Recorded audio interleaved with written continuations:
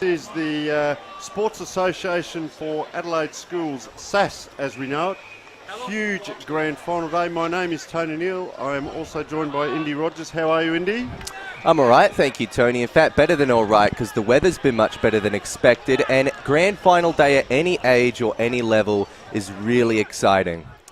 Yes, well, of course, St Michael's versus Sacred Heart in the Division 2 game. That'll be coming right up shortly. First of all, we'd like to thank our sponsors, which were Dartfish, Simon Black Academy, Sports Interactive, Filming Footy, and our scoreboard today brought to us by Sportal. Now, just prior to the game, we've had a bit of a chat to the coaches. Let's go and have a listen to what both coaches have said moving towards the grand final today. One more audio test for us. Mic check, mic check. Another mic check. Mic check, 1, 2, 1, 2.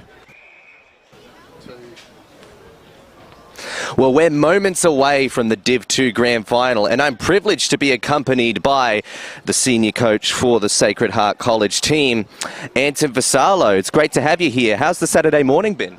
It's been good. I actually coached the 9As as well. We just beat St Mick's down at St Mick's. Hopefully it's a good omen for today. But yeah, really looking forward to hopefully the clouds stay away and the sun stays out and we have a good day for footy. Well, it's almost sort of fitting that the year is ending for Sacred Heart as it started, and that's against the St Michael's team. So you lost that game, I think, by around 50 points in the first round. So have you given your team much extra homework to go back and reflect on that game? Yeah, we definitely done a lot of reflecting since. I think that was the game we needed, round one. We sort of got a bit of a wake-up call. Our attitude wasn't right on the day, and we probably didn't work hard enough on the day, and they played some really good footy. So yeah, we've definitely taken a lot of learnings from it, and we're going to hopefully apply it today. Yeah, definitely. Well, that extra homework could really come in handy because we know that you lost to Trinity earlier in the year and you beat them last week in the semi-finals. So did that loss kind of spark the team for a much better performance on the bounce back? Yeah, it definitely did. We were playing very well in our first game against Trinity and we sort of dropped off. We didn't play the full 4 quarters, which is what we're looking to do today. We know if we play 4 quarters of footy, our footy's good enough, and we managed to do that in the semi last week against Trinity, which was good. Yeah, absolutely. Well, your recent form streak has been fantastic. A 99-point and 140-point win in the final 2 rounds of regulation, and then 38 points. We managed to do that in the semi last week against Trinity, which was good. Yeah, absolutely. Well, your recent form streak has been fantastic. A 99-point and 140-point win in the final 2 rounds of regulation, and then 38 points last week. Do you reckon you've timed your form at the correct time of the year? And what was the mentality change mid-season? Did you change too much? We didn't change a heap. Like I said, it just came down to that 4 quarters. We knew our best footy was good enough, but we just weren't playing enough of it. So those last 3 games, as you mentioned, we started to string together some really good form, and it came off the back of playing 4 quarters of solid, hard-running footy, and hopefully we can do that today as well. Well, we certainly don't encourage picking favourites here, but would you have any premature predictions for who could be taking the medal out today in a winning performance, and who might break the game open if the going gets tough? Yeah, I don't like to usually pick individuals, but I will for you, mate. Last week, Zach Keir won the blue round medal. He plays down back, and also Jack Clements plays down back as well. And then we can also look up forward for a big fella like Jack Oates, who could hopefully kick a few goals and break the game open as well. And we got a lot of midfielders who can do the job as well, but we're just looking for a full team performance. Well, it's going to be a tough challenge to come up against St Michael's, but an even bigger challenge this week for all of us has been the conditions. Been a lot of downpour. Right now the sun's out. Hopefully it will stay that way, but have you planned to optimise your game plan or structure in any way because of the conditions? We talked a little bit about wet weather footy, but as you just mentioned, the sun's out, so hopefully it stays out. Thebby holds up pretty well as well. It's a pretty fast deck, so hopefully we can just play the footy that we want to, but if the rain comes down, I back the boys in to change their game style and start playing a bit more wet weather footy, yeah. Yeah, definitely. Well, thank you very much. Our final word here, as we see, the ground is much bigger than most normal school league grounds, but not a slap of mud in sight on the cricket pitch. So any words for the groundskeepers? Any compliments? You want to look to hire them? Well, yeah, definitely. Thank you. There's obviously going to be 3 games before our game, and it looks like it's held up pretty well so far. But no, it's looking immaculate. So no complaints from us here at Sacred Heart. Well, thank you very much, Anton, and best wishes for today. Yeah, no problem.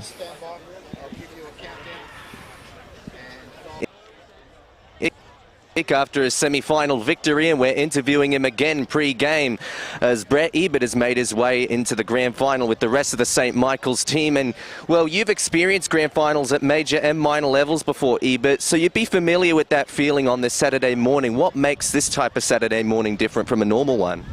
Yeah, obviously we want to try and keep it as normal as possible. The guys have done really well this year and had some fantastic wins, so trying to keep the pressure off and think of it as just another game, but obviously being a grand final, it's really important that we hit in hard early and show them what we're about.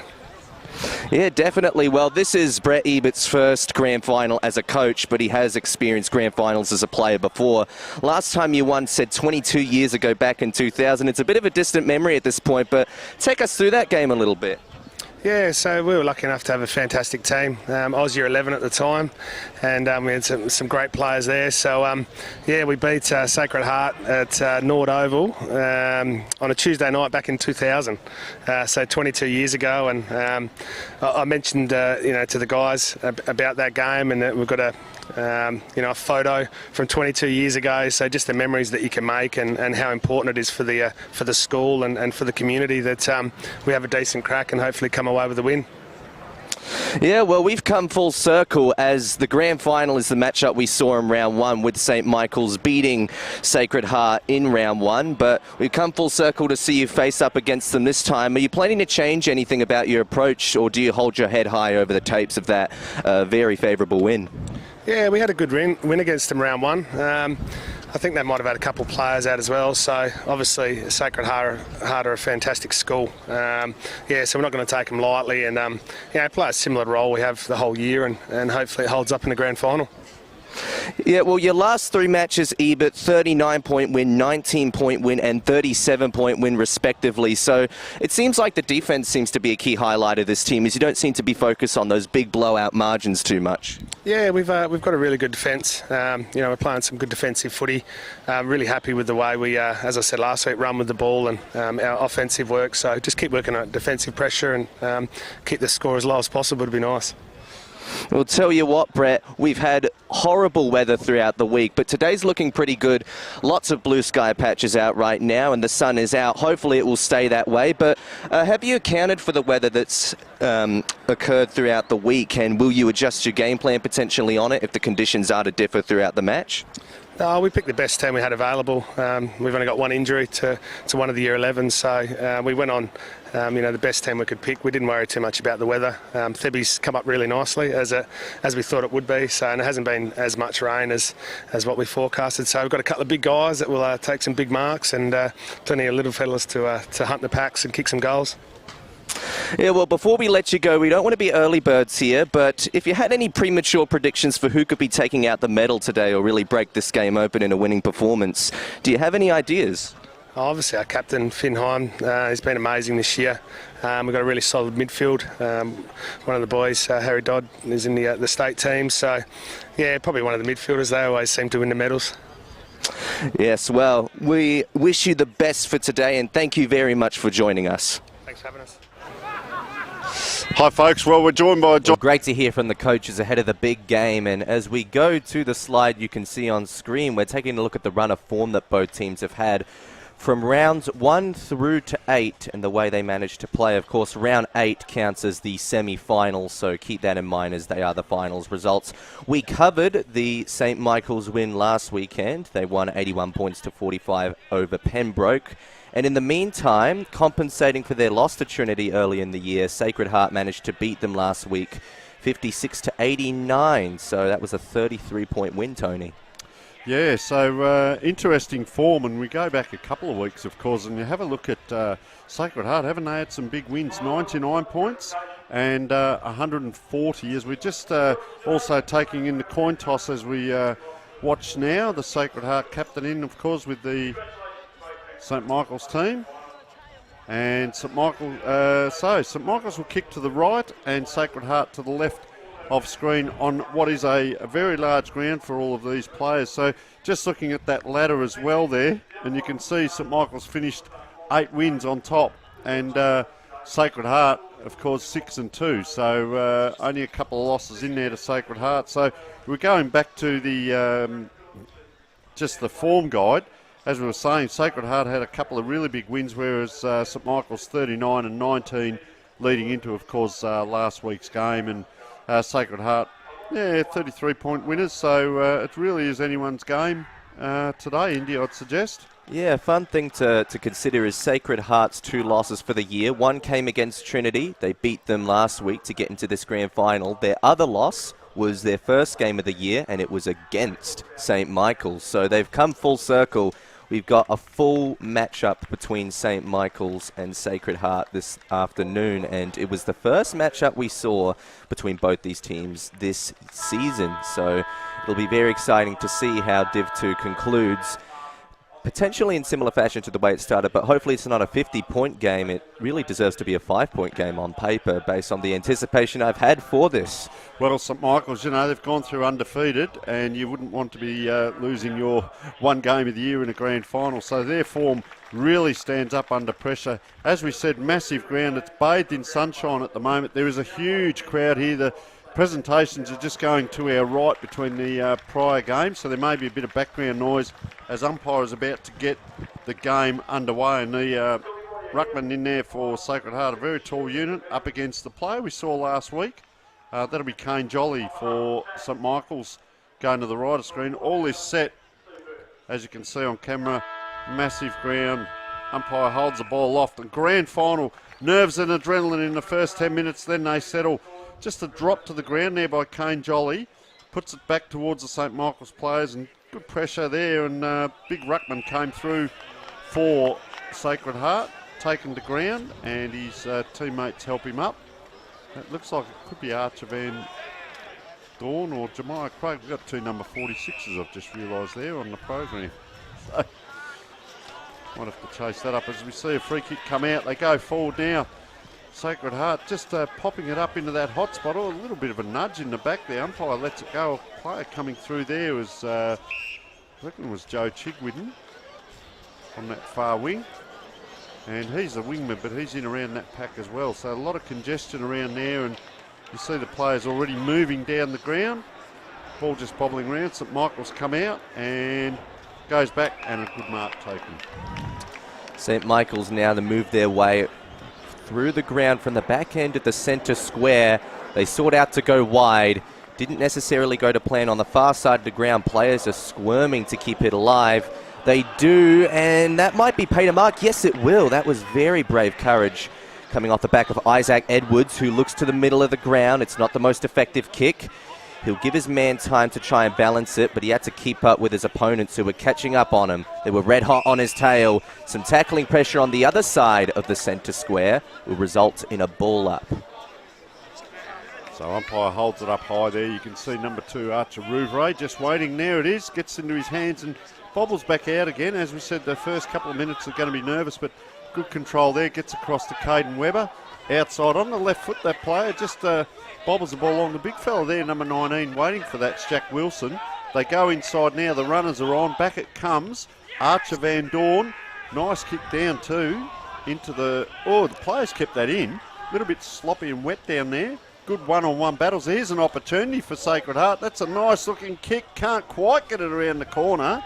But they are on the board with their first score of the day. And blow the siren, many may say. Sacred Heart have hit the front.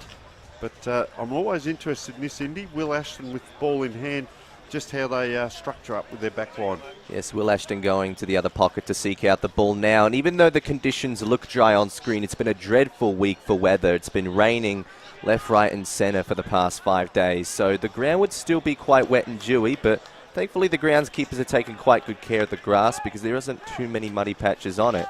Meantime, St. Michael's are trying to come out wide. That could be last kick. No, it's kept alive. Seb Mentor's the one to do that. He snaps around the body and hits a target up forward. In fact, the target steps over his opponent. That was Isaac Neiman. Played a very good game last week too. Good set of jukes on him, hasn't he, Indy? Yeah, he stretched up for that one. And if the wet weather holds off, then we could see some more aerial football than expected today.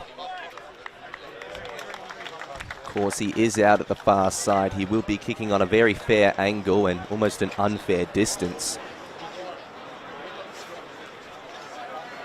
Challenge in two different facets.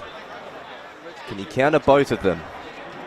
He kicks from within the arc. That's not quite going to make the journey. A spoil hammers it over the line, and we've now got one score each for both teams. It's a minor score, 1 point apiece here at Theberton. Now it'll be Sacred Heart to come in with the ball on the rebound. They elect to go to the near side. Man standing at the front of the pack to take the intercept was Finn Hyam. He got the beanie last weekend, Tony. He was absolutely superb for St. Michael's. Yeah, very good player. They come inside now, true centre forward position. Contested ball. Geez, great second effort there by Will Blair. Oh, just bobbling around there, the ball. Gee, who wants it? Courage is needed. A lot of blue jumpers in there. There's a lot of pressure on the by the Sacred Heart team, and they get that out through, I reckon, through weight of numbers and pressure there. Comes across now out to that far side. This is Chigwidden with ball in hand. Joe Chigwidden goes down to the true wing now. He's covering a fair bit of ground, Joe, because he was down the forward line and deep down the back line. So good to see by the young man. Oh, huge pack flies there. Just a quick kick around the corner by Neiman. I'll tell you what, look at the crowd behind the goals as well. They tell the story of the day, and Neiman has started like a house on fire, and geez, he takes a good mark, gets that long kick in, and then turns around and roves this one. Indy is a big player out there. He's a big bull of a man. Look at him.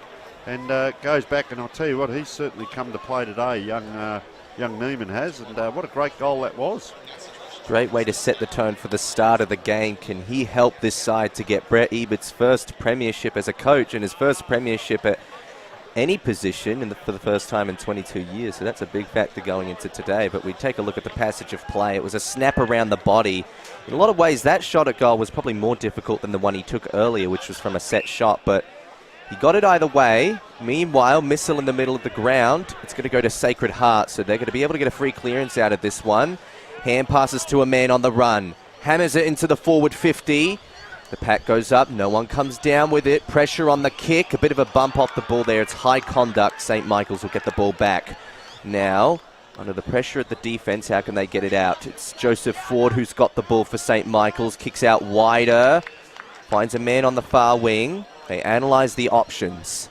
They don't have too many players up forward. They've got two matchups in the forward 50 arc as we speak. Decide to go further, but they kept it on the same wing. No one came down with the mark. Ball goes to turf. Tackling pressure from Sacred Heart comes along with it, and we have a ball up on the far wing.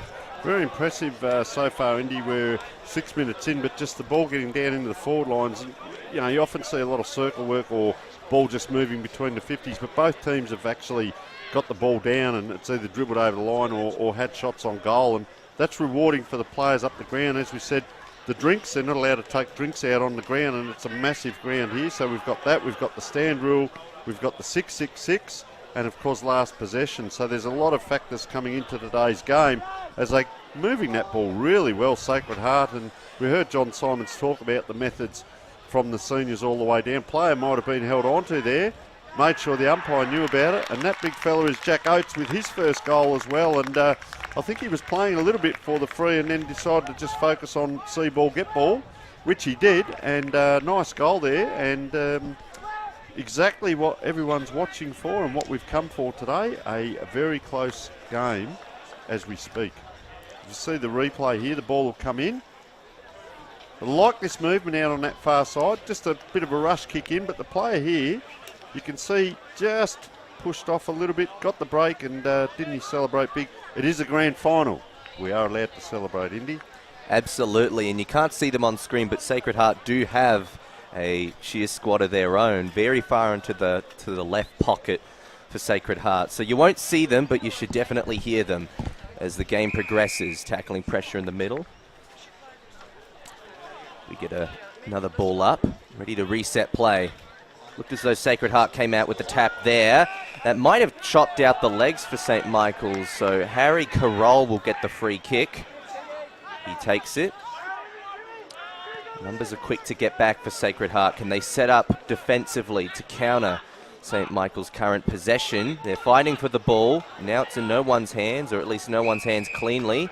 There's another ball up here, just outside half forward for St. Michael's. It's an important stage of the game because it could really set the tone for the rest of the match by having a nice purple patch in these next few minutes. But both teams are 7 points apiece right now, and hopefully it'll stay this close for most of the match. I'll tell you what I'm enjoying, Indy. You can just see in the back of the picture there, see all the people behind the goals here. I wonder whether they're going to swap ends at the end of each quarter as well, because that's the St. Michael's contingency there, and there'll be a lot of noise at either end of the ground if that's the case. So ball comes down the ground, just went off the side of the boot again, made it a one-on-one. I'll tell you what, they're good round through this mid-half forward area. Oh, ball out in front now. Players have to charge back. This is Jack Oates. The race is on. How's the bounce of it? Bounced right in front of goals, and Pele at his best, Jack Oates. He's put that one through as well. So that's the second goal on the board, and both have been kicked. As I said, very impressed with the play just through half forward here. Really good play by Sacred Heart on several occasions. Yes, most certainly, and it now gives them a 6-point lead.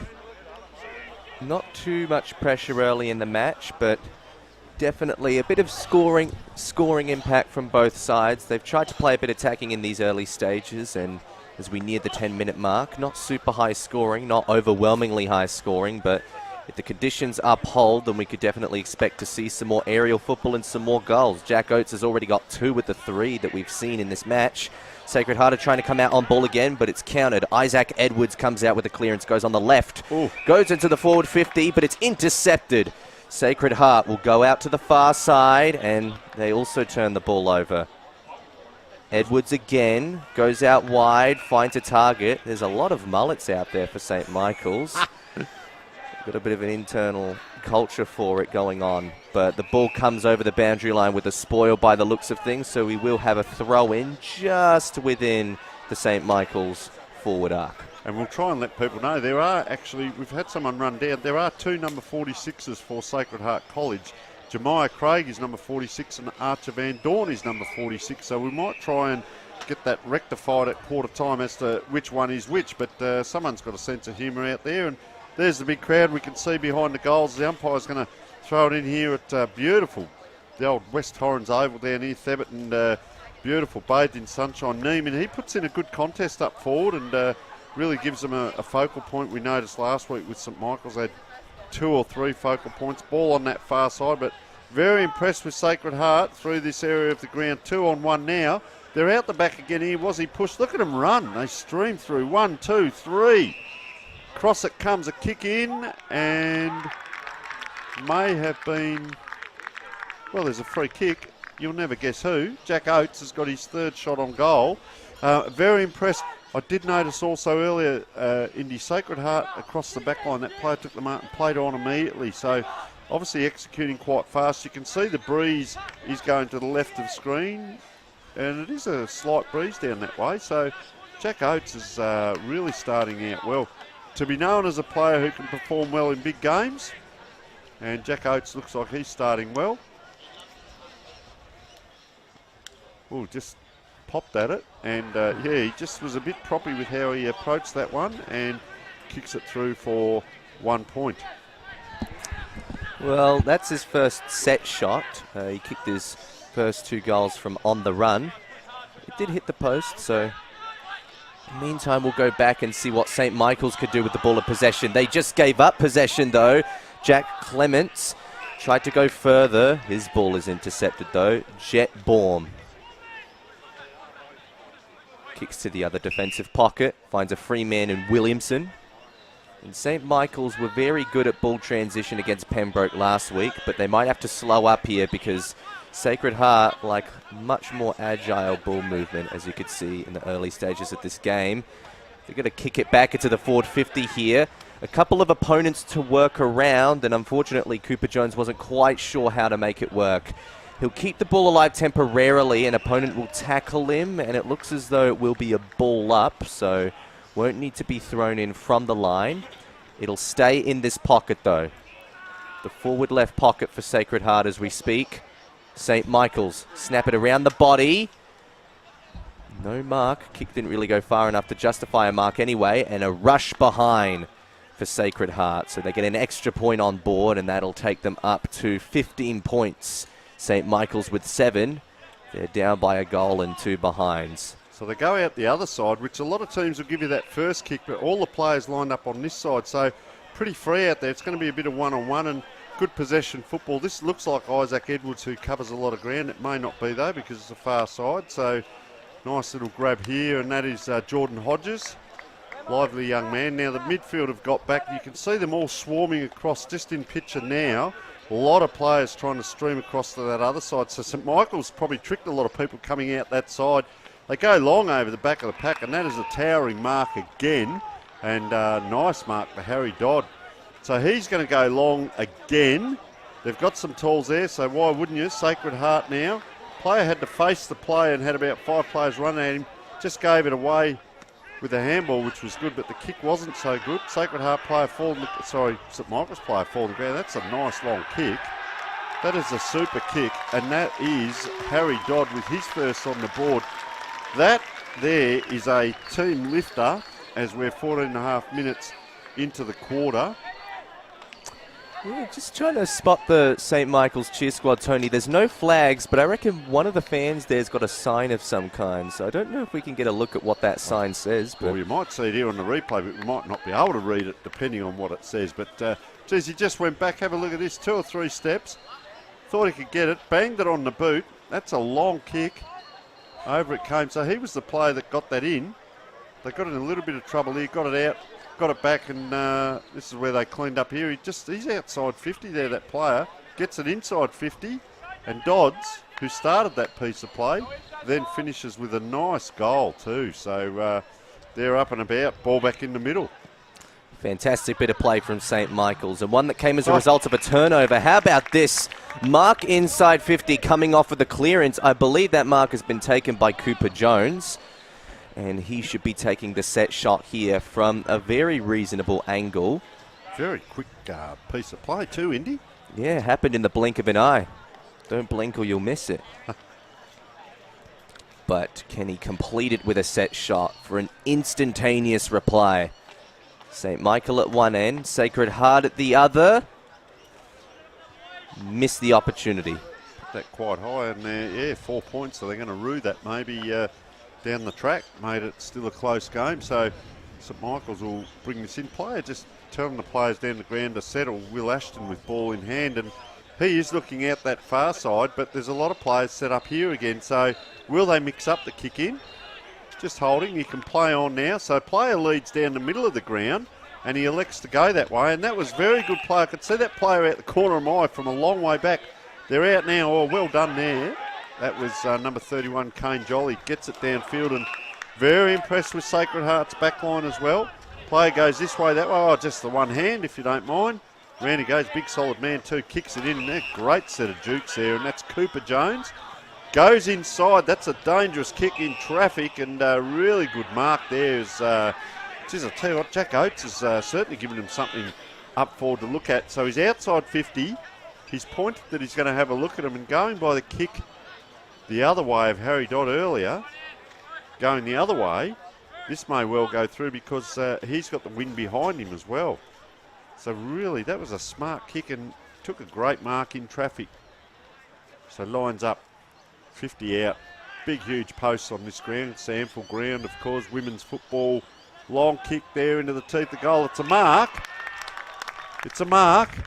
So I was watching to see whether it was going to bobble off the pack, but a good mark in front, and this is number 19, Jack Wilson. What worries me here, Indy, a little bit of an angle. Big player, long way from hand to foot for the ball to travel, and if he drops it up high, the wind will get hold of it. Anyway. Well, he deserves the goal after that mark for sure. And just as I speak, that's what I was alluding to. It's a long way from hand to foot. You see those big sticks in front of you. You drop the ball up high, and there's a long room for error. Yeah, smart call, Tony. I think you saw that one happen before it did. And, well, it's disappointing because it was deserving of a goal. Jack Wilson's mark at the front of the pack, kept his hands at the front, was really good. The umpire's calling for the ball to come back. And I think that's because they're not going to go and fetch the other ball. It might have gone over the fence. So they're getting a different ball now. Once again, the kick-in will be done by Will Ashton of St. Michael's. He's got a vacant man in the pocket unless he decides to go long. Looks as though he'll do the latter. Goes further out wide, no mark. Stays in play temporarily. In fact, they hand-passed it to the opposition trying to escape the pressure. So Sacred Heart will send it back in. Wilson got a hand to it, but didn't put it up for a mark. Tackling pressure forces a ball up in the right forward pocket. Pressure coming on here. Tap out. It's probably St. Michael's coming out with the tap, and they get the clearance too. But it goes back to the opposition. It was a kick off the turf. That might be last touch unless someone gets a tap on it. I reckon someone got a tap on it. The umpire says yes, so I'll happily throw it in. A lot of inside 50s too to the left of screen today, and St. Michael's, they've had it down there a couple of times, but I think Sacred Heart certainly had a lot more of the ball as it comes in. It's actually tapped towards the goals. Oates again down on his knees. Just big pack forming there, and Sacred Heart holding up. And St. Michael's there are really under a bit of pressure. A lot of people around that ball. Tapped out towards the magnificent huge scoreboard out there. And of course our scores today brought to us by Sportal, magnificent sponsor, and doing great things in technology out there with scoreboards as well as other areas in technology. Umpire about to throw it in. Throw in from the same right forward pocket that we talked about a minute ago. The ball hasn't gone anywhere. St. Michael's are suddenly struggling to get it outside of this Sacred Heart defence. They might escape finally here. I reckon that kick came off of the boot of Isaac Edwards. Went further along the far side wing. St. Michael's trying to keep the ball alive by hand, but Sacred Heart are coming with plenty of pressure to counter it. They actually get possession back due to the pressure, but it's a constant battle for possession. Free kick. They've been impressive, haven't they? Yeah, juggled through numerous hands there. Holding the ball has gone to Sacred Heart. They'll take possession back.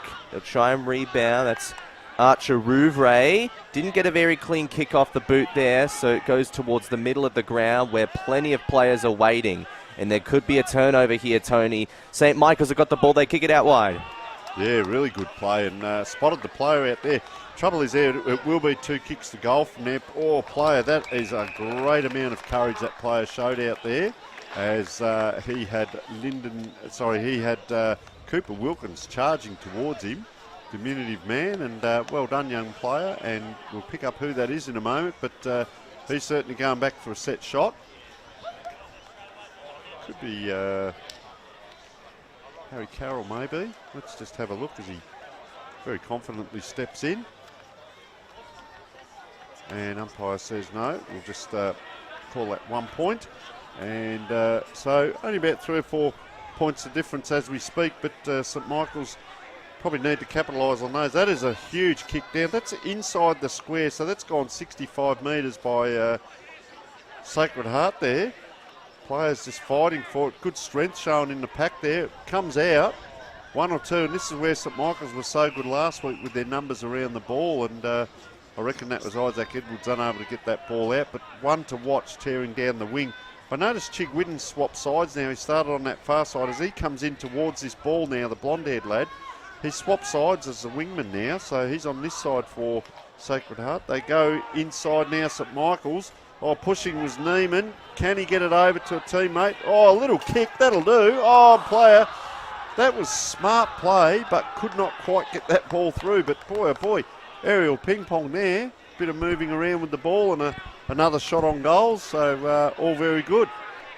So we're joined by Ned, who's going to be down on the boundary very shortly. He's come from other commitments today, and of course, being an ex-St Michael's boy, he's just had about 5 minutes to look at the game. And I'll tell you what, Ned, we've been impressed with Sacred Heart's movement out of the back line as well. How have you seen it? Just rocked up, lads, and thanks for having me. But yeah, well, hopefully my Mickers can get the job done, but I don't want to be too biased today, do I? So, Ned McGuire, thank you very much, mate, for joining us. Welcome to the day, and we'll be hearing from you throughout the day. And Indy, just the ball bobbling around there. Umpire's called a free kick, and it will go, guess what? Our man again, Jack Oates. Yeah, Jack Oates has kicked 2 goals, 1 in this quarter so far. He'll be looking for his third first quarter goal, and we are reaching towards the end of the opening turn. Important stage of the game. St Michael's missed a couple of opportunities to cut back in front at one end. Now at the other, Oates an opportunity to punish. He missed one to the far side post earlier. Can he get his routine right this time? Of course, Sacred Heart have missed a couple of opportunities on their own. They are 2 and 5 on the board. Make that 2 and 6. Oates has missed another. He's 2 goals 2. Geez, I tell you what, Indy, they go in at quarter time. They would have liked to have seen that 6 goals too, wouldn't they, in the grand final? But boy, oh boy, what a start. I remember Arnold Brightus, I go back to maybe the 70s even, and he came into the grand final at half time and said, or it might have been the drawn grand final, he said, give me a saw and I'll cut my leg off, kick 6 points in a granny. And anyway, they ended up winning the next week. But yeah, inaccuracy player went to play on there, and the umpire has said, just give that ball back. So that was Max Downs got caught there. As we said, St Michael's very impressive around the packs last week, but you see the Sacred Heart guys are really putting the pressure on. 2-3 players running at players here, and they just can't get their own way, and it comes out, and that'll suit Sacred Heart. And he's a big solid lad. He's Finn Hyam, just trying to influence things a bit. No one behind the ruckman, you know, that's my favourite here. Ball comes in. What if it goes out the back? Well, it doesn't. It comes to the front, but nice little kick around the ball, corner by Caden Webber. Having to stand under it with a Sacred Heart player. Sacred Heart players, but they get it in quickly. They're under a lot of pressure here, St Michael's, and just holding that ball as, just going to say, we're getting very close.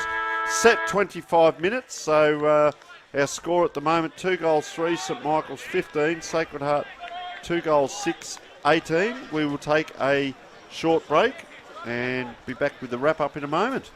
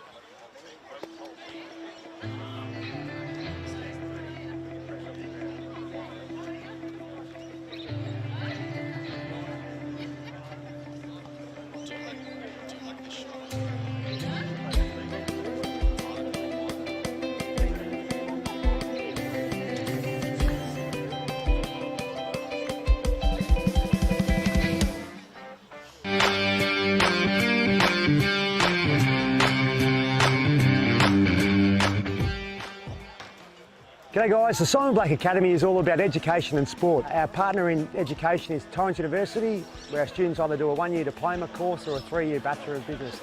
Around that we run a football and athletic program based here at Norwood Oval, and it's all about trying to develop and take our students' game to a new level. Around that also, our third pillar, besides education and football, is personal development. If you want to get involved, check out our website, which is simonblack.com.au. And welcome back, folk. Yes, a couple of little nuances we've noticed. Jack Oates has got a smaller number but playing a big game out there, of course, with number 68 on. And having a very good game with his 2 goals and a couple of shots as well, and a couple other players. We noticed Joe Chigwin on the wing as well. Archer Rouvray at times in there. We've had Caden Webber at times throughout the start of this game, but probably ruining that 2-goal-6, and we'll get a little bit of intel from our band writer, depending on, I think he's out at St Michael's actually, so we'll get a little bit from him later. St Michael's, first of all, Indy, goal scorers, and what have you seen? Just the 2 goal scorers in that quarter, sorry. So we got Harry Dodd was one of them, and then the other was Isaac Neiman, who kicked that snapping shot, and he's 1 goals 1. He missed one early in the quarter from a pretty difficult distance, in complete fairness. He had a good early stage, and Harry Carroll as well as Will Ashton were probably some of the better players for them too, but my personal favourite, Isaac Edwards, definitely one of their best. As we look at the replay here, that was a fantastic goal, one which really was in desperate need for them at the time, because this game has been pretty 50-50 and they've been struggling to keep up. They've had less scoring shots overall, and ultimately that's what's resulted in this game probably being in a position that's much closer than expected. It's 3 extra behinds for Sacred Heart, could have been 3 extra goals, and some of those shots were very gettable, as we saw down the other end. You called it as well ahead of time, Tony, just that player who marked it all the way down at the tip of the square and then missed to the left. Yes, so we come back now, ball in the middle of the ground, and we're going to see St Michael's. St Michael's now kicking to the left of screen, and whether they can capitalise on that wind. Very quickly, Ned, did you garner anything? Went down to the St Mick's huddle, and Brett Ebert was just making sure they stayed calm, went side to side, don't rush anything, and he was pretty happy with the positive way they played. All right, and you're with Indy Rogers for the call of the second quarter. Yes, and there's an early call in the centre here. It's a tackle, and as a result, an incorrect disposal. So hard work paid off there for Sacred Heart. They came out of the centre. That was Austin Davies, who started with the clearance. They're going to kick on further now. Thumper into the forward line. The pack went up. No mark came down. Tackling pressures enforced as well here to try and get possession back for St Michael's. And they might just escape here. Ashton kicking on the outside. The kick goes far, but it's intercepted by Sacred Heart. Charlie McAuliffe, we believe it is, who's taken that intercept. McAuliffe goes further. Good mark taken by the intended target. Trying to get a look at who that is. Whoever it is, he's wiser to try and slow up before going much longer. He liked the look at the pack. The pack didn't come down with anything. Tackling pressure as the ball goes to turf. The umpire will take it into his own hands from here. So, ball right in that true centre half forward position. Can they get possession? Oh, trying to barge through. Met heavily there was the Sacred Heart player, and out they come through Will Ashton. On that far side, players fly for it, and just going out of bounds there. I tell you, that player that had the kick there, is that number 28, who we haven't got a name for Sacred Heart, but he might be one of the only players on the ground with his socks pulled up, Indy. As the ball on that far side, just outside 50, we'll come back to that. We'll find out who that player is in a moment. In it comes, big pack flies. Player went for the mark there from St Michael's. Could have been costly. First point on the board, and that is to Sacred Heart. It's 2-7 now, and you probably have to say that the teams have been a little bit inefficient on the scoreboard, at least more so than what the conditions would suggest. There's an intercept mark here. It's Zach Keir who goes further down. Tip at the square, just outside of it. No mark paid. No, there may be a mark paid, in fact. Yes. Late signalling by the umpire, but there is a mark here. It'll be Kaiden Weber to take the ball and take a set shot from about 35 metres out. So another kick into turnover there for St Michael's, which has now resulted in a scoring opportunity for Sacred Heart. That kick is offline, and a couple of jeers from the cheer squad, which has decided to stay at that end, Yeah, Tony. but- So you talked about the cheer squads changing ends with each quarter. Well, it looks like they're comfortable staying here for now. Bit disappointed with that, India. I'll be sending an email out on Monday. Anyway, they're out now. St Michael's, here they come. That's a long kick down the wing right in front of the grandstand. Don't the pack fly high? And that is a really good pack mark, and that is Zach here. One of the other ones with a one of the smallest numbers in the league, I'd suggest, even though it's a high number, 61, but it's small in size, makes it a bit hard. Here's a player, he looks like the player that played for St Kilda last night. That is a fair mullet. That is Connor Glias kicking that ball forward. And look at the numbers around here. We say it's like a chip being dropped in the ocean. And the players around it, they're out now, St Michael's. Oh, just player didn't, the idea was right. He saw the player running down, but he ended up with a screwy and kicked it straight back to the opposition. This is Jack Clements with ball in hand. So he will go what we call long, but the wind has dropped short. A helicopter drop punt there, actually. He's gone to the other side of the centre square. They keep the momentum of the ball moving forward. They resist for a little bit. Rouvray went back. Little kick forward. It's in the arc, but no player able to mark it. So they tried to go a bit shorter there, almost for their own good. They'll get possession back, though. Now they'll go for a longer kick to the tip of the square. It's 2-on-1. And unfortunately, the 2-on-1 is ultimately what costed them possession. St Michael's will take it back. They kick on the near wing, but to no one in particular, actually. Sacred Heart the first to run onto it. Fantastic pressure. The chase down from Isaac Edwards was crucial. And now a tackle going over the line. Forces a bit of pressure and a bit of push and shove as a result because it was a hard tackle. Game's gone up a notch in these last few minutes, Tony. Yes, and we can see the beautiful crowd down there sitting in the sun. And Ned's down there, our boundary rider, pretty close to the action. How's the heat down there, Ned? And that pressure, the young lads just exerting a little bit of their influence on the game?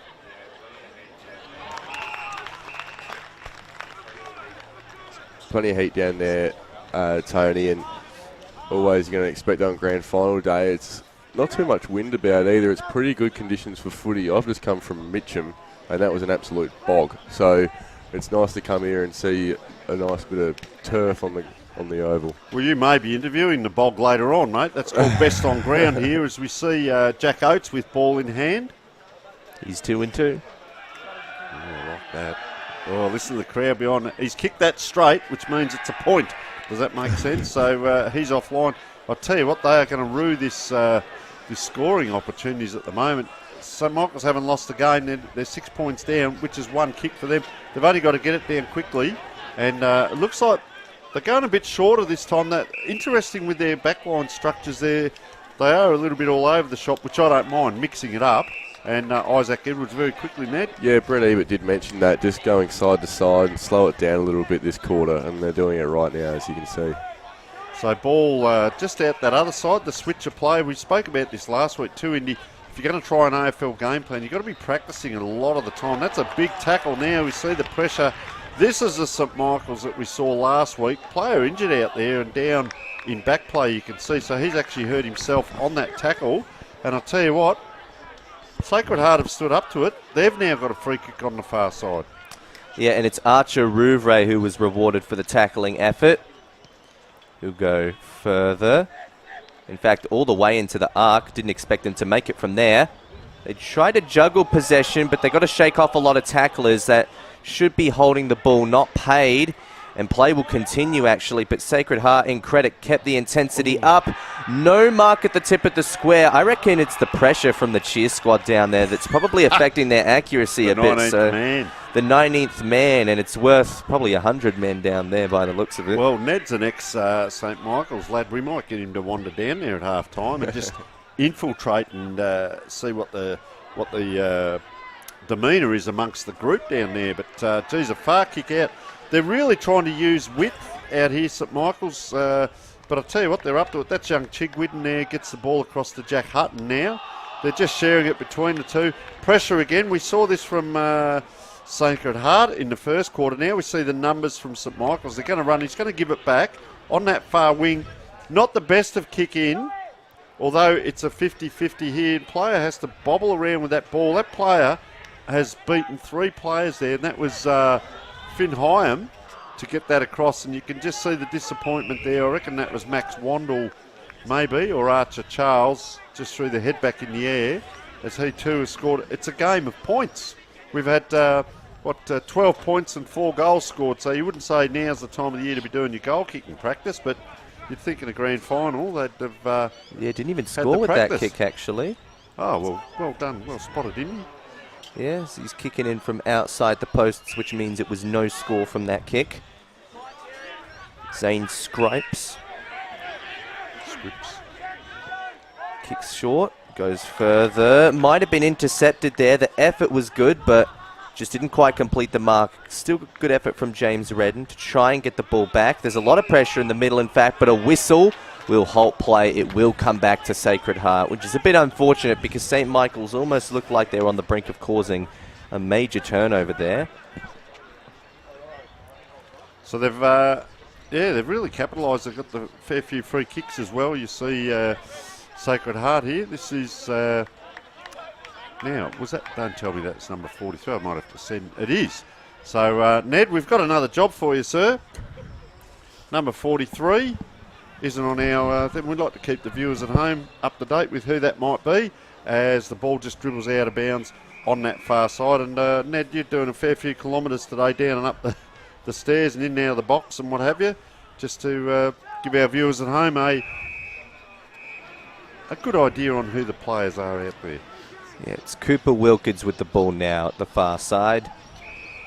They're keeping it on the same wing, resisting to go long for the moment. But numbers are certainly getting down into the forward line, anticipating a long kick. Looking on screen there. Could have been a smother almost. 2 players came in. So interesting. Sacred Heart will be happy with this, just getting it forward. They're not scoring a lot, but it's in their forward line and the wind is blowing in their face, so to speak. But St Michael's just can't get going, and up it comes again, 2-on-1. So they've identified there that they need a spare back, and I hate to say, is it a sweeper? Is it a quarterback? We don't call it that in Aussie rules. It's just a spare man back, which leaves a spare man up forward for the opposition, of course. So Sacred Heart will be able to bring that ball in if it comes out, and you can see there's a spare out at centre forward now. And there's one back just on the wing there. They've got 2-on-1 as well, so they're doing well back there. And St Michael's trying to get this out. It'll just be a blast kick. It'll be back to where you'll see the numbers here. Player goes up. He did have the sun in his eyes, but they're good enough to get out of that. Well done by Jack Wilson on the left foot. Geez, 3-on-1. He ran himself back into trouble, dumped to the ground afterwards, and well adjudicated by the umpire. I reckon that's Max Downs who went down, thrown to the ground, and it is.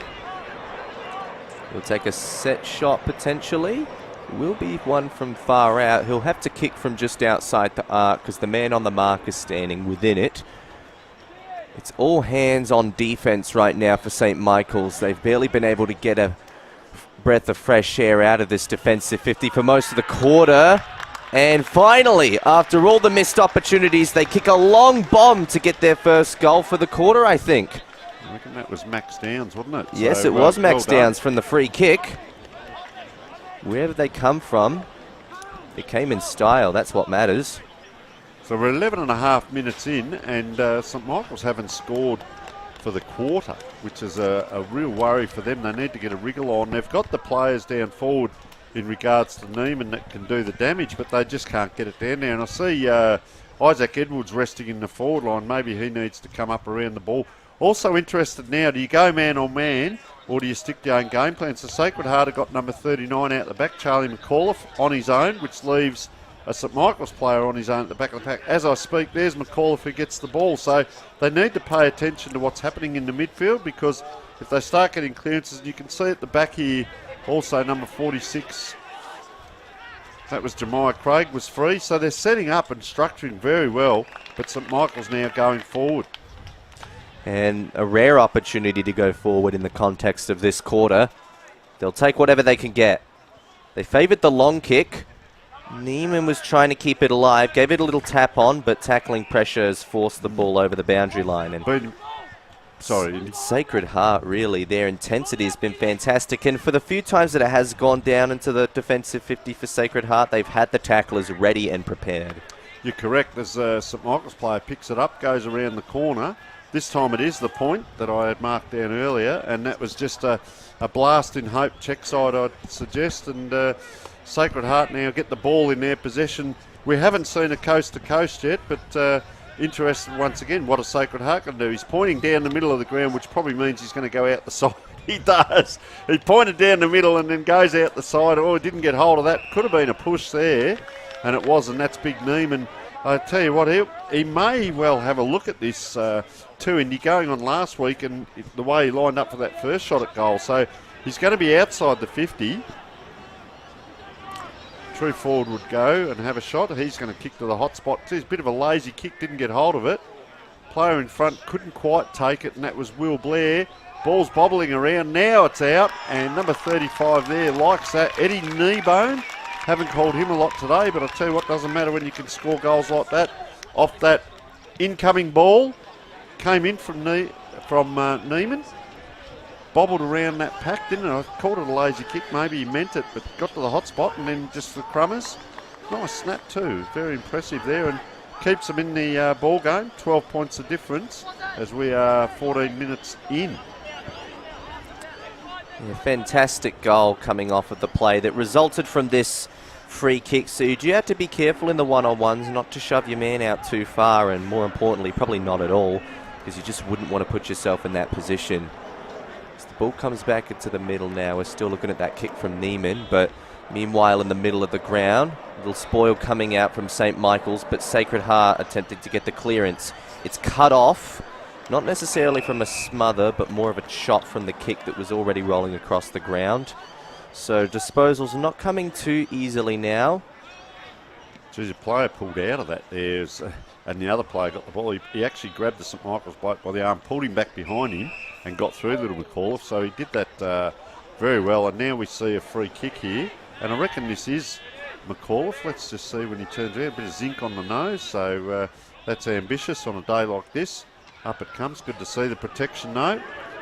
Oh, a player fall in the ground. One handball, two handball now. St Michael's, can they get it up? Player needs it to come up. He had to stop and prop. Came inside to a player standing still. Always dangerous. Player here had to also, that was Dylan Heinrich. Just that standing still. Oh, and a quick handball out. Giving it to a player standing still is fraught with danger because it allows the opposition to get in quite quickly. And we see a ball up here pretty much on the true wing in front of a fairly large crowd too, Indy. Yeah, I was just trying to take a look at how many fans are in the stands. There's still quite a few, but the majority of them are really down in the cheer squad. So it's very good to see that the wet weather has held off, because that's given us the privilege of seeing the players who've been out. And that was McAuliffe again. He's just starting to really influence the game, isn't he? He puts his body into places where a lot of guys bigger than that wouldn't go, and look, the ball's going to come towards him again. They've tried to bounce him there. Will Blair came in and tried to flatten him. As the ball goes forward for Sacred Heart. Yeah, just got that kick off in time, and that There came he off is. with the boot of, I think that was Van Dorn, or at least one of the 46ers. Cleared out there, bumped off the ball. No free kick was paid, I don't think. It was 2-on-1 against Sacred Heart's favour. The ball might remain alive temporarily. They can rush it if they need to, St Michael's. But the ball's still alive. Tackling pressure applied by is number 43, who... Yeah. For Sacred Heart, that was 43 for Sacred Heart. But in the meantime, the clearance coming out from St Michael's. Will Blair. So they've improved from the defensive stoppages a bit, but it's kicks like this that don't go anywhere. And we might have an injury update later on. It was Kaiden Weber, who's looking very sore. He's keeping his hands clenched on that, what we think is either the left calf, or it might even be further down to the ankle. It looked as though it was the calf. St Michael's in the meantime once again trying to go on the rebound. They're finding easier ways to get it out of the defensive 50, but they only last for moments because a lot of the intercept work from Sacred Heart down the line has been really good. Maybe a change of pace this handball. time. A bit of a one-handed handball, but not penalised. Umpire must not have seen it. St Michael's go further down. It's one-on-one. Isaac Neiman's got goal side, so he can really utilise this opportunity, and he does. They're in front. And we didn't see that coming. He's kicked both of his goals off pretty much crumbing or snap opportunities. And, yeah, nice goal there. You only got to get it down there once, and that'll do the work. And, gee, I was just waiting for that break. We may get a replay of it, but I was going to cross over to Ned and just say young McAuliffe, Charlie McAuliffe, really has imposed himself. Just watch this replay first. This was Neiman just read it over the back, didn't he? Came over, just outbodied his opponent. And then he once you get that 2 or 3 metres, he did have support to Harry Carroll running in, but didn't need it. Yeah, young McAuliffe, number 39 in the middle there for Sacred Heart, really imposed himself last 5 minutes there, Ned, and tried to soften him up there. Will Blair, have you seen young McAuliffe? Yeah, well, he's been pretty lively, hasn't he? And when you got players like that, it looks like him. There he is now. there. Again, Yep. Players like him that not only know how to get the footy, but they're quick as well. I mean, that's just such an advantage to have blokes like that on your team. So he's run down, he's down to the left of this bit of play as well, all on his own. That's a great kick in by St Michael's there. They couldn't capitalise, player couldn't take the grab. So will they get out? They will here, Sacred Heart, but kicks back to a pack. Geez, I tell you what, it's clean bowled everyone on a ground where there's no cricket pitch. Make of that what you may. Austin Davies goes forward. It's on the wing, and I tell you what, this is how quick it moves. It's inside 50 already for Sacred Heart. St Michael's, this is what we saw last week, a bit more of that Will Ashton moving the ball around quickly. Oh, player clean bowled again. Geez, I tell you what, that is a clever tap on, a very clever tap on by the St Michael's player. Geez, I tell you what, he's caught very quickly there by the Sacred Heart player. So lots of fumbles out there, quick turnovers, but quick movement of play. This is super impressive. They come across Chigwidden in the middle. He's going to have to go hard. He does. Great support. 1-2. Chigwidden gets it back. Just tried to pull that kick. We could see what he was trying to do. Can the player wriggle and get out of it? He can't, so he puts it into a hot spot and charging through like a wild bull was the St Michael's player. But I tell you what, Sacred Heart are back on it, gentlemen. We have a grand final. Up it goes! Oh, I tell you what, this is exciting. Inside the 50. Player streaming out around the corner. The Sacred Heart player comes. It's going to bounce and bounce. And it's a point. I tell you what, we've all lifted. Young McAuliffe's given me a bit of impetus here, and we are away. Jeez, I tell you what, that was exciting. Say something, Indy. Scores a level here at Thebarton Oval. It's 4 goals 4 to 3 goals 10, so that's a big factor to consider. Some missed opportunities at one hand from Sacred Heart, despite the early dominance in the second quarter. A helicopter drop punt will kick us back into play. It hits the mark, it hits the pack, and a very good contested mark, in fact, coming from St Michael's. We continue further. It's Finn Hyam, who was the beanie man last week. Look out. And that's a very good kick. That's a beanie-worthy kick on its own. Isaac Neiman, a familiar name to find in the forward half of the ground for St Michael's. No mark taken. There's only one man trying to speed onto it, Josh Winston, and saying speed onto it is a bit generous because it looked like a light jog. A whistle's coming here. Advantage paid. Sacred Heart are going to get out of trouble for the moment. They kick to the far side. It's not the most accurate of kicks, but they will keep the ball alive with a bit of run. It's stopped, though. St Michael's hold it up. Now they kick it to the middle of the ground and find an uncontested man. It's James Redden. He's on his own, but he's going to slow up because he's not too confident in the far options. So he'll go short. Isaac Edwards, definitely been one of their best players in the match so far. There's another whistle. He was bumped after the kick. No, I think it's a free kick going the other way. Oh, no. No, St Michael's got the ball. Signalled the wrong way, so it will be a downfield free kick. Bit of a cheap shot, that one. Was it? Yeah, bit of a whack in the solar plexus, I think. It is a grand final, but we don't condone that sort of stuff. It's just not smart, is it? No, it no happens. point. Yeah, player with the ball in front of goal. We'll pick up who he is in a moment, Indy. There's 2 of us talking, and you're going to call the shot. So this man on screen you see here will be taking the opportunity that resulted from the downfield free kick. And he really loved the opportunity. More importantly, the result of it. They jump up by 6 points. A little bit of ill discipline there, but it's Archer Charles who gets the goals for St Michael's. Yeah, I tell you what, costly. And Sacred Heart have had so much of the ball, and they just can't get that goal on the board that they're craving. They've kicked 1 goal 4 for the quarter. St Michael's get it down. They've kicked 2 goals 1, and they race out to the lead. So we're going to take a look at the downfield free and see if we could see it on screen here. Bang. just came across with that right arm, so you could definitely see that there was some intentful contact there. And that is a head shaker, especially in a grand final. So 3 goals, 10 is, Sacred Heart. First half though, what's that, 13 scoring shots, and St Michael's have had 9, and they're ahead on the scoreboard by that 6-point margin. But belting game, it's just picked up in tempo, I'd suggest. Is it out again? The player just slipping was the last goal scorer. 2-on-1, he's knocked rotten there, so I hope he can get back up. Another player taking it in. That has to be in Rouvre's. Oh, geez, there is a little bit going on here. And players just coming in, and thought Rouvre might have got a 25 or 50 there, but he's had a very good game as well. Waves the player off. It was a dangerous kick inside, so he's just going to come long. You've seen a couple of those helicopter kicks. They're roaring through now, the St Michael's players. They're out now, but into congestion. Player had to rush the kick. They come inside. Another player under pressure, and that's Harry Dodd. Kicks it high and courageous under the ball and almost taking it. Will Blair. It's in a hot spot. Ball's just bobbling around. Sacred Heart were able to clear this earlier in the game, but now St Michael's players coming in as the siren is upon us. There's another minute to go, and Sacred Heart have it about 30 metres out from their scoring position. So ball up here, about 30 metres out, directly in front of St Michael's goal. Can they conjure up something before the halftime break? Looks as though Sacred Heart will look to get out of trouble, but a kick like that's not going to do them too many favours. They've still got a bit of traffic to weave around. The kick coming off from Williamson to a one-on-one. Good mark taken. Kick goes further. They've got it now on the near wing.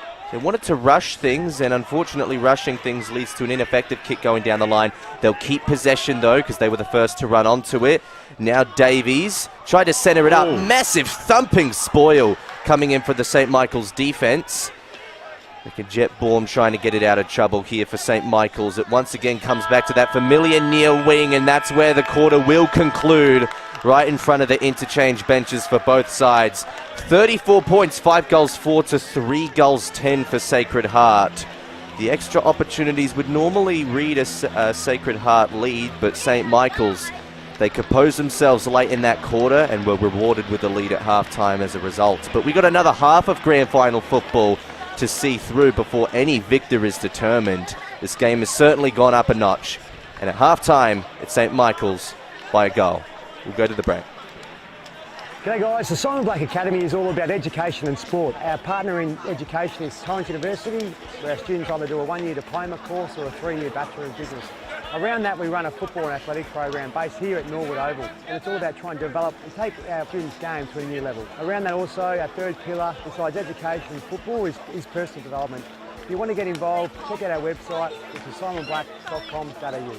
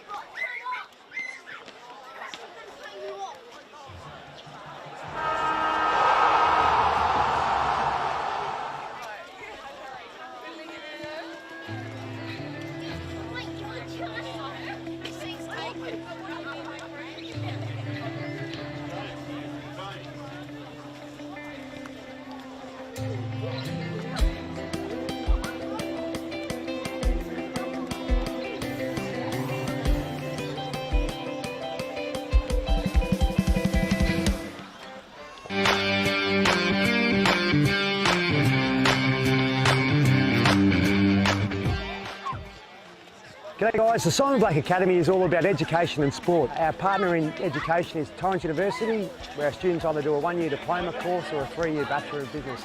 Around that we run a football and athletics program based here at Norwood Oval, and it's all about trying to develop and take our students' game to a new level. Around that also, our third pillar, besides education and football, is personal development. If you want to get involved, check out our website, which is simonblack.com.au.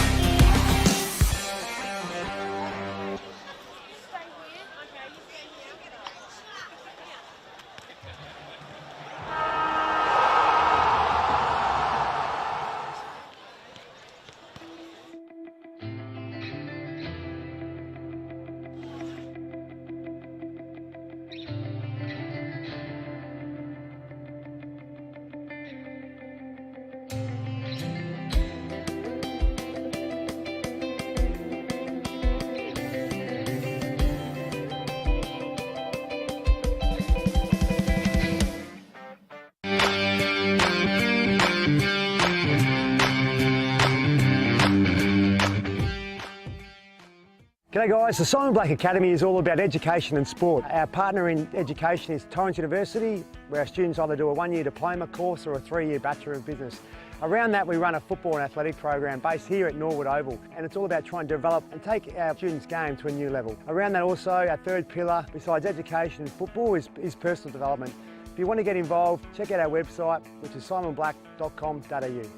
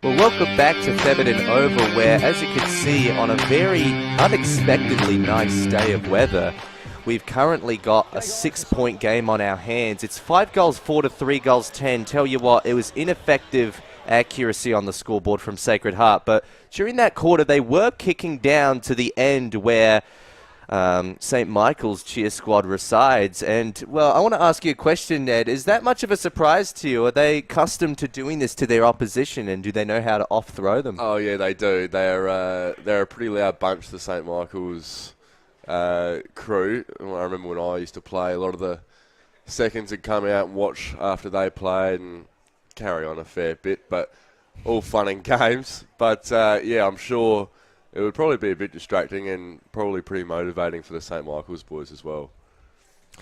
Yeah, absolutely, definitely. Well, in the 6-point game position that we currently see the result in, What do you think the mindset would be going into the second half? Because, I mean, this is a big game for Brett Ebert. It's his first grand final as a coach, and his last grand final or his last premiership was 22 years ago as a young player. Wow, So there'd definitely be a bit weighing on him. What can you tell us about Brett from your experience? Well, for starters, he's an absolutely fantastic bloke, Brett. He was only assistant in my last year at St Michael's, a year after he took over the head role. But Mark Micken, who's coached an absolute plethora of SANFL, even AFL teams, was the head coach at the time and took Brett under his wing. And you can see Brett's absolutely flourished into this head coaching role.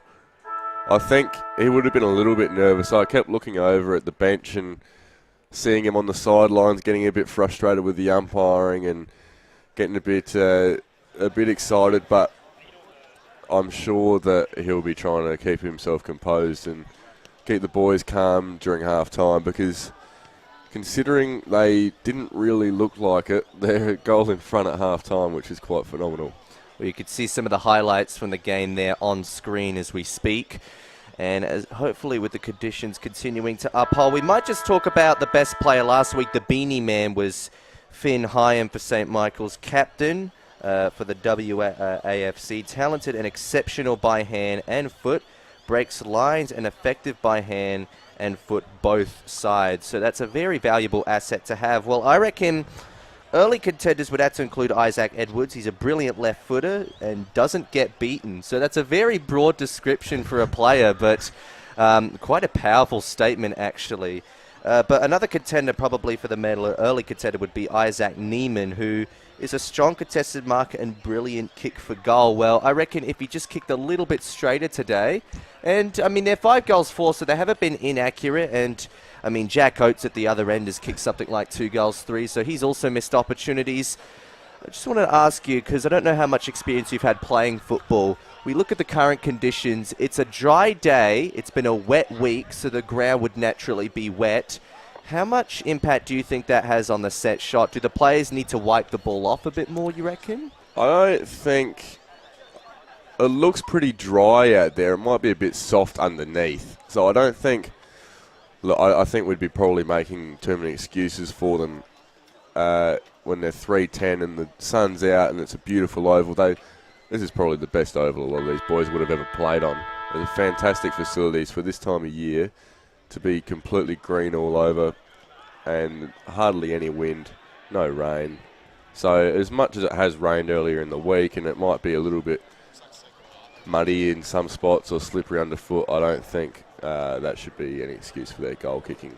But, you know, grand final nerves, sometimes it can get to you, and it looks like it has with the Sacred Heart boys, but you never know, they might come out and kick dead straight the whole second half, you can see. Yeah, well, you could see that St Michael's have come out onto the ground early, so they didn't spend too much time in the half-time rooms. So Brett Ebert would be confident in his men in their preparation for the second half. In the meantime, I don't think we currently see Sacred Heart's Div 2 team out on the ground at the moment, but we could see the Sacred Heart players lining up to get ready to reintroduce their team coming back on the ground. I see their fans actually lining up on the boundary next to the interchange, ready to get them back on. So they're going to look for that additional encouragement. They're down by 6 points. One of only 2 games they've lost this year was a round 1 defeat to St Michael's. So this is a very big occasion for them. Yeah, absolutely it is. And Sacred Heart, always a strong footy school. Both their first and seconds have always been very strong, and always, you know, their seconds have always probably been pretty close to being able to compete with everyone in the first comp, as you see the boys from Sacred Heart coming out of the race now for the second half. Yeah, hopefully the camera's not going to get kicked there. You can see the cleats coming quite close, and hopefully they've sharpened them up for this quarter, because they do need to be sharper shooters in the third and fourth term. So they call the third quarter the Premiership quarter, which is a phrase that I only picked up on a couple years ago. Why do you think that is? What makes the third quarter the Premiership quarter amongst all 4 of them? Can't remember who said it. It was one of the big famous coach or something along those lines. He used to call it the Premiership quarter, and I think it is because as important as the fourth quarter is, the third quarter can almost go under the radar a bit, and it's really where you can swing the game, especially late in the third quarter. You can completely change the momentum. If you have a look at the AFL Grand Final last year, Bulldogs were in front, or at least in with a sniff, up until 5 minutes left in that third quarter, and then Melbourne completely blew them out of the water in the last 5 minutes. I think that's a perfect example of why they call it the Premiership quarter.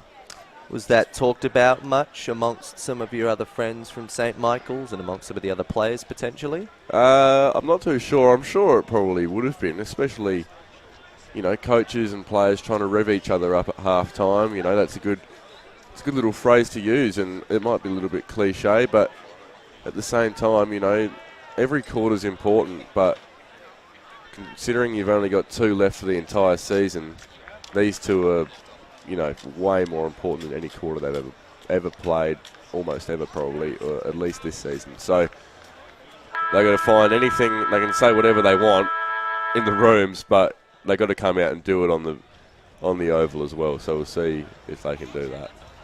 Well, we've had some great halftime discussion to share with you, but as the teams are huddling up, in fact, you could see St Michael's putting their arms up at one end and, well, meantime, Sacred Heart also huddling in at the other. So it's very interesting to see both of these teams at one end and the other taking similar strategies to prepare for what could be the Premiership quarter, what could not be, potentially seeing how this game may or may not come down to the wire.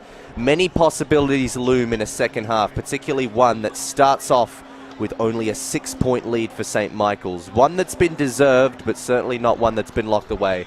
Teams make their way to current positions, and I reckon we're going to call the early stages of this third quarter as we await for Tony Neal's return, which should hopefully happen in not too long of a length of time. But in the meantime, until we get to that stage, we're happy to be calling this game with Ned Maguire, and of course Indiana Rogers will be bringing you the beginning of the second half action. And we got another game after this for those just joining. We are going to be covering the Division 1 SAAS League Grand Final as well, so stay tuned if you're eager to see that. The lights will be coming on, the sun will be down probably midway through the game, so we don't cover too much nighttime action on these streams, but we're excited for that opportunity. Ned, call us through the opening stages of the third quarter.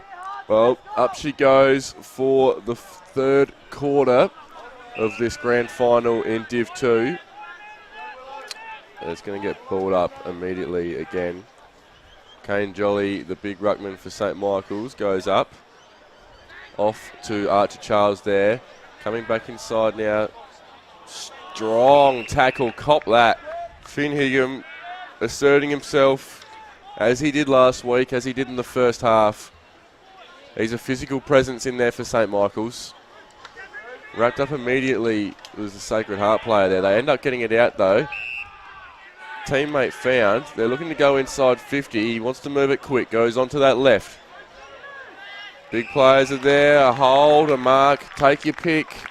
It's a mark, and it looks like big. Is that big Jack Oates there? It might be. We're just going to have to get a look. Jack Oates is wearing the very small 68. Yeah, Look at how small that number is. It's half the size of the font of the rest of the numbers, so that's very intriguing. That's and good of him. Yeah, he's probably got the longest back out of all of them as well, and he's got the smallest number. Well, it's a small number, but he's needed to be making big impact on this game. We'll take a look at the set shot. He's kicked 2 goals, 3. He's brought it back up to 50-50. He's got 3 goals in the grand final. And he brings the scores back up to level and level. 34 points apiece here at Thebarton Oval. Tell you what, whatever those boys did in the rooms at half-time, I want half, because they just absolutely went over to him, tried to rip his head off after he kicked that goal, his own teammates. How about that? Bit of carry on after the goal, but shows they're pretty pumped up for this third quarter, and they've started off well with a goal. Well, we did talk about how Sacred Heart had spent a little bit more extra time in the interchange rooms after the first half, so definitely something must have happened there. They were looking for some additional motivation and took extra time to try and get it, but the clearance is now coming out from St Michael's. James Redden was the one to get the kick off. It's tapped out wide, 1-on-1, trying to beat his man and turn him inside out was Will Blair. He ended up doing that successfully. Fired into the forward 50. It was 2-on-1 against the favour of St Michael's, but the ball comes to turf. The umpire is happy to separate the tackling contest And a ball up we have in the left forward pocket for St. Michael's, Ned. So up goes Neiman, now swung straight into the ruck early into this quarter.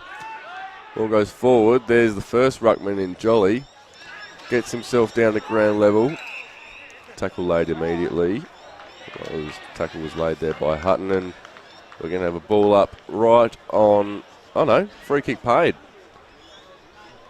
So a free kick's been paid and Redden's got the footy. What's the free kick been paid for? In the back or over the shoulder maybe, I'm not too sure. I just assumed it was a ball up. But fortuitously for St. Michael's, Redden's got the footy. He runs on a bit of an arc to make sure he's got the distance. No, he's not even going to get close.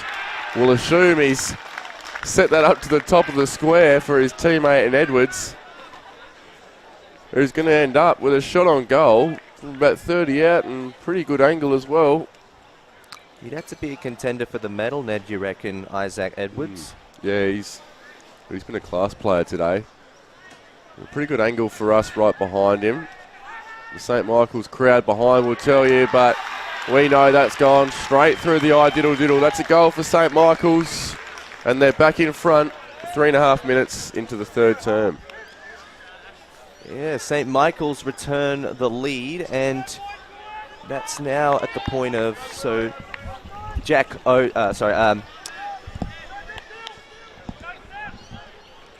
So as the lead returns for St. Michael's, another man who returns to the box is Tony Neal. It's great to have you back for the third quarter, Tony. Yeah, I'll tell you what, the crowd is absolutely streaming through the gate as we speak. And why wouldn't you come down? Look at the ground bathed in sunshine. You're seeing players perform like this, and that's put the cat amongst the pigeons. They're 6 points up on the scoreboard now. So, geez, I'll tell you what, they've been wanting to get a bit of a hurry on, haven't they, since half-time? And just that accurate kicking, 14 shots to 10, and 10 will get you the lead as we speak. Connor Glyhouse in the middle, the man with the socks up, kicks right down the centre forward and just out the back of the pack. Oh, bumped. Yep, that'll be, well, let's have a look whether it's 25 or 50, but geez, it was a great mark back there at centre back position. Yeah. I reckon that's 25. Big moment to stand up defensively. Yeah, They'll get the 25. Yeah, they are coming wide now, so this is Archer Charles with ball in hand. They're just sharing it around. He goes this way, that way. Goes on the left foot. Dangerous kick because it's in the centre of the ground, but two players there. This player played a great game last week. Yeah, just interesting kicking style, but certainly effective and gets it to Finn Hyam, as we said, our best player last week. He's popped that up quite high, and that'll do because in a dangerous set of hands, Isaac Edwards again goes back, and going on that last kick, he's going to be just outside 50. I reckon the wind's coming a little bit right to left, so might push the ball across the goals, but you can see the trees out the back there, not much movement at all. It's more over the back of the ground, so being a left footer, he's going to have to go right-hand post, which he does, and he gives it a little bit too much and just offline, but scoring freely as we speak. St. Michael's, we're 5 minutes into the quarter and just pushing back and saying this is why we're top of the ladder, and Sacred Heart just, oh, that's a bad blemish if it goes out. It stays in, comes into Zane Scripps, goes down the half-back, play old-fashioned there. Connor Glass just holding the ball up and showing the umpire and the crowd that it was a mark. Players a little bit slow to get up off the ground over there, and we haven't seen too much happening today in regards to the physicality where it's taken a toll, but maybe in this second half it may catch up, Indy. Well, for those who are curious, the game high margin has been 8 points, and that was at one point, I believe, in the first term favouring Sacred Heart. So that's a big factor to consider. There hasn't been too much in this game in terms of either team looking like they're on their way to a blowout, but it could happen at any time. It is technically what we call the premiership quarter. Tackling pressure applied by Sacred Heart, but someone else looks down there, and let's hope that that's not too bad. In fact, they look cold. Nope, they managed to get their head up. Just a bit sore. Might be really aware of where he is at the moment. Hope the young lad gets up. You don't wish to see harm to everyone. And you can see the interchanges happening as we speak. He is up. A little bit groggy. I'm just trying to see there. Is that Ethan McInerney maybe? He'll stay on the ground. Well done, young man. Good bravery.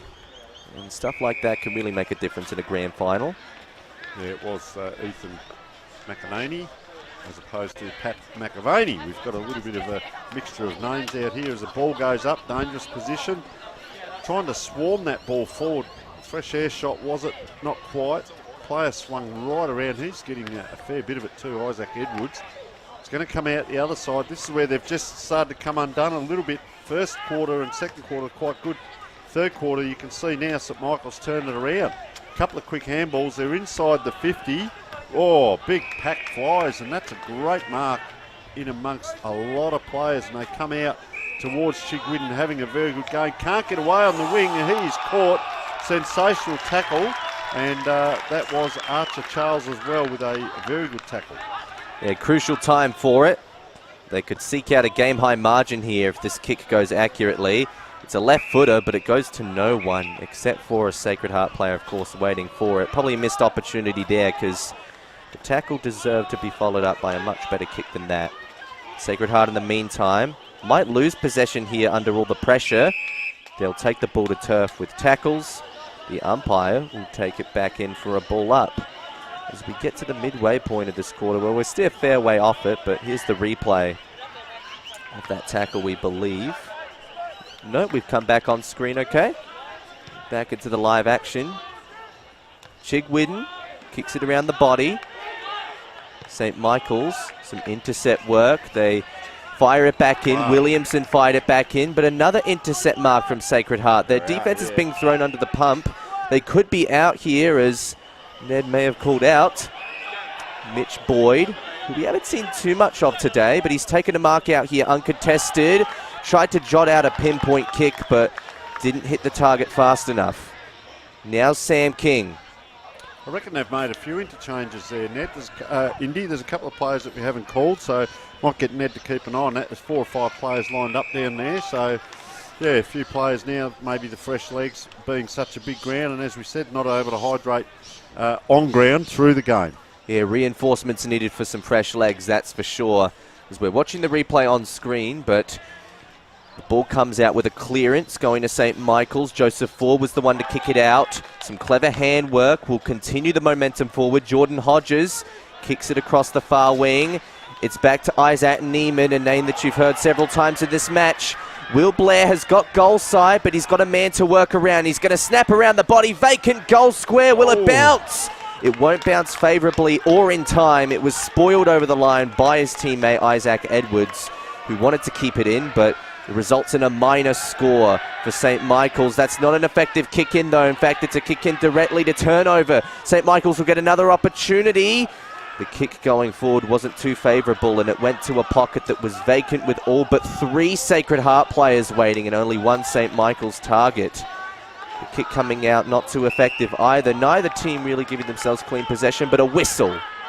You picked it correctly, Indy. There's physical fatigue, but there's also mental fatigue, and kicking for an option 1 versus 3 wasn't the best in the decision making, but it is a grand final. Players are under pressure. Nice kick comes in. Oh, just not able to get there was the big fella. You could see him set himself, Jack Wilson, but a long way off it. And they've turned it around again. Here's St Michael's. That's a great grab as well. They're running on top of the ground. Harry Carroll into centre half forward. See, they're running a lot more now, the St Michael's players. A good set of hands as well is Finn Hyam to have it in. He goes out the other side. And player now just with ball in hand. I reckon he kicked one from here last week. Harry Dodd. Yeah, we saw him kick one earlier today, Ned, while you were in transit. And he's got a good leg on him. Slight breeze out there, Ned, still.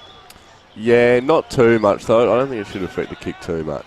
Says he holds it up high, which in effect brings it just into the teeth of goal. It's still a dangerous position, and especially with young Isaac Edwards down there. We haven't called a lot of Seb Menta today. Very industrious last week, number 28, and just he could light up a little bit more. So a little bit of fun and games, shenanigans going on behind the goals there with the St Michael's crowd as well, and they have been well behaved but making a lot of noise.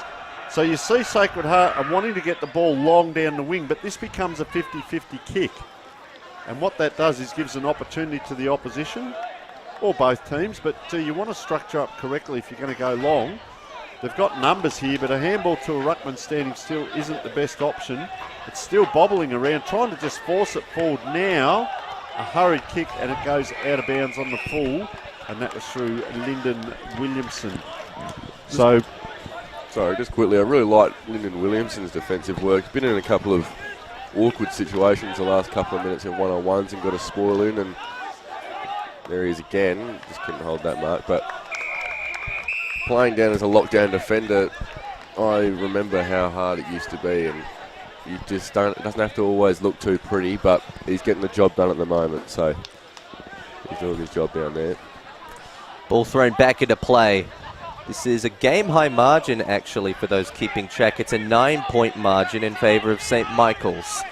They hand pass back to try and go forward. Haven't cleared it out of trouble yet. In fact, they're really going back to the last lines of those on-ballers. Oh! And going up for the lead, not quite coming down with it. Oh, Sacred Heart could have had one for the highlights package there. Instead, it will go forward further. There's a whistle. He's hurt himself too. Yeah. His ankle, I think. Cooper Jones, that was, and we'll keep an eye on that for us, Ned, and just see what happens there as just continuing on with the game. So player comes inside now. Nice kick towards, that was James Redden who gave it to Isaac Edwards. Edwards outside the 50. Just has a look. The lead comes. Oh, I'll tell you what, the player in the goal square was holding his hands up high, and look at him celebrate with the crowd behind. That's Finn Hyam. What happened there was a misunderstanding. Sacred Heart players, one player went with him and the other player in the goal square just threw his arms in the air, so I wasn't sure what the message was. And Hyam, which you like to see, couldn't take the grab, but second effort, and scores a nice goal. And as you said, Indy, that pushes it out a little bit further again now. So pushing that scoreboard along. 7 goals, 7, 14. It is now 14 shots to 14. Just watch this, come in. So he put a player down. That's what the hands in the air were for. The player went down in back play, stood up, put his hands in the air, so we see what happened there, but, well, he's beaten 2 players to kick that goal. Just a quick comment too, Tony. There's a couple of signs down there in the St. Michael's cheer squad. I could confirm that one of them says Jord Lord. So okay, I believe that's affiliated with Jordan Hodges. Yeah, that's Jordan Hodges. Thought it might have been a We Love Ned. In the meantime, it's been cleared out. Austin Davies, he's got an opportunity here. He marked it within 50, but it's not a confident set shot to take, although with a game-high deficit, these times could call for desperate measures. St. Michael's fans forget quickly, Tony. Well, we could all forget quickly what just happened a minute ago. If this goal goes through, it had the distance, just not the accuracy. So that'll bring the margin only down by a singular point to 14. It is still 3 goals to take back the lead for Sacred Heart. St. Michael's, who haven't really had to do much kick-in work this quarter, and I think it'll be Will Ashton once again, who's been getting allocated most of the kick-ins for St. Michael's in this game. A whistle comes here for holding the man. St. Michael's going to get it back. The Sacred Heart cheer squad isn't too happy about that one, but I've also noticed it's shrunk down a little bit. There aren't as many in the shade, so maybe some of them might have come out a bit. In fact, they've scattered across the stands, I reckon. Ball goes high. Pack was demanded. No one came down with it. Sacred Heart tried to go on the rebound and snap it around the body. Good mark taken. And it's taken within play. Player not too quick to get up, but it's Max Downs. He'll go further. Nice drop punt. Soars. No mark taken. Can it be kept alive? Quick boot to ball. Oh, it's gone the wrong way. It's gone the wrong way, in fact. The last touch rule might rule it out. No, it's kept alive. Sam King keeps it alive, tries to center the ball, and the mark is saved up by Ethan Pennington. You haven't seen him too much today, Tony. Ethan or Jack Hutton? I'm not sure whether it's a 50 no, I or think 60. It's Jack Hutton, I think, number 60. 60, yeah. Oh, no, it's number 60. Yeah, that's Jack Hutton who's taking the mark. Mitch Boyd, I reckon it was, ran into an open goal and, well, They under made pressure. hard work of it. But Set play. Yeah, he's got a nice easy shot here, doesn't he? Yeah, thankfully Boyd's kick didn't cost them a scoring opportunity. Can they utilise the opportunity though? They can't. Just yeah, he lifted. You see in that kicking action, lifted the ball quite high. We mentioned this earlier in the day, long way from hand to foot, and of course nerves, you start to get a little bit of fatigue now creeping into the game where, 17 minutes into the third quarter. It's contagious out there, isn't it? None of their boys, I mean, they're all getting shots and they're all pretty simple, straightforward shots and none of them can put one through. Well, it's been a bit of the story for the day, Ned. The first half for them, they kicked 3 goals 10 and, you know, we were mentioning this off air that are they going to rue these missed shots because they've had the opportunities. Ball comes in, everyone lets that go, so just taking it with one hand was Big Kane Jolly, but under a bit of pressure here, St Michael's, so a Sacred Heart player sort of ducked in, gets pushed down, playing in front. You could see that he was going to try and tap that on, that player. This player, McCall, very impressive, gives it across to a teammate in a better position, and Caden Webber kicks his first, but you can put that down maybe to the 2 or 3 players that got that in, but young McAuliffe, Charlie McAuliffe, when that ball came in, the amount of running that he's doing in around the ground as well, just to get into the right positions, it's a very important thing to be able to know where to run, and very industrious and help the team. 3 players come on. How'd that play go with the sore leg, Ned? Did he come off? He stayed out there. He stayed out there, so I think he's fine. But is he number 42 that's walking in the race right now? Was that him, Cooper Jones? I think that could be him, actually. Yeah, it might have been just a slight off then. Yeah, slight roll of the ankle, I think, and I don't think it was anything too serious. But give him a couple of minutes to cool down, and hopefully he'll be all right to continue. Actually, it's Pat McAvaney there. I'm not sure whether we did see Cooper Jones. So, anyway, ball back in the middle, Indy. It's a 7-point game here. Tackling pressure applied, but it's high conduct. St Michael's can get out of trouble. And they can try and get a quick response here if they're good enough. Ball will come out. I believe that's Will Blair who was trying to kick it out with the clearance. It's been intercepted. It was Dylan Heinrich, who got that kick off. Spoil coming through. That was good from Williamson. He keeps the defensive pressure up. We saw Ned talk about that earlier. It's led to the turnover. This is Will Blair. He kicks it forward into the arc. No one taking clean possession. St Michael's keep it though.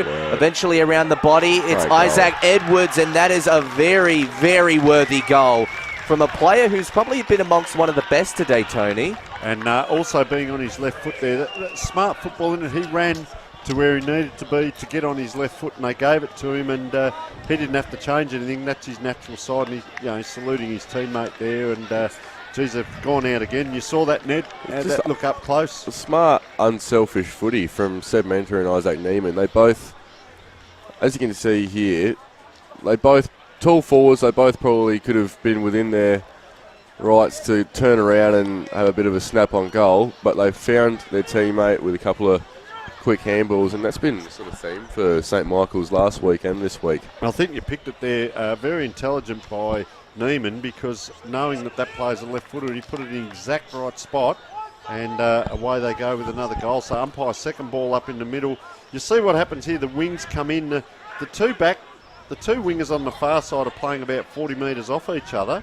On this side of the ground, Chigwin, who goes in now, is playing right next to Josh Winston. So it's 2 different sides of the ground. Player dropping the ball, so they've certainly had the free kicks this quarter as well, as they go out wide there, and also Finn Hyan having a very good game. And James Redden coming inside. Guess who? Down on the knees. Is it? No, this might be a different player here. Might be.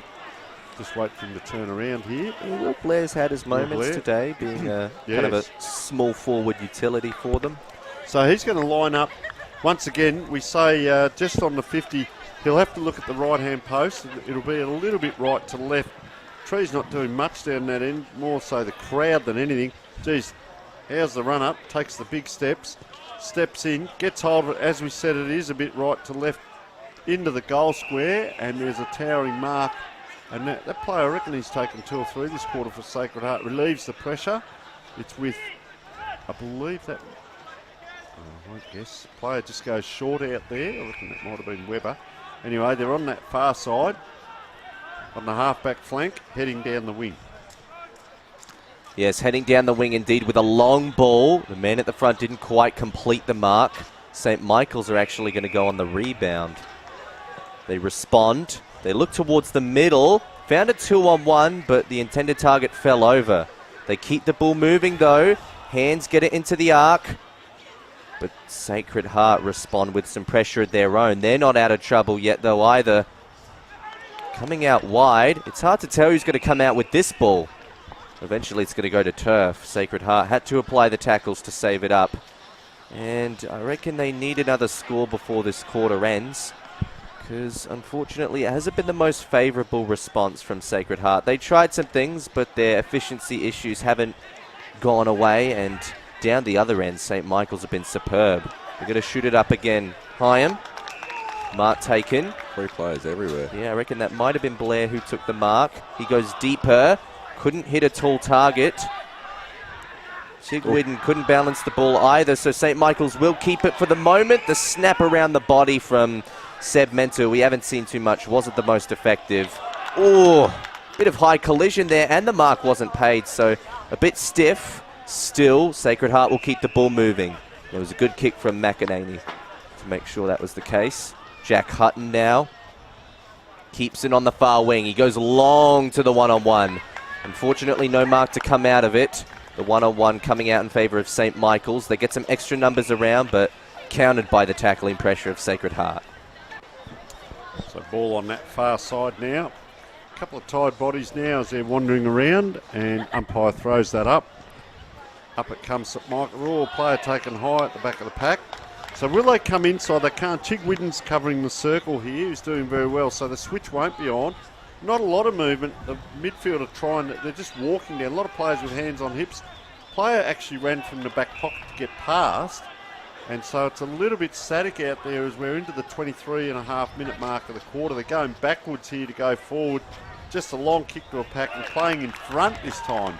Sacred Heart player pushed to ground and just going to turn around here. He's really slowed the game down. It's a high kick in. And mark there to Sacred Heart. No, it's not. So they're still alive here, St. Michael. A bit of a poor handball to the ground, and just offline there with that kick. So how's that pickup? 3 goals, 3. Very good, Ned. 3 goals, 3 for the quarter, St. Michael's, and Sacred Heart stuck on 5 goals, 12.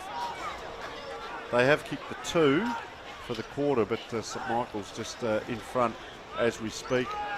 Still only 14 points, and out it comes. Just a long kick, which, as I said, gives a 50-50. Oh, that's a big pack, couple of big rides there, and yeah, players very slow to get up, and it's just slowing down this quarter, giving the viewers at home a little bit of an idea of the intensity of this game in the first half, and starting to now take a toll. Ball on the ground as the siren goes, and we have Sacred Heart 8-8-56. St. Michael's 8-8-56 to Sacred Heart 5-12-42. A 14-point deficit to Sacred Heart, and we will take a short break. The Summer Academy is all about education and sport. Our partner in education is Torrens University, where our students either do a 1-year diploma course or a 3-year Bachelor of Business. Around that, we run a football and athletics program based here at Norwood Oval, and it's all about trying to develop and take our students' game to a new level. Around that also, our third pillar, besides education, football is personal development. If you want to get involved, check out our website, which is simonblack.com.au.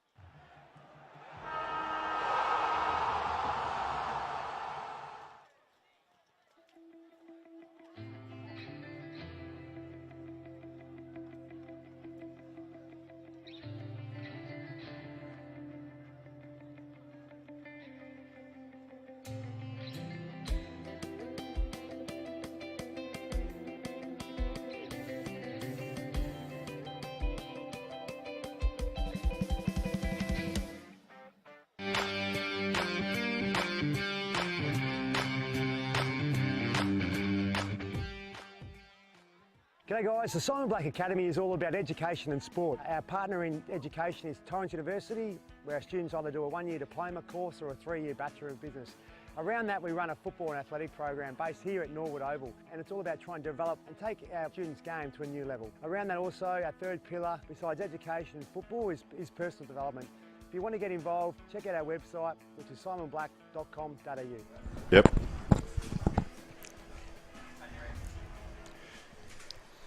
Welcome back. It's three-quarter time here at Thebarton Oval, and currently St Michael's leading by 14 points. You can thank several players for it, whether it be Harry Dodd, who got a nice goal in that third quarter, or you can thank Isaac Edwards, who's got 2 goals next to his name, plus plenty of the ball to speak of, a lot of clearances. Love Will Blair's work as well, and Isaac Neiman with his 2 goals has been crucial as well. And Jordan Hodges, well, we know he's got that Jord Lord sign somewhere in the cheer squad that's rooting for him. Tony, what can you tell us about some of the better Sacred Heart players, but more importantly, who needs to rise in themselves to get them back into this game? Yeah, well, Archer Rouvray has had a very good game, but we didn't call him a lot that quarter because St Michael's had the ball in hand, so it's hard if you're not getting the ball in hand. Kyden Webber's been good, number 5. We go down Austin Davies at time, Connor Glias at times, Joe Chigwidden, Charlie McAuliffe really liked his game, and we see Jack Oates, of course, with the 3 goals. So they probably need Oates again, who's been doing a good job. And we see now the St Michael's fans are all coming down now to the left of screen to bring their team home. So they are going to get down, which is what I was alluding to before. They're all coming down to push their team on. We see the 2... Division 1 teams out warming up as well, so there's a lot of activity on the ground as we speak. There's our magnificent commentary box down here at Thebarton, and you can see myself, Indy and Ned, and our timekeeper in the background as well, which we can all hear there. And Ned, did you pick up anything at three-quarter time? I think by the looks of things, Brett Ebert's got St Michael's up and running. Yeah, he does, and I was quite impressed the way, even at quarter time, how he controlled the boys. Yeah, we'll go back to you quickly. Yep, so we're up to the ball up in the middle. Bit of the rolling maul. Umpire said sling tackle, free kick, and this is the push they need, 25 metres as well. And that is that Archer Rouvray, the one we've just asked for a lift. He's right on the 50, so the lead comes. 1 lead, not much else. Now the second lead comes. He ignores that. Now the third lead comes. Like watching a skyrocket go off. And what does he do? He just bombs to the 50. Oh, there's a towering mark in there. Umpires called it as well. I was wondering, they were just waiting for the leads to come. And then the mark came. So this is... There's about 300... Yeah, Jack Oates. About 300 Sacred Heart kids have just walked through the gates. I reckon they've just swapped ends too, Ned, so they're going to head around. But Jack Oates it is. Wanders in. He's kicked 3. Oh, geez. Pops it high. Straight. You'll hear nothing down that end because, look, they've all vanished. They're all down this end, and well done, Jack Oates. That's his 4th, and just pushing them along. They kind of need them down that end, don't they, Tony? It works so well to throw off their accuracy in the second quarter. Why would they give up? I like that. Reverse psychology. Very good, Don't Indy. fix what isn't broken, yeah. Yeah, very good. And have the supporters jumped the gun a bit early? But that brings it back a little bit closer. It's 8 points the difference. Ding-dong battle, 18 shots to 16, but St Michael's are ahead on the scoreboard, ball in the middle of the ground. Jack Oates with his 4th goal. We're back in the middle. Can Sacred Heart keep the foot on the accelerator, or will St Michael's go the other way once again? They like the instant response. They've done it a couple times, but just as it goes into the arc, it comes back out. Pressure in the midfield. Good tackling pressure applied by Will Blair, and it's called holding the ball. It will pay off. Ball will come back to Blair. He's going to look at his options. A little bit of difference movement in the forward line. Oh, yeah, had a couple of runners, decided not to use them, dodged around the man on the mark, went further, went deep. No mark came out. Umpire said play on, keep the ball moving. Sacred Heart had a vacant man to take an easy mark, but he dropped it. So now they're going to have to play on the run. They're not going to have as much time as they thought they would, and that was costly time they needed because it's been turned over Josh Winston intercepts it, sends it back into the forward 50 for the third time, and third time's the charm. Kane Jolly takes the mark. I don't think we've caught this guy too much today, Tony. No, he started in the ruck. Remember we saw him last week just on and off in patches, and he started in the ruck today. And they were doing this a bit last week. Remember they were changing the rucks down forward, and he's gone forward lining up for goal as we speak. Yeah, so Jolly and Menta haven't been as good as they were last week, but they've been keeping up the required ruck duties, I suppose, to keep those key positions covered. That goal hasn't been covered, though, and it's a pretty big missed opportunity, actually, that would have taken them up further. Ned, man straight in front, 30 out grand final. I've talked about this today. Another tall guy, long way from hand to foot. What goes through your brain when those two big sticks come up in front of you? They just narrow up. Well, don't normally when you're a tall fella like myself, not much goes through your head, but when you're actually standing in front, when you're standing in front of goals, that's when things actually start going through your head, and it's probably nothing too logical, I wouldn't have thought. But well, sometimes a lot they of stress. say, on a set shot, you can have too much time to think, as opposed to we see Neiman's 2 goals today came from snaps. Absolutely. You don't have time to think; you just bang it onto the boot. So it was turned over there from a last touch rule. As you could see, that mark has been taken in play, so they will keep possession of the ball. St. Michael's, I think the one taking that mark was Harry Carroll. He says no, he's got to give it back, so the boundary umpire has called it that it's gone over the line. And that means Sacred Heart will take it instead. They've still got a lot of ground to work through, though. It's Charlie McAuliffe. Yeah, again. Yep. Ooh, here he is managed again. to peel that one out from the tackling pressure. Now another kick comes around from a man on the body. Ooh, didn't hit a target. But neither could St. Michael's come out with it cleanly. Good tackling pressure there, no call. Going in with head over the ball was Rouvray, who is another player who might need to stand up to really get Sacred Heart sparked up. Yeah, so ball on that far side, and out it comes St. Michael's. They've got players free here, but we're starting to see the players just miss targets with handballs and kicks, and we see a hack kick forward fortuitously taken by the St. Michael's player. Players are streaming forward to his right and left. That's a good execution now. James Redden, this will win your grand final. Get it across to a very smart player with a good kick. He's just offline. No, he put the hand in the air, I think. He knew, and, goal umpire fell over. Just going Might down. have gone Is he head gonna, first into it's that, actually gone on the full as well. So they need to load up here, Sacred Heart. We are 5 minutes in. They have been strong all day through their back line, but this is where they really need to get running. But it's St. Michael's now. Just as I said, the skill errors are starting to happen around this way, that way. Luke Tippins just had a quick look there and picked out Neiman with about 3 metre kick. Neiman will go back.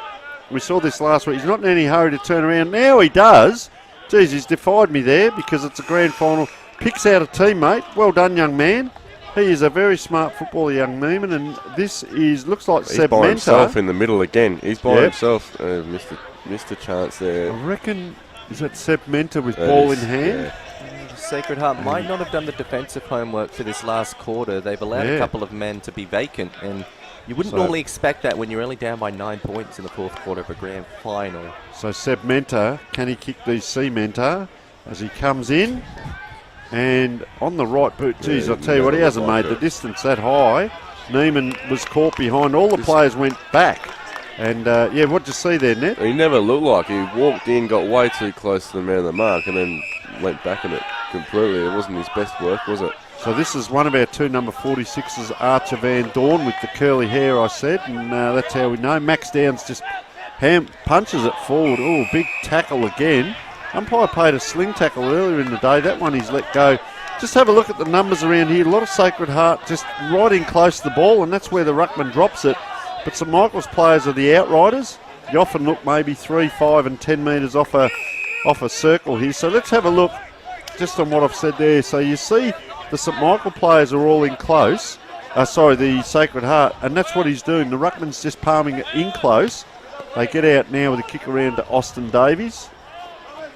Player goes to knees to try and get first use of the ball, and in doing so is pushed into the ground. And this is Big Jack Oates. We asked for a lift. He's going to have to, let's see what his field kicking's like. He's given himself an advantage there, hasn't he, on the stand rule? Yeah, definitely. Hammered it into the forward 50. It was an awkward spinning ball. It almost floated. They try to go further with a dribble goal, and they get it. He takes it up to the cheer squad. Max Downs was really pumped up about that one. We've got a 3-point game here at Thebarton Oval, and we're not even at the halfway point. We're barely a third through the fourth quarter. Well, they've stopped St Michael's. They're on 8-9. They're at 8-8 at three-quarter time, 7 minutes in. They need to score, but Sacred Heart going back the other way, and that's a very clever kick by young Max Downs. And like you said, he really's got the crowd behind him in that pocket as well. It could be the Max Downs pocket, we might call that. And they are back on fire. Just watch number 39 in here, Charlie McCall. If he's going to be active, you see a player free at the back for Sacred Heart here as well. It goes forward. He comes in to apply the tackle there. It's interesting what they're doing. That's Pat McAvaney.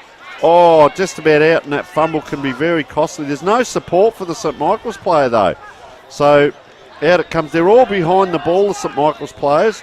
It goes back, but see, this is what I was talking about. No one in front of the ball, so an easy possession for Chigwidden, but he puts that up so high it gives St Michael's a chance. Oh, player on the ground, just a hack forward. Smart play. Oh, is that taken too high? Spun around. That is a 9.5 out of 10 with the dive there, but lucky nothing further coming out. Umpire doesn't throw it up. He throws that in an arch or a moon, I'd call that, Indy, but across we go. Oh, big strong tackle there. The umpire says, give it to me. Just have a look at how many around the ball here, Indy. Lots around the ball, and only one one-on-one is in the forward 50 arc for St Michael's. But there may be more in a moment because a free kick has just come out of the stoppage. St Michael's will get the ball back. They intend to maintain this lead for as long as they can, and that certainly means to the final siren. Zach Kerr has just taken a fantastic intercept for Sacred Heart. He'll load up. Ooh, got very close to the man on the mark, but a helicopter drop punt comes out. Those are very difficult ones to mark. Ball coming to ground. St Michael's trying to flick it out. It comes back to Sacred Heart. Sam King hammers it further. That's a long drop punt. There was a St Michael's player waiting, but didn't come to him in time. Now a snap around the body from another Sacred Heart player. Comes to the pocket. I reckon Jack Oates has taken a mark in that left pocket. He could be lining up for goal number 5. He won't line up. He'll step around the body. He'll snap. And they've got the lead back, Sacred Heart. Man, oh man, what a game. 3 goals already. 10 minutes into this quarter, they have come to play. I'll tell you what, I'm excited, you're excited, Ned's excited.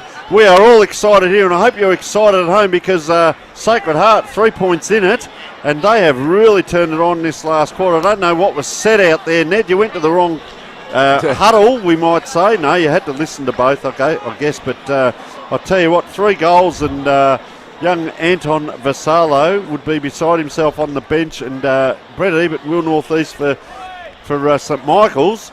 I'll tell you what, they'd be under a bit of pressure. They haven't lost a game for the year. Ball in the middle. Up it goes. Can they go ahead again? There's anticipation around the ground. Out it comes. I was talking about these players playing off each other on that far side. Comes to a 50-50. Round it comes. Winger ran forward there. That was interesting. That was advantageous to get you boot the ball, but still put it back.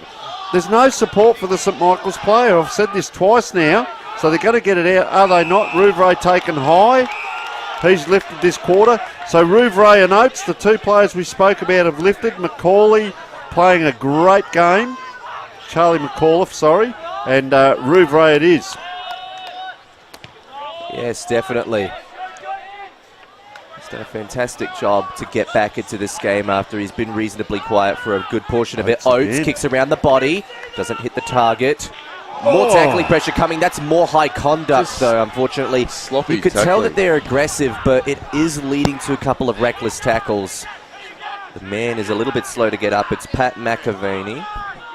Yeah, St Michael's really just getting a bit sloppy now, and I think there's a bit of pressure. They're feeling a bit of pressure from Sacred Heart now. Scoreboard pressure. McAvaney to McAnaney went forward. It came out from a St Michael's kick, but it's gone back to McAvaney. In fact, no, that's McAnaney. So we're getting those two mixed up. Macca's got it. Either one. Anyway, St Michael's have it at the centre half back position. The other thing, Ned, that you're alluding to, uncharted territory for St Michael's, behind in the last quarter, and really trying to push to win a grand final, not just a game. Player out on his own or taking the ground. Umpire lets that go. Umpire's in the box as well as out. Over the top it comes. Could have been tunnelling there. St Michael's now have got an opportunity. I just noticed, so, as I said, there hasn't been a lot of support when the ball... Oh, he's put the ground too. Downfield. Just a couple of times there hasn't been support around the ball, whereas the Sacred Heart players have had support. Ball in hand now, Eddie Kneebone. These goalposts now would look like they're about 2 inches apart, I'd suggest, because you're under pressure. 13 minutes into the quarter, three points down. This is what it's about. Runs in straight, then out to the right, hooks it to the left, and Ned, you still got that ingrown toenail from last week, mate. I need to get that checked. The groan tells us the story of the day, so he has missed an opportunity there, and sometimes, though, I say there's been opportunities throughout the whole day. It's not the one player that kicks that ball. So we see now Sacred Heart are going to come in. Oh, he's just shanked that a little bit off. Players having to work hard. Wow-wee. What a mark. Ooh. Have to say, Zach Kia, very unlucky there. He came from a long way back because it was a shank kick. Neiman puts his hand up, punches it forward. Oh, round we go. Great roving there. They're offline as well, and that was Will Blair. So, did he score at all? He did. So yeah, 3 points. 3 points for the quarter. Tell you what, I reckon Tony did his homework on that left pocket because he definitely knows how to predict the inaccuracies that come from it. It must be cursed. Right now, this game is in a 1 point position. Sacred Heart on the rebound. They kick it back into play. And a contested mark taken and paid. Yes. Fantastic from Zach Kerr. Yep. Just cramp. He's all right. See a bit of possession here too, Ned. Indy, sorry. Yeah. So Austin Davies. Ooh.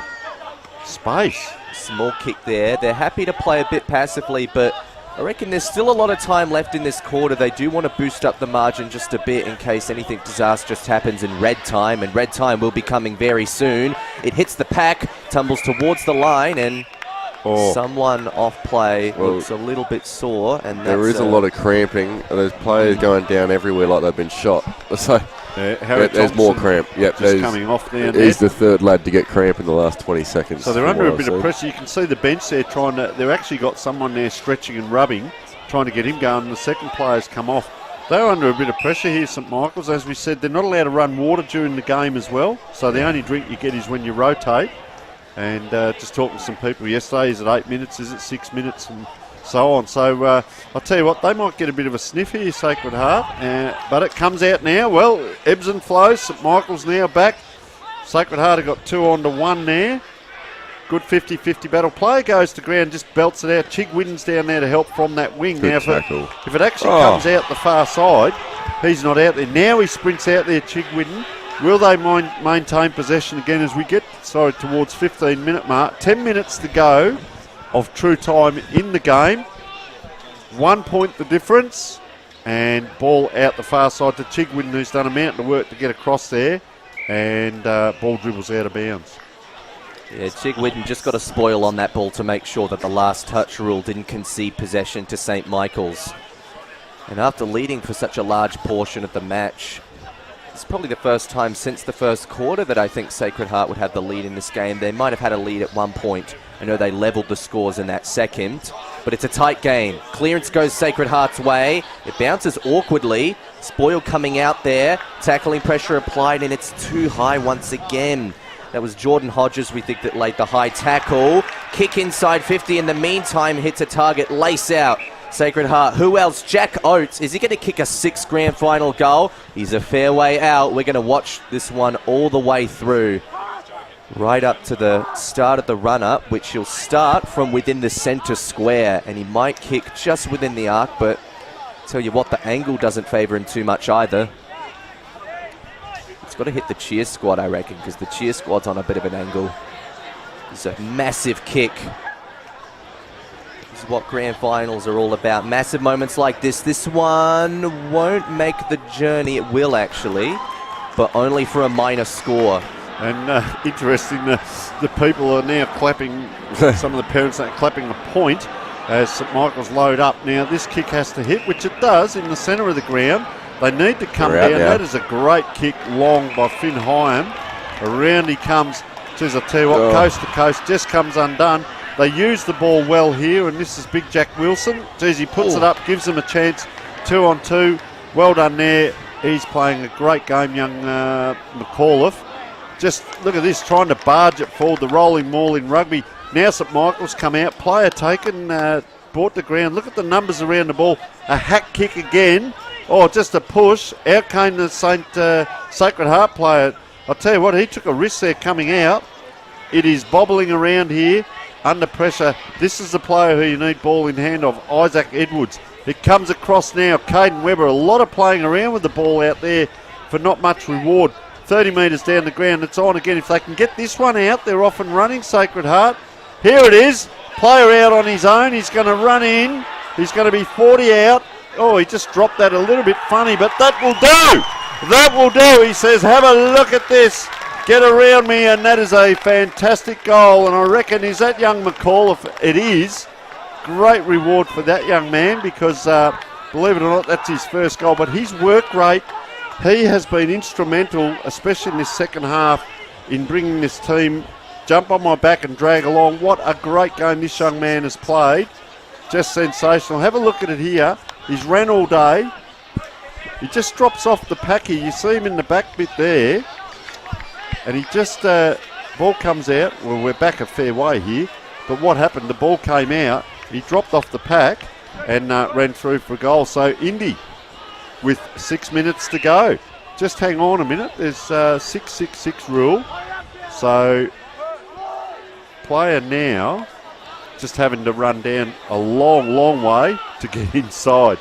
He is. Maybe they're loading up the forward line. That's a warning against Sacred Heart. It's at a late stage of the game, but the warning won't cost them anything. St Michael's tried to come out with that clearance, but a smother on the line was absolutely crucial. Sam King comes out with the clearance instead as a result. St Michael's kicking on the rebound towards the near wing. It's tapped, it's spoiled. Sam King is tackled almost without the ball, but the umpire is happy to throw it in. I'd be happy with that, you reckon, Indy? Oh, absolutely. They don't want to give up any free kicks, or especially any needless free kicks at this stage. They've already done that in this quarter. I mean, they got a lot of free kicks rewarded for holding the ball in the third quarter, St Michael's, but they've given away a lot for incorrect tackles. They couldn't quite get it out there. Ball nearly got clear, but a smother on the line from Jet Baum stopped them in their tracks. Sacred Heart still find a way to get it forward, but the helicopter drop punt is cut off. It's marked, intercepted by St Michael's. They're not sure where to go here, though, and they don't have much time to go anywhere. That's not going to do them any favours. Jack Wilson takes the mark. So Wilson, it is, goes along the flank now. We're getting a little bit of forward and back. Oh, the player tried to claim the mark there. I'll tell you what it's turned into just these last couple of minutes. Have a look how many are around the ball. It almost reminds you of a mini-league game. Have a look how many players are in this contest, and you'll see the ball's going to bounce around 3 or 4 times. I'm just working out here that McAuliffe, I'll tell you what, the amount of possessions he's had, you can see him, number 39 at the back of this pack, pushes his player off.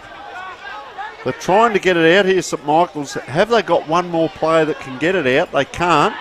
And Sacred Heart are going to be happy with this.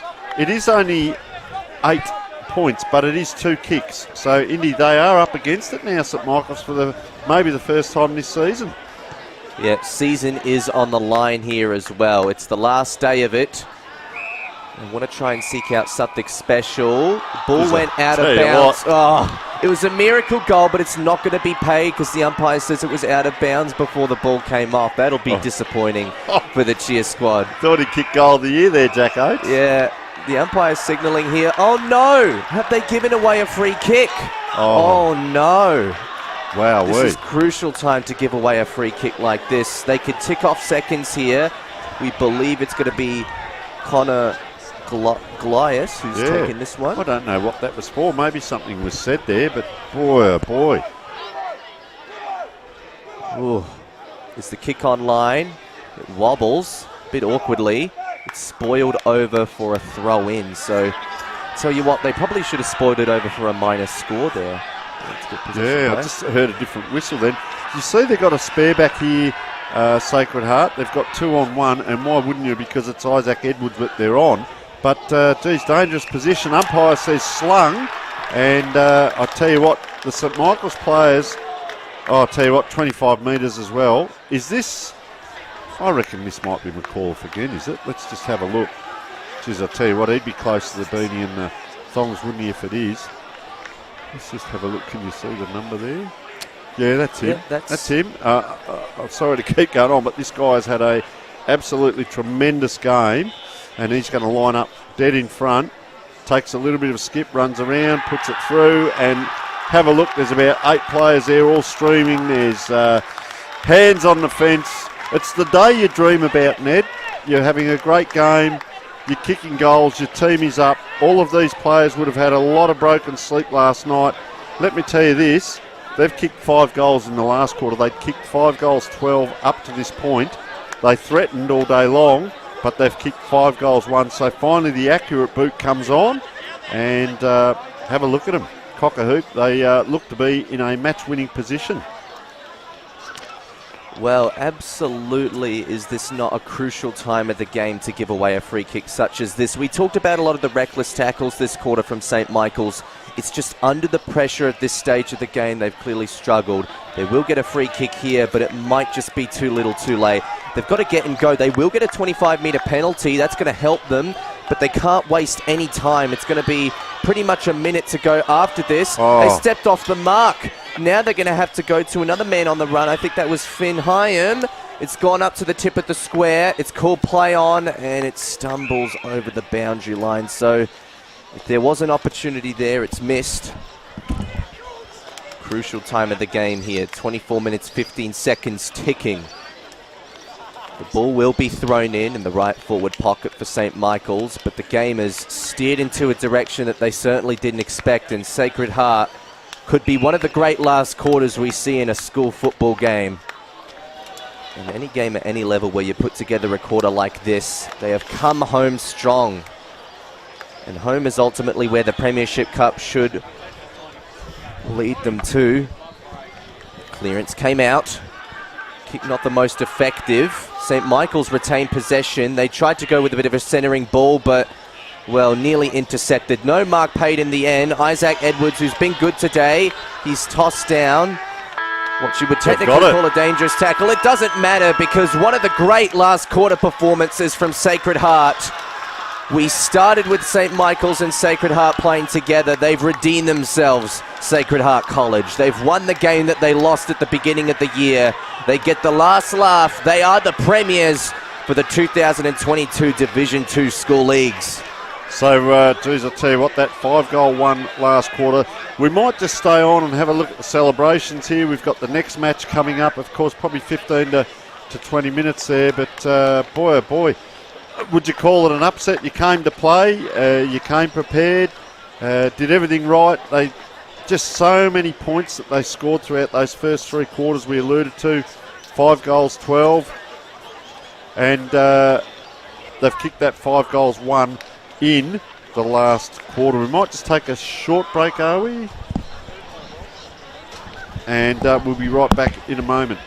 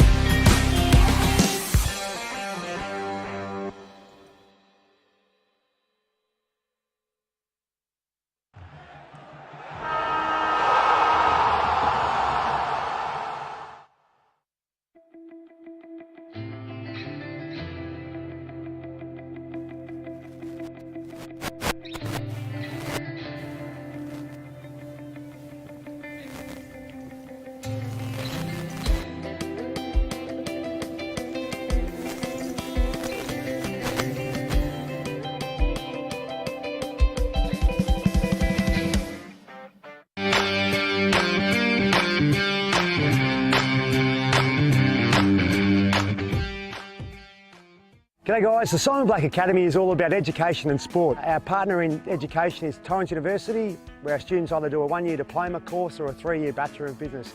Around that we run a football and athletic program based here at Norwood Oval, and it's all about trying to develop and take our students' game to a new level. Around that also, our third pillar, besides education and football, is personal development. If you want to get involved, check out our website, which is simonblack.com.au.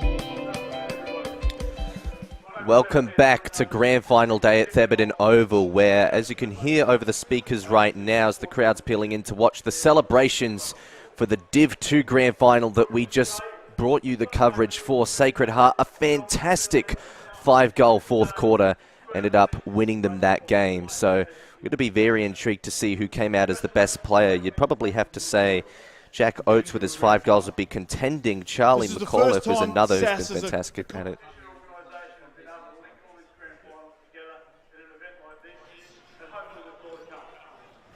Thank you to all the schools that have participated over the season, to all the umpires and officials on the day, the medical crews, people in the canteens, people on the doors, all the people that have come together to make this happen, to the SAAS Sports Football Committee, led by Gavin Pennington. Thank you for all the work that's gone on in the background. A special thank you to the SANFL for granting us permission to be able to use Thebarton Oval for this day, and the support of Brenton Phillips and Sam Blades in helping us set up on the day. I'd now like to introduce and invite forward the runner-up captain from St Michael's.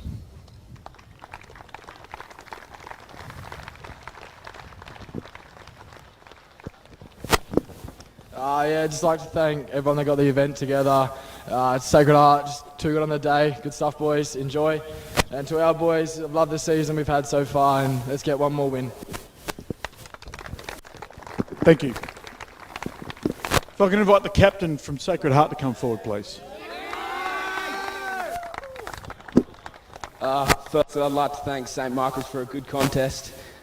Came down to the last 5 minutes. You shouldn't be disappointed. Thanks to the organiser of the event, done really smoothly. And to our boys and Anton, he let us in with hope and couldn't be any prouder of us lot. Thank you.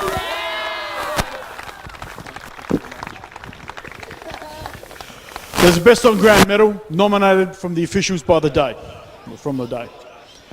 They nominated Sacred Heart, number 39, Charlie McAuliffe.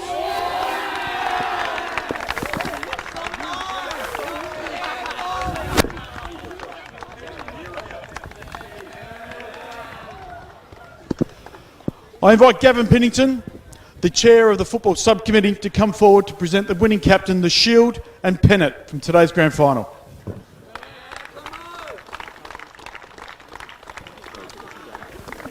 And once again, I ask the captain to come forward. If you could introduce their medals.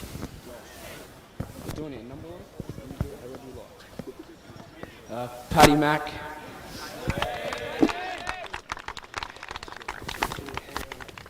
Aussie Davis.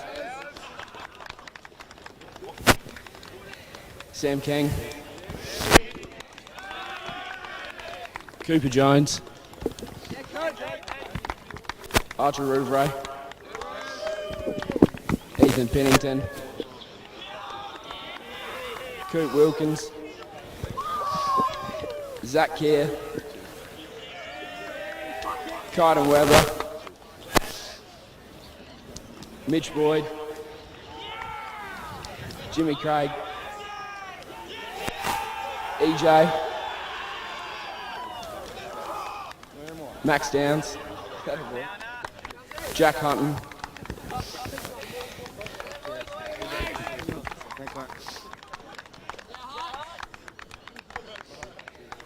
Joseph Chigwidden, Jack Wilson, Archer Van Dorn, Zane Scoops, Connor Lewis, Jack Oates. Is that everyone? That's everyone. Oh, Anton.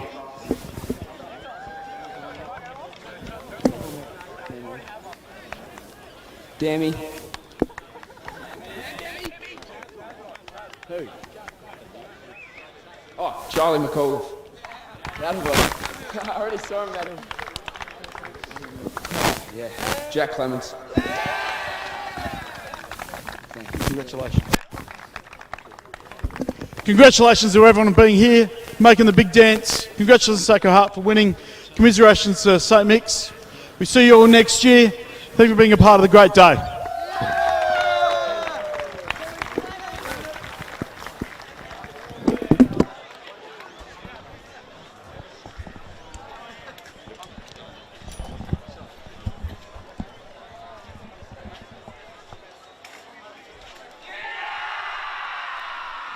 Well, we can see the very victorious Sacred Heart there. Up and celebrating Indy, and yeah, very well played. And Archer Rouvray played a great game. Caden Weber, Chigwidden I thought was quite good. Charlie McAuliffe, what a fantastic game. And Jack Oates, of course, with his 5 goals. And St. Michael's, just to finish off, how did you see their better players? Yeah, St. Michael's, well, again, I really liked Isaac Edwards' effort throughout the entire day. Isaac Neiman was also good early, kicked those 2 goals, but probably lacked a bit of scoreboard impact late when the team needed it. Archer Charles laid a couple of really great tackles, and Harry Carroll was another who I really liked watching in that match as well. So look, they had some players, and they actually distributed the love quite evenly on the scoreboard. They had 6 different score involvers when you actually look at who kicked the goals, compared to just the only 4 for Sacred Heart, but unfortunately it wasn't enough to win them the game. We're just looking at some replays here. That was the awesome goal to start us off from Jack Oates, who, if it wasn't going to be McAuliffe winning the medal today, it would have been Jack Oates with his 5 goals, because he had all of the scoreboard impact that they really needed. And just looking at more of the goals here, this is another one that came for Oates, and another snap goal as well. So he knows how to get him on the run, and he missed a couple set shots. He was, I think, 5 goals 3 for the day, Jack Oates. Not the most effective kick ever, but still extremely crucial in the passage of this game. We're just looking at more of his highlights. Anyway, we're just watching the Division 1 team now, just lining up as the Division 2 team are down there singing and roaring. And this entrance onto the ground is something really special for these players now, as they're about to run out. They've got their Division 2 team having just won a grand final, and the Division 1 team about to take the ground. They're out there singing. All is in readiness. Sacred Heart, of course, coached by John Simons, Prince Alfred by Matthew Slade. We do have a couple of interviews, but we'll just hold off for the moment and just watch proceedings as the teams come out. We may get to the interviews, we may have to cut them off short if the game starts as in readiness. There are also national anthem, welcome to country, smoking ceremony, dignitary speeches and so on. So fair bit going on as we can just wait in anticipation. Indy, can you imagine the players in the rooms the last minute or so before they run out for the big grand final? Yeah, it'd be a really nice feeling in the rooms. One squad coming out victorious and another now getting anticipated, thinking, well, I want to be in that position. And if you're a Sacred Heart fan, then do not go anywhere, because you've got another opportunity for glory. On the exact same day, you could get twice the glory for twice the amount of effort, of course. You'll be getting another team coming out in Div 1, and, well, I'll tell you what, the smoking ceremony's going well, mate. That is up and running as we speak. So I think it's all going to happen in a rush when they do come out. A couple of players to watch for Sacred Heart, and I reckon, well, of course, Will McCabe, number 8, is he played that great game against Ross Trevor and kicked a couple of real telling goals. Bo Simons, very good player for them. Ashton Moyer, number 15, he is an absolute superstar to watch there. Jacob Ryan, of course, in the state team, over to the AFL draft as well. So fantastic player. He was injured earlier in the year when we went out to the game, only got 1 quarter. The Camporeale twins in the state under 16, Lucas and Ben, also to watch. So they are absolutely littered with superstar, well, when we say young up-and-coming future stars of the game, or great players of the game, and a lot with Sample, of course, experience. And we go across to Prince Alfred, and a couple of the better players there. Indy, as we speak. Yeah, definitely. Patrick Weckert's going to be a big talking point, because he was the match winner all the way back in round 6, which was the last game of that second term. Tall and strong key forward, very athletic both in the air. He kicked 8 goals in an Eagles reserves game 3 weeks ago. Deputy vice captain, coming off a very big purple patch of form. And I believe he missed, he chose to play school football over league football selection at the Eagles. So that's how much it means, as we see Sacred Heart boys just getting a bit excited. Who else have we got down there? We got... the captain, Kane McAuliffe. I don't know if he's related to the Sacred Hearts boy in Div 2. That'd be a bit ironic going into the game. We've also got to make mention to Montgomery, of course, Louis Montgomery, Will Thomas, Tom Tasker, Charlik Lagana. Some very crucial players last time, and Hewan Wisman as well. I can't remember who we gave the beanie to. I remember it was a defender, one of the great interceptors from that game, who was really able to just glue things together back in the defence line. There's our beanie winner today out there, but that was Ned who did that. So, yeah, we might have to prompt him, because I think there are a couple of players out as well for Sacred Heart, but as you can see with their secondary, they are so strong in their depth. I'm sure they'll cover all players there. They've got a real smattering of both teams, of Sample and local players, borders. So we welcome all the viewers that are watching all around the state, the country and the nation, and also the country and nation of the One King, of course, but also worldwide. There would be people watching overseas as well, many of the old scholars and relatives and everything. So we have a look at the finals, and as we saw today, just in that last 5 minutes, the increase in effort, we saw Cramp coming in. I call these key points to the game, Indy, and we might discuss these, as it's just a very exciting time waiting for the players to come out. We look at the 10% increase in finals and the work rate. Our team's experienced and prepared for it. What do you think of that, especially with nerves and adrenaline going on? Yeah, obviously with the 10% increase in finals work rate that we naturally get from finals anticipation, I mean, when you anticipate something that weighs so much emotion and physicality on it, you already get that feeling prior to enduring through anything that, I mean, it's not necessarily a sickening feeling, but it's a feeling like your stomach gets empty. The butterflies in your stomach, saying probably best describes it. Human... Mate, the human element. Mistakes and clangers will happen, as we saw out here. They will happen. So do we just get over it quickly, get on with it? And I talk about the 5-minute rule, do something positive for the team. You can't just dwell on, I've made a mistake and drop your head. It's get over it and get on with it. So the human element is a very big part of it. Yeah, and strength through 3 main areas of the ground. Strength has multiple definitions, but down back, who's the spare? Who's intercepting when the momentum suddenly comes out the back end against expectancy? Who's going to intercept it? Break from their man, read the ball thoroughly as well. Midfield quality. And we spoke with Matthew Slade about that, and I said, well, what do you do if you talk? He's talking about speed. What do you do if you push the ball forward quickly? Do you expect your players to get down and run and get numbers around the ball? Or do you ask them to, now we've got the ball down there, we stay back and keep a spare as well? So it's a bit of both. Your midfield? Yeah, do you rely on the zone or do you rely on the man-in-man? That could be said about any area of the ground, but particularly in the midfield, plenty of players to roll through. Every matchup needs to be accounted for. And if there's any part of the ground that needs extra homework for the matchups, it's the midfield, because that's where most of the stars of any competition are going to come from, the players that have the tanks to get so much of the ball, to clear it out, to really orchestrate all types of plays in main areas of the ground. They're definitely playing a lot of extra time compared to most, and that's always something to be accounted for. And of course, we saw with the last game between these two, Sacred Heart got 4 goals up at half time, and then Prince Alfred stormed home and Weckett kicked the last goal. So the question remains there, and we'll keep an eye on this today.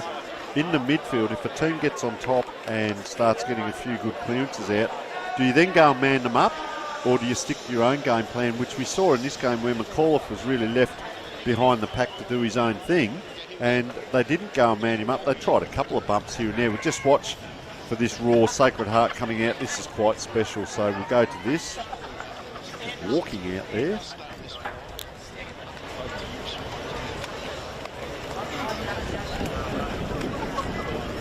Yeah, Huddle actually, so finishing out right away. We'll come together.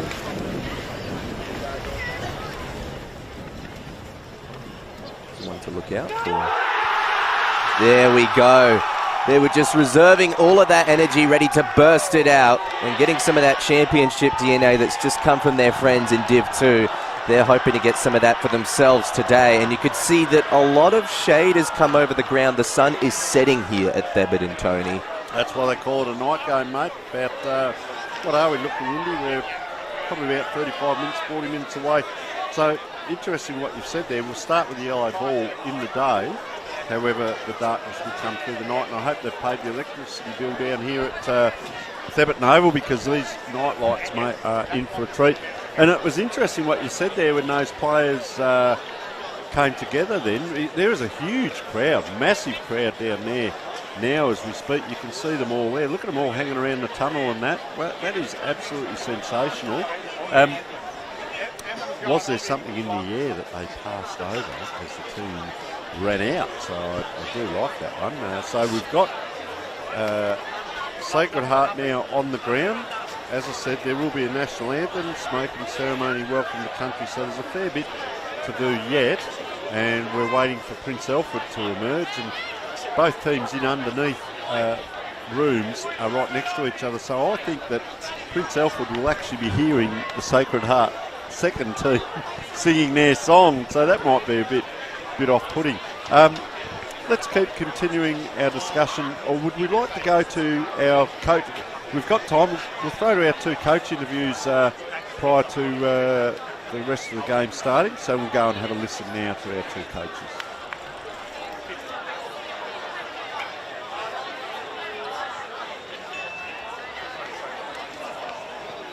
How's the squad looking after the preparation this week, first of all? Yeah, good. We've had 3 weeks back together this term now, post the state under-18, under-16 championships. So, yeah, we got everyone back from those championships, which has been good to get the nucleus of our side back together. We lost a couple during the week with Knox during last week's game. But again, we've got a very strong group with the seconds playing in the curtain raiser grand final that we're more than comfortable calling a couple of lads to get that opportunity. So no, we're as prepared as we could be. Yeah, fantastic. And I know the football program down there, led by yourself, is great, because you've got 3 senior teams really, and then your other grades as well. 12 months to get this opportunity. That's what we look at. What were the methods in defining the squad and really picking your team on team needs and so on over that 12 months? You know, there's some heartbreak for players that miss out, but you've got a really strong squad as well. Well, we have, and I guess what you look at a day like today is the conditions. So we're expecting it to be the ball to spend a fair bit of time on the ground, but the PAC have certainly got some very good tall players that we need to be able to take care of.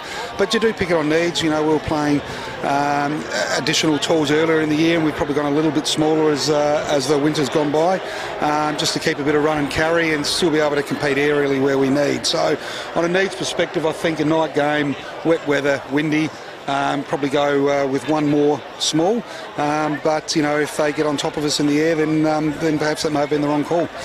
No, I like the thinking behind that. Now, John, a question, mate. I saw an ex-AFL coach the other day mention it takes 6 months to get just the backline defensive patterns going when a new coach steps in. What do you think your team's strengths are, whether it's backs, mids or forwards, or is it all, of course? Well, I mean, we have a different group every year in the college system as the year 12s moves out and the lads move through the grades. I think the benefit from my perspective is coaching the year 10As as well.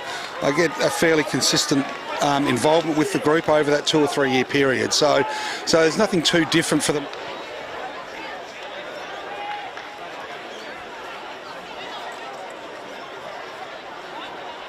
Ball and be willing to take the game on when we've got the ball in hand. So PAC are very similar as well. So both sides highly skilled, highly contested.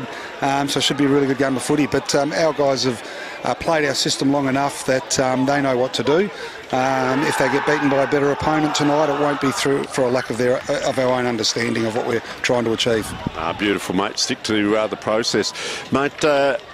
Nerves and adrenaline, the first 10 minutes of a game, yes, nerves and adrenaline are there, but you've got to play 100. How do you settle the side? Do you try and settle them? The other side of it is the famous quote, if you have a thoroughbred, don't leave it in the top paddock, let it loose. Do you just let them out there and let them play? Which way do you go? Well, it can go either way, realistically. I mean, 100 minutes of footy, it's going to ebb and flow in terms of momentum, who's got control of the footy, who's got control of the scoreboard. So we played against each other early in the year when you covered that game, of course, nearly, and I think we got about 4 goals out lead by half time. They got to about 3 goals up by 3/4 time, and then we got back in front in the last quarter before they kicked the last goal of the game. So, you know, you're not going to control it for the whole 100 minutes. It's quite simply a matter of trying to limit the damage when they've got a bit of control and trying to capitalise when we've got it. Both sides will be looking to get a really good, fast, controlled start.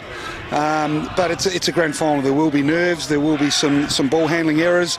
It's a matter of just limiting that damage and settling down after that first 5-10 minutes and play footy to each player's ability. And if enough of our players do that, we certainly think we're good enough to win the game. Oh, John, well, you've certainly done the hard work leading into it to get to a grand final. Hi folks, well, we're joined by Matthew Slade, the coach of Prince Alfred College, and first of all, welcome Matthew. Thank you for having me, Tony. Good to be here. Yeah. I'm looking forward to this for quite a while. Mate, 12 months to get to a grand final, preparing the squad and everything. How have they been this week on the track? Look, we sort of freshened up a little bit, I guess, leading in. It's been pretty flat out. A lot of the boys are sort of juggling multiple, I guess, sort of programs at the moment. So we've sort of gone hard when we needed to and then pulled back and sort of tried to freshen up. Like some hard-hitting stuff in bits and pieces, but not for a lengthy training session. So it's been, you know, some contested stuff, predominantly just moving the ball fast. We know we're playing on a big deck, and fast movement will probably be a thing this afternoon. Contested on grand final week, I like that. Listen, I heard a quote from an ex-AFL coach the other day saying it takes 6 months to just to input the backline or defensive measures to get the team to learn it. What methods have you used this year? Because your team is playing extremely well. We saw the last game was a real close one. What were your methods to execute game plan throughout this season? Yeah, look, I don't know if I can put a time frame on anything yet. The whole thing is probably a progression, and I've talked about it before with the fact that I guess you get a new team and you've got to rebuild team, and it probably starts with just the basics of footy and then building some culture progressively. In terms of what methodology and so on, in terms of the game, we play a specific brand. I mean, we feel like we can play tough footy, we can play fast footy, but we just don't want to hold on to the ball too long. So realistically, part of it has been, yes, control, win contested ball, own space and so on, give no time and space away, but it's also been about releasing ball fast and going. Look, it wasn't easy to adopt that. Boys want to take the game on themselves to some degree. It was about bringing others into the game, and we we had to put a few punishments in place to make that happen and happen quickly. So if they don't give to someone in a better spot, then they come and sit down next to me for a bit. Ooh, Matty Slade giving us the hard stuff.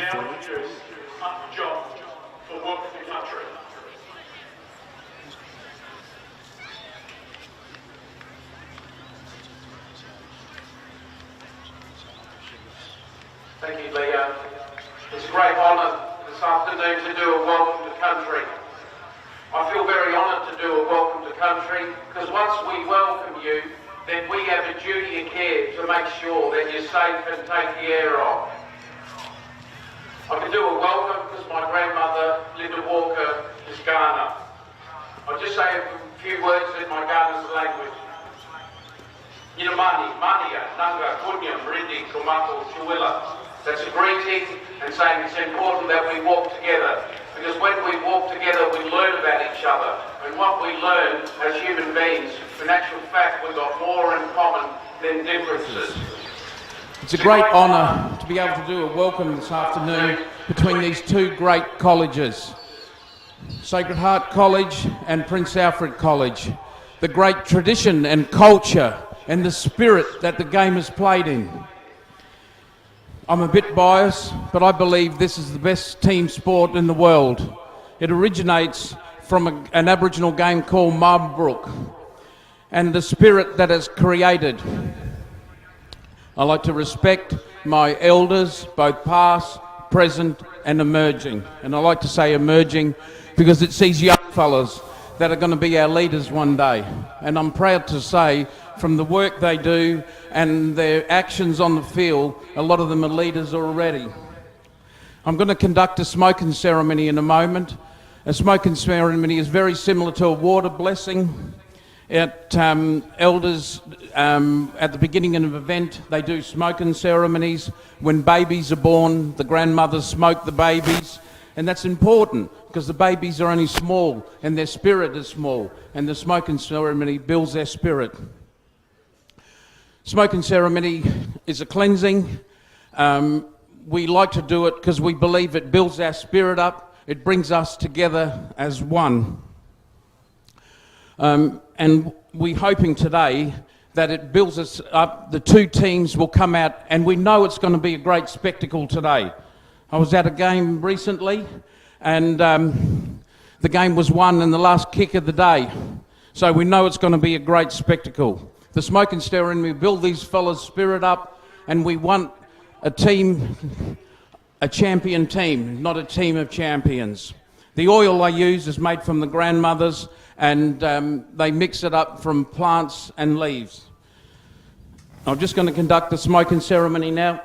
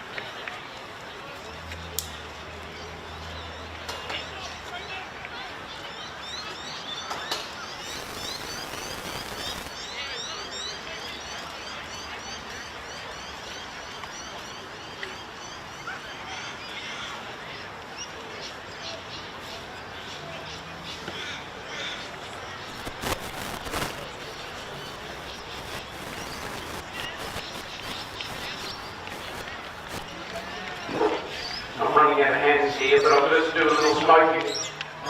Some go to the smoking ceremony. Some my grandfather taught me, his grandfather taught me, and his grandfather taught him, and so on.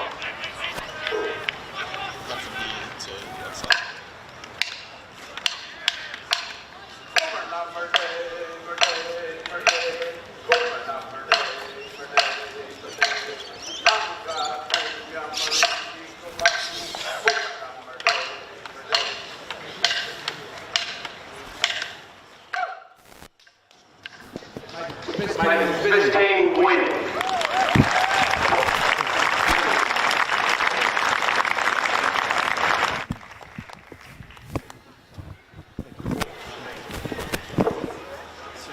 Thank you, Uncle John.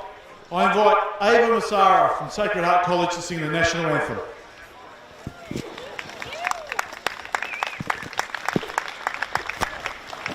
Australians, all let us rejoice, for we are one and free, with golden soil and wealth for toil. Our home is girt by sea, our land abounds in nature's gifts of beauty. In history's page, let every stage advance Australia fair. In joyful strains, then let us sing, advance Australia fair.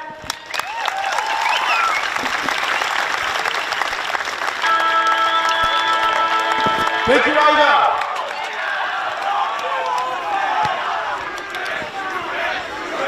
I've got Colin Steiner. Definitely one of the most noteworthy pre-game celebrations that we've seen all year, and only fitting that it occurs within the same day as the grand final, Ned. It's a very unique and individually unique atmosphere with that. Yeah, absolutely is. I was down there for the for when the two teams came out of the races, and I had goosebumps. It was absolutely phenomenal. Both teams, and then PAC, they started doing a Viking clap when their team were running down to them. So it had everything. Those two teams coming out onto the ground. Yes, well, it looks like the captain already for Prince Alfred, Kane McAuliffe, has made his way into the middle for the coin toss. Meanwhile, Sacred Heart are awaiting their individual representative to come in. Yep, he's made it. He's made his way there. We're going to take a look at the coin toss from afar. And looks as though location indicated. Sacred Heart have come out on top, and attending that was Tyson Coe. So he is elected to go to the right of screen for the opening turn of the Div 1 Grand Final, Tony. Yes, and won't they be as keen as mustard? We start in daylight, we finish in darkness, but of course the ground will be very well lit up, and fantastic by Colin there to come out. And we've got a little bit of a rundown on that young man. Well, not so young, we'll say, but absolutely amazing. His background, and we'll go through that perhaps a little bit later, a bit more comprehensively, but he's best on ground medal, 10 years player with the Australian Teachers College in Renmark, West Gambia and Gawler Centrals, a teacher from 62 to 79, geez, a lot of country high schools as well, community football, school football, and an administrator for many years as well. So we thank Colin and welcome him to the ground today as he's trying to knock off one of the footballs there as he's walking off, but no, he's got the match ball in hand.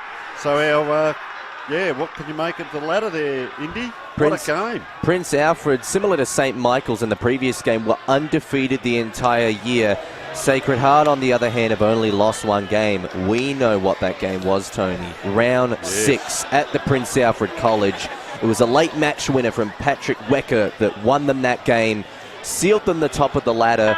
And, well, if we learn anything from Sacred Heart in Div 2 is that if you do the homework when you lose, it's not about if you lose, but when. And certainly they don't want the when to be today. Can they redeem themselves, or will Prince Alfred, and as they like to call it, their fans like to call it, the Red Army, are they going to come out superior and on top in this matchup? Well, they're huge to the left of screen, as we see there, still in the huddle, and Sacred Heart are already almost in position. Just go through the last couple of weeks there.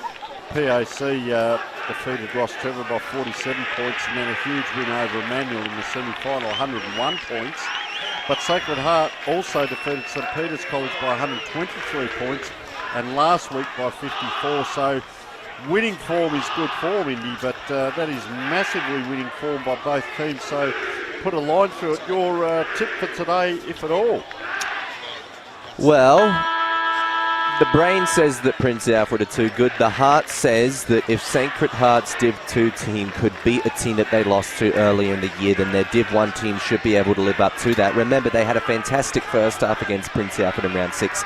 It was that second half where they let themselves down and left the game too tight, too late. So if they can come out with the same type of early momentum and actually maintain it this time, then Sacred Heart can learn their lessons. But PAC are a dangerous team, and we've seen that this year.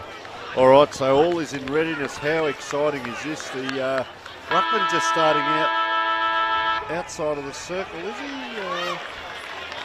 No, that's a different person I was looking at there. Just interested to see what was happening in the middle. We'll get another setup now. It doesn't matter whether you do start in or don't start in the centre circle now, as up it goes again by the umpire, and trying to get that, couldn't quite get his footing there, was number 27, Tyson Coe, the captain.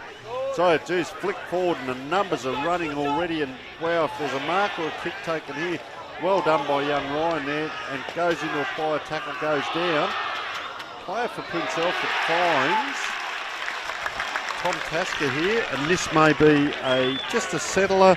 And we talk about that first 5 to 10 minutes where the nerves and adrenaline are all on fire, and just to hold off there, not a blasting kick, just to pick a player out, and this is Tasker, ball in hand to start the game off. Of course there's no betting, but if you had a few dollars on him in sports bet, you might have been in front on the scoreboard here, but let's just see.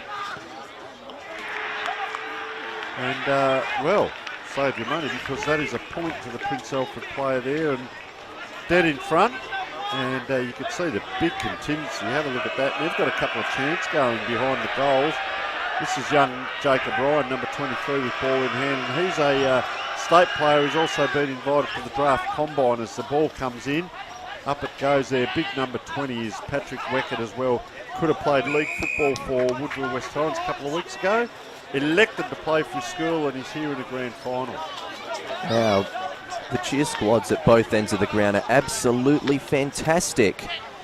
The hit out, in this instance coming from Sacred Heart, but the ball going nowhere. Tackling pressure ensues. Some hands get it out. Here's a clearance option. It'll be Ben Excel. He goes out wide on his left. He found a one-on-one that he really liked the look of. It's Campariali who goes out a little wider, continues the forward swing and momentum. It comes back to him. He goes further and hits a target up forward. I reckon this could be William McCabe. I think you're correct, because he can take a mark, as we know, Indy, and really excelled the time we saw them play at home. Well, if you've tuned in with us early in the day, you'd know that the weather during our coverage has been really good in spite of how dreadful it's been this week. The evening, the trend could continue, although a bit of overcast is coming over the ground. It's a bit dry for the moment, though. That's what matters. William McCabe comes through, doesn't miss everything. He hits a target instead, intentionally or otherwise. They'll get another shot. It will be a tight angle, reels around the body, wastes no time with the snap, and probably should have taken a bit more time on reflection, because it's only a minor score. And you can see down there as well, that's Ashton Moyer, one to watch today.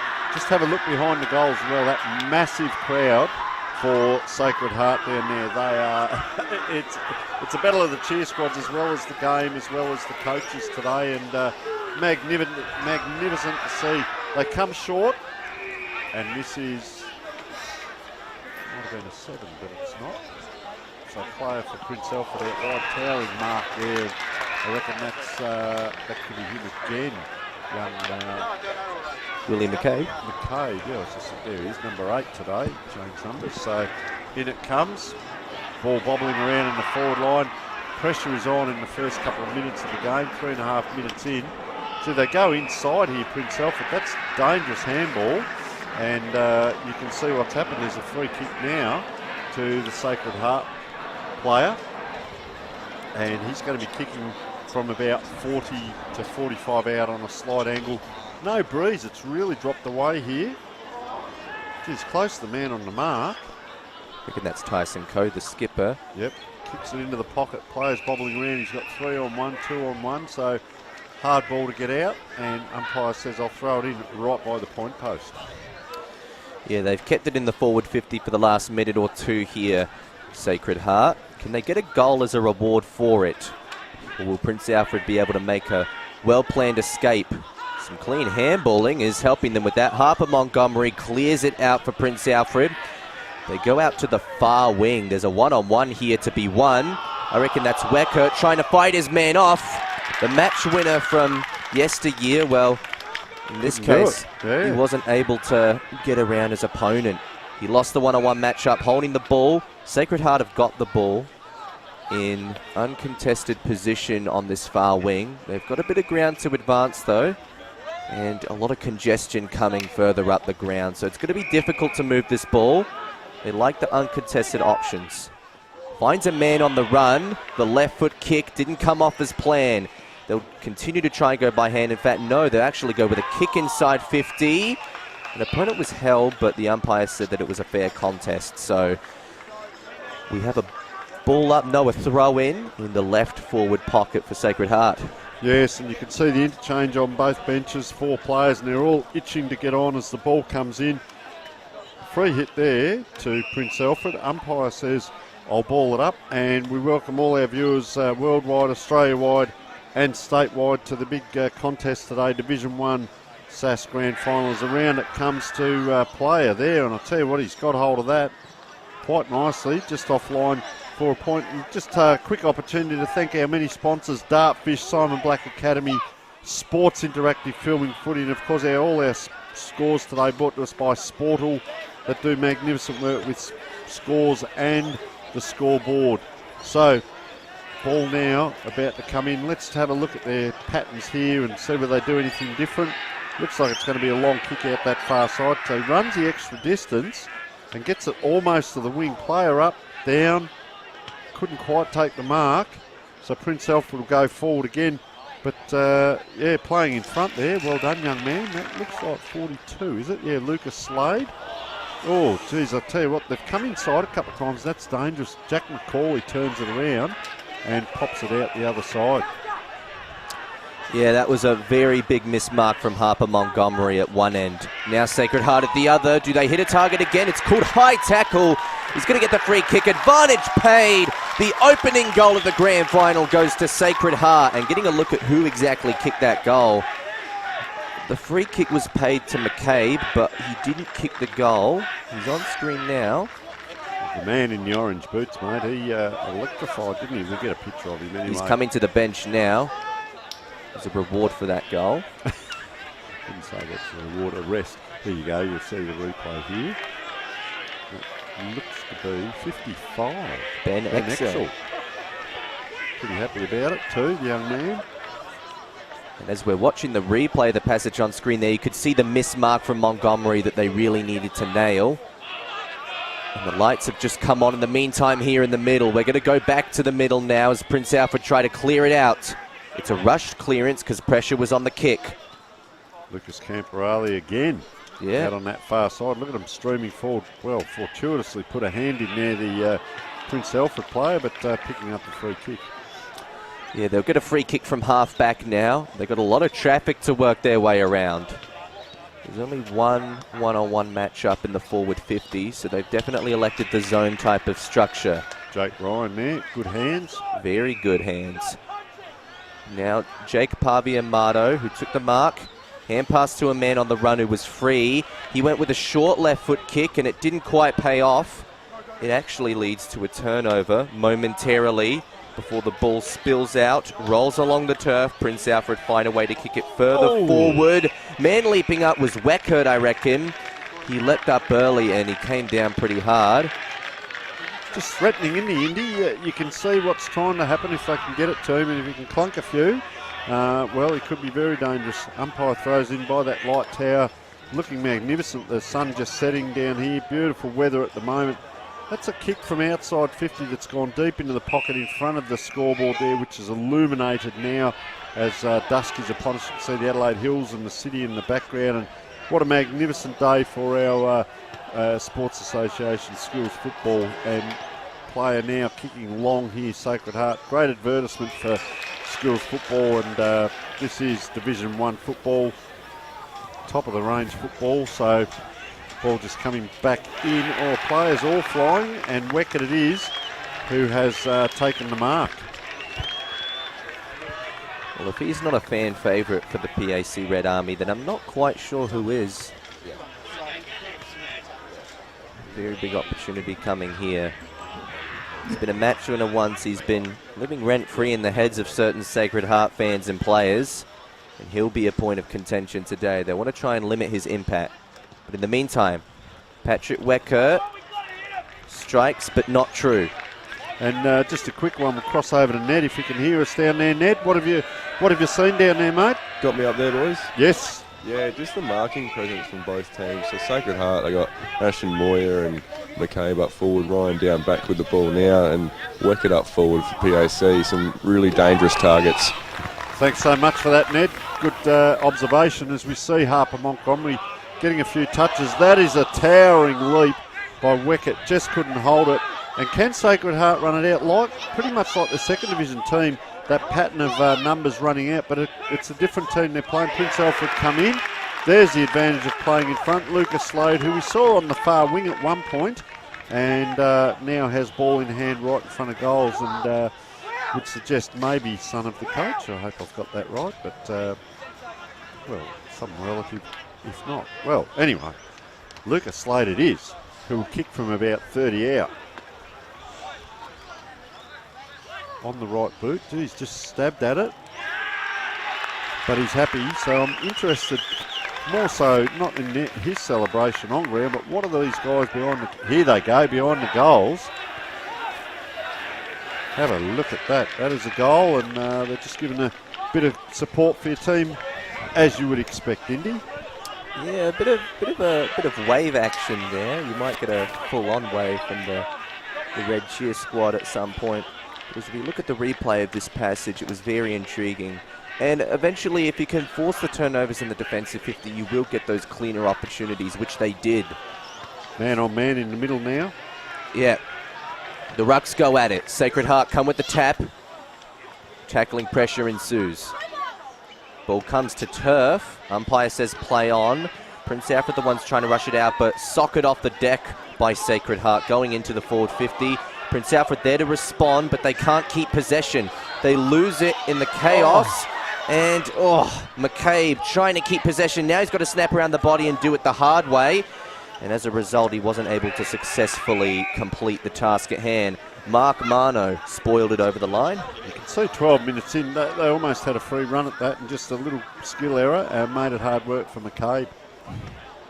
Yes, well, we do say nothing comes easy. You do want to get the slightly more simple stuff right. Hand pass. Prince Alfred trying to get hand-to-hand action going. And in the chaos, it turns over once again. Then a kick around the body. Wasn't super effective from Payne. It still remains a chaotic ball to be won. It hits the little post, which means it'll be a throw-in. Just patches at the moment for the viewers out there. Patches of good football followed by a lot of scrambly play, and umpire going to bring this in, and a lot of players probably in that 1/3 of the ground as we speak. There is a full ground press on at the moment, so it's going to come out into a lot of traffic, and Camporeale, so going to find it hard to get through. You can see all of the players in that, just in that picture itself, but we can tell you now all the players are pretty much on or around the edge of centre half back position down, apart from the players coming into interchange. So is it a press by Sacred Heart or a flood by Prince Alfred? Oh geez, Camporeale, he runs around to the left, very much buddy-like there, but not effective, just dribbles over the line for a point. So gee, I tell you what, 1-3 to 1-2, close game as we speak. And Prince Alfred about to bring the ball in. Kane McAuliffe was just having a bit of a moment with the Sacred Heart cheer squad there. Entertaining stuff to watch. He's going to come out with the kick in. In fact, he's going to come out wide for the kick in. He had a big run up. It hit a pack. No one's come out with it yet. Sacred Heart might be the first ones onto it. Hand pass over the top from Camporeale. He goes further. Finds a man on the run when Hillier. He goes further to the right pocket. Spoiled first, though, by Prince Alfred. And that'll save them a moment. And they are down a couple of players, Sacred Heart, I think Ryan Werfel may have been one, but there's 2 or 3 players that are down. Bodie Ryan, who'll be joining us in the second quarter of this game because out with a broken collarbone as well, plays down at Glenelg. So they're down a couple of players as we speak. We'll find out more in that second quarter about that. Anyway, out they come. A lot of congestion, as I spoke about, and you try and get through that congestion holding on to the ball, and you're going to get caught with a tackle. And very solid young player, Robert Hillier. We just saw him streaming down the wing a moment ago, and he ends up with the ball in the forward pocket. As I said, most of the players are in that 1/3 of the ground, and a lot of traffic. So this is fortuitous to Hillier. As we said, the wind's died right off. He's just having a look there. Don't think there's any intent in passing. It'll probably be a drop punt, I'd suggest. Stabs at it and just kicks that, well, out of bounds on the full. So not able to capitalise there. And, well, we saw their seconds team start out a little bit inaccurate as well, Indy, and maybe the senior team, Weckett goes up high. What a great matchup, Weckett and Ryan. See Ryan just playing off him now on the outside of this pack if they can get it to him. And steamrolling rugby style, the rolling maul again. And play giving the ball back was Lucas Slade, who also has been instrumental. He's up the ground a minute ago and now down around the ball. So it comes out, but they're out close to the boundary here. And comes inside now, 2-on-1 wicket. That's very hard for him. Geez, a flying attempt at a tackle there, and it was enough to hold it up. Ball up. Yeah, tackling pressure, just grinding this game to a bit of a halt. And nothing like those 2 clearance attempts, 2 consecutive clearance attempts from each team smothered. Tackling pressure comes onto turf, and that's good stuff from Ollie McInnes and co, who bring the ball to ground. It's a ball up now in the centre square. Yes, he's trying to come out with it. Lucas Slade, did he get proper hands to ball? Well, you say he was tackled incorrectly. In fact, he's going to get a 25-metre penalty here. Not 100% sure what that was for, but it will allow PAC to advance some territory, and some much-needed territory with that. So Sam Waltham's just come off the bench, sorry, Indy. Yeah. He's got the ball in hand now. He's going to give it off, though, boundary side. He's going to pay off. He was uncontested position. Then Harper Montgomery loaded up, but couldn't keep it straight. Misses to the left side, the near side. It's 9 points apiece. 1 goal's 3 apiece. Opportunities from both teams have been missed early on. So Ryan with the ball now. He plays on. You can hear the crowd behind him. Just going to go long down the wing. It's going to drop a bit short. McCabe was it up in front. Couldn't take it. They've got runners. Player, was he taken high? He was. So we'll get the ball back, and fortuitously there, because a bit sloppy with possession. Once again, we see a kick that's just to a 50-50, which allows for this contest. And players trying to mop it up. A free kick given. That's just luck, though. You're not going to get that every time. I'd rather see maybe a little more possession. Because they got the run on now and running past. So that was the player that actually kicked that in. Then got the ball inside 50, and he's going to glide past now. Doesn't need to, because Moyer is an absolutely fantastic player, and he has kicked the goal. And you're pretty much, most of the people out there going, oh, wow, that was great. That's just how Ashton Moyer plays. He's an absolutely sensational player on his left boot, and we'll see this coming again, maybe, but you can put that down to Jacob Ryan. He took the kick in, ran past, got it back inside the 50. That's him kicking it in. Moyer here will get possession in a moment. Umpire was called, he called the free kick early. And back it goes. Play on here. Look at, so both teams have handballed out wide to get that ball in. And this ball came off. Bought the ground, out it came, good rebound and goal. So I'm not too sure, just earlier when Waltham gave to Montgomery, who is a left footer, yes, but when you get to the boundary side, it just makes it a little bit hard on that shot. So ball in the middle. Fantastic stuff at one end. Can they follow it up, Sacred Heart? It's been goal for goal here, and by goal for goal, it's actually been pretty uncommon to see either team kick one. Slightly defensive, if anything, very physical. Neither team wants to give an easy inch. But Sacred Heart might get a few here with this clearance. Won't hit a target. PAC on the rebound. Clever handballing abilities demonstrated nicely there, but Even better demonstrated interceptability from Sacred Heart. Credit there. Didn't hit the target though. PAC have Crummers around as well. They could really punish on this turnover. Fideli goes to the pocket. Good spoil there from the Sacred Heart defense. Just getting a look at who spoiled that one. He goes up to some teammates and gets a couple of high fives. They've gone out that boundary side, haven't they, a couple of times with the handballs, and the ball ends up here caught out. But gee, shallow throw-in by the umpire, and luckily the central umpire must be hooked into the commentary. So he's stepped right in now, the umpire. Well done, young man. That's a great throw in that one. They will contest. Big punch forward by Sacred Heart. 2-on-1 here. Squeezed up against the boundary. Intelligent to try and get it inside. Player went to the ground there, Josh Fidel, but well done, because the Sacred Heart player could have fallen across him and didn't. Up it goes, down it comes. Anyone's ball, or Ryan taken high there. The mop of hair goes, and the umpire says, yeah, he started very well. Have a free kick, son. Nice positioning of the ball. He'll glide by here again. Down the centre half back. He's getting a mountain of possessions already. But they're going to come out wide towards the boundary. Good numbers in the pack there. Unable to take it was Will McCabe. Outstanding young player. And they're going to run on. They're going to have numbers if this gets to ground. Well, it's one player that took the grab and handed it to the other player and didn't actually control it. And you just see a little bit of spite coming in. A lot of players just spread off that pack as the rucks came through. Oh, trying to barge his way through the Prince Alfred player, and he's caught holding the ball. Kane McAuliffe, the captain. So, Bo Simons with ball in hand. A couple of very nice tackles from Sacred Heart early. Simons goes further. A Crummer shakes off his man. It's Ben Exel. He goes deep. Tries to hit the pocket.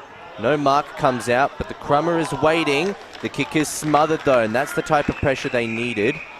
I'm not 100% sure who got the smother to that ball, but once again, a very important defensive act, this time on the other end of the ground. And Will McCabe there, number 8, he's done a mountain of work. He's going to be in the ruck here, but he's looking a bit tired towards the end of the quarter. He's gone for about 4 or 5 marks and probably taken 3 speckies as well. Physical game as we speak. Indy draws in the big breath, just observing as we get a real close-up on the screen. Player taking the ground. It's just going to bobble around here because it's pressure, pressure, pressure. Can they get it out now?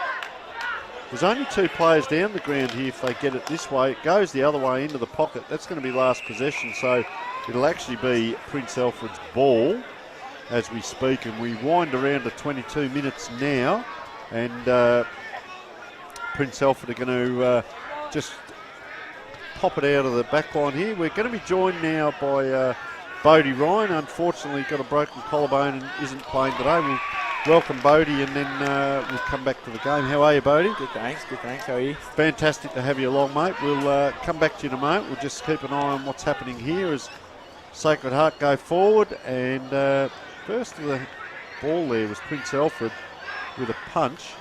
Dusk is upon us, Indy. It looks very good on the screen there, but just darkening back around the edges there, and scrambling game as we speak. A lot of players around the ball. Yeah, we don't see too much nighttime football between the school teams, so this could be a little bit of a change of pace for them. Let's see how they react to the change in lighting and conditions. It has been a dry weather day, thankfully, after a wet weather week. Tackling pressure applied there, but Prince Alfred still managed to find a way to sneak through a clearance. Only leads to a turnover down. Jack McCauley found a target and hit one. Someone who's got a lot of sunscreen on the nose. Matt Atkinson has got the sunscreen on in a night game. So what do we make of that, Bodie? Just over preparation, mate? Yeah, it's just, he does that every game, so. Oh, well, that's a set thing. Yeah, fair enough. What do you reckon? Are you going to back him? Will he kick it? I hope so. All right, well, let's have a look. Atkinson will kick from within the arc. Looks around on the right. Crowd held their breath. Spoil came out. Nobody can take it towards the line, but PAC do force it over for a rush behind. Oscar Kreger, the one to do so. So we're winding around. We've probably got about a minute to go, and then we'll have our break at quarter time, and we'll have a good chat with Bodie just about where things are at with his footy at the moment. But we'll just wind out this quarter as the ball's on the far side and possession football. And I'll tell you what, both teams having a ding-dong battle. You can see Weckett This is the matchup that's mouthwatering. Patrick Weckett is on Jacob Ryan here, right down back, and that is a fantastic matchup. As the ball comes out, if Princess can get it down there, they may run out of time.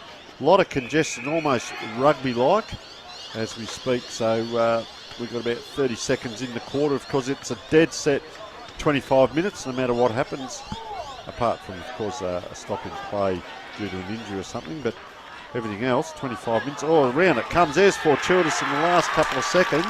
Who's that, Bodie? Did you see who that was on the left foot? Cooper Bobbridge, maybe.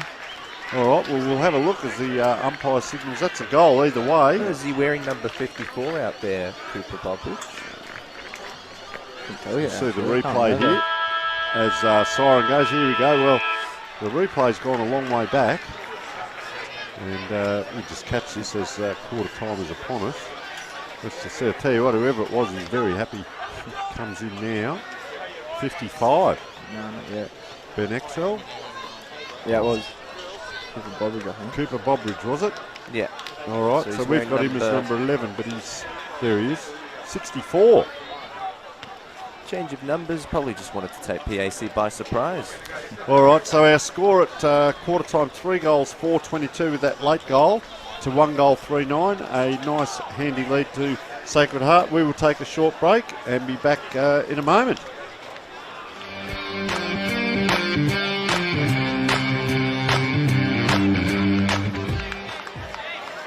G'day, guys.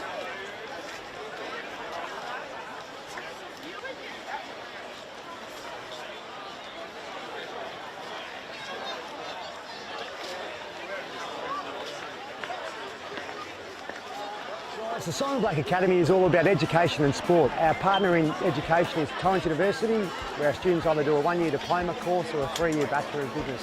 Around that, we run a football and athletic program based here at Norwood Oval, and it's all about trying to develop and take our students' game to a new level. Around that also, our third pillar, besides education and football, is personal development. If you want to get involved, check out our website, which is simonblack.com.au.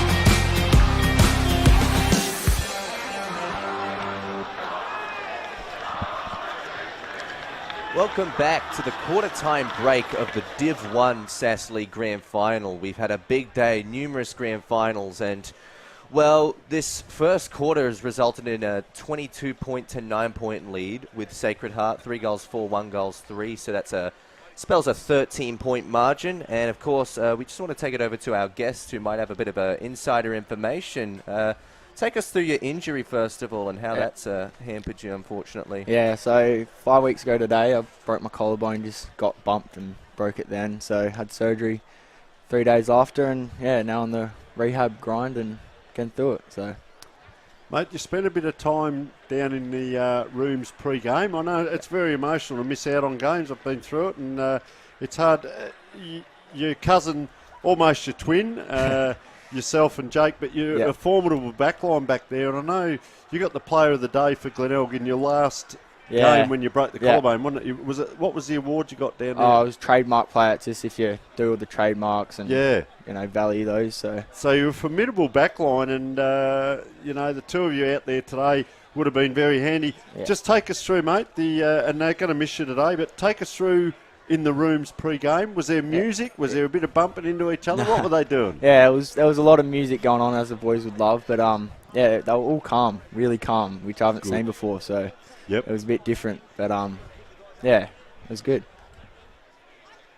Yeah, just wanted to point out quickly, Tony, and also you, Ryan, because we got this cheer squads swapping ends at the moment, and, well, it's curious. They would have had to cross paths at some point, so I wonder if there would have been any exchange that would have occurred when they met up at the midway point, because they've both completely swapped now. PAC have taken the flags and the banners with them, so that just shows that they're really eager to back up their teams on a scoreboard perspective. They really want to see them kick those goals, bring them home. Yeah, and they're tight huddles as well.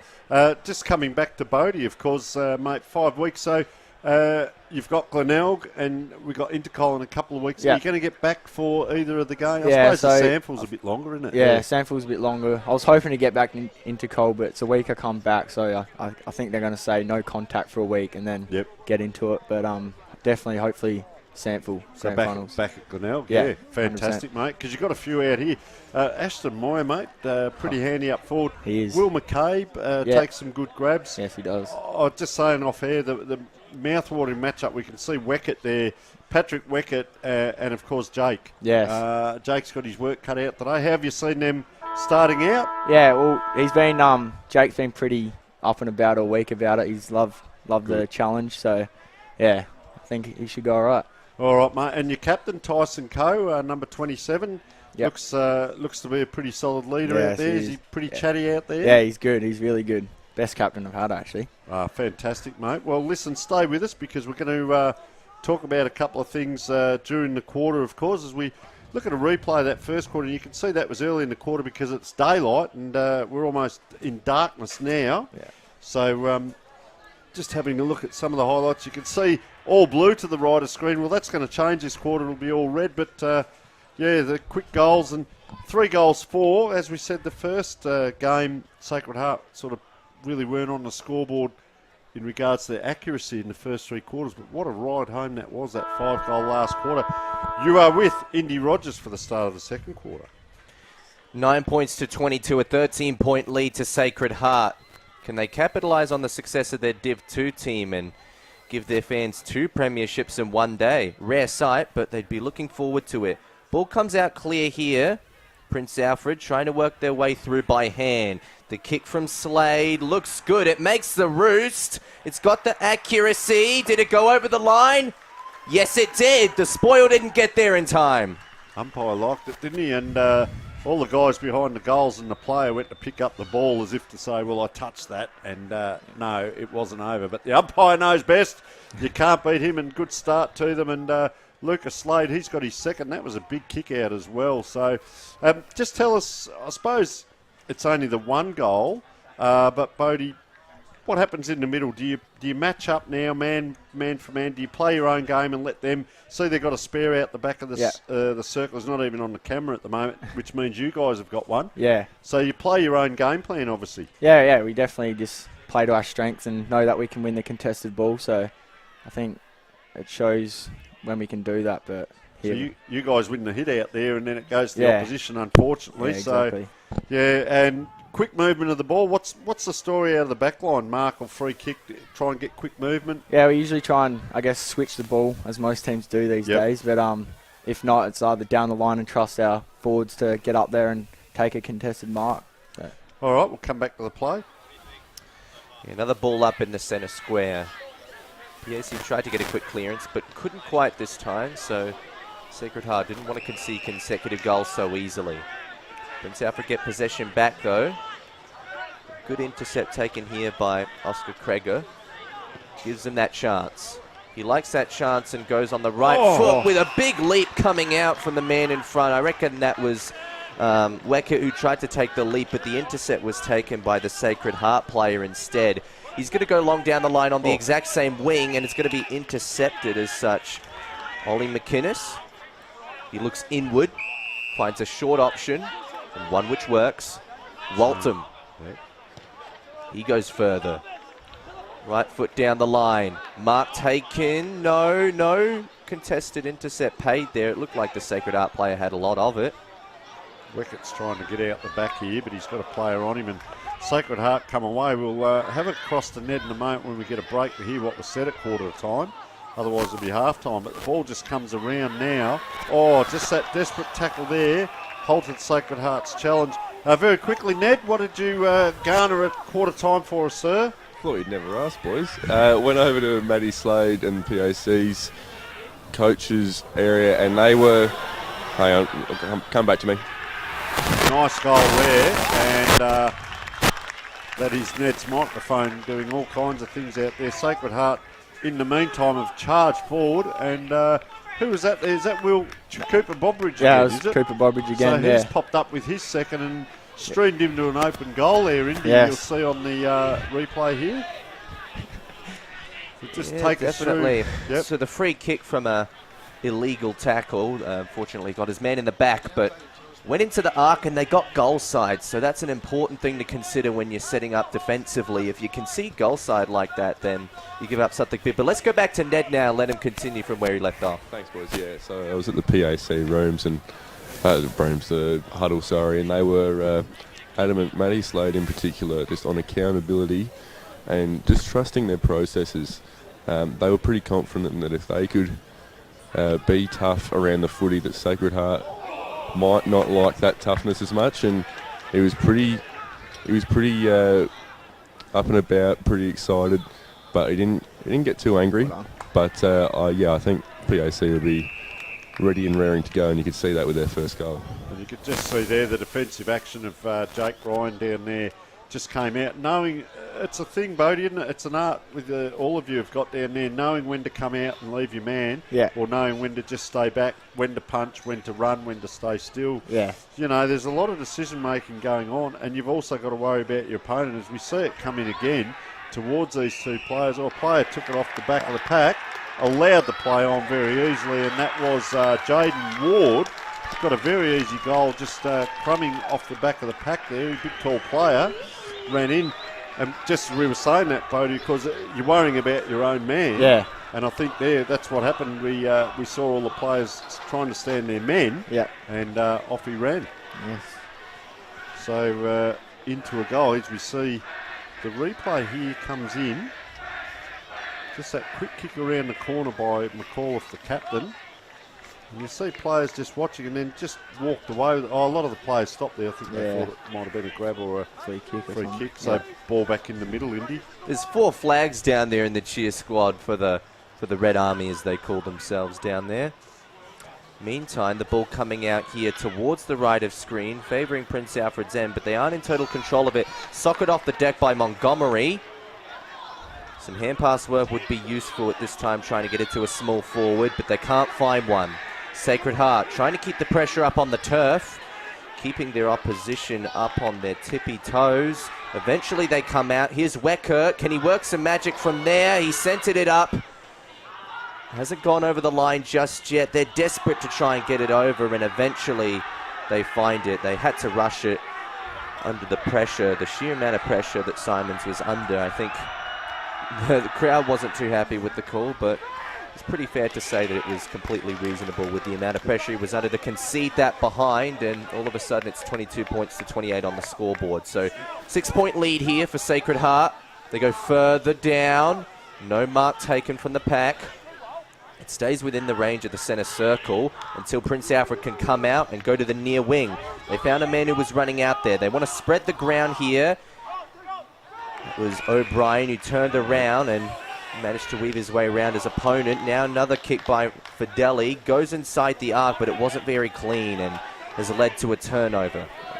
Use of ball here is fantastic. You do a lot of pressure work at training, Bodie, as well. Yeah, I guess we do. Yeah.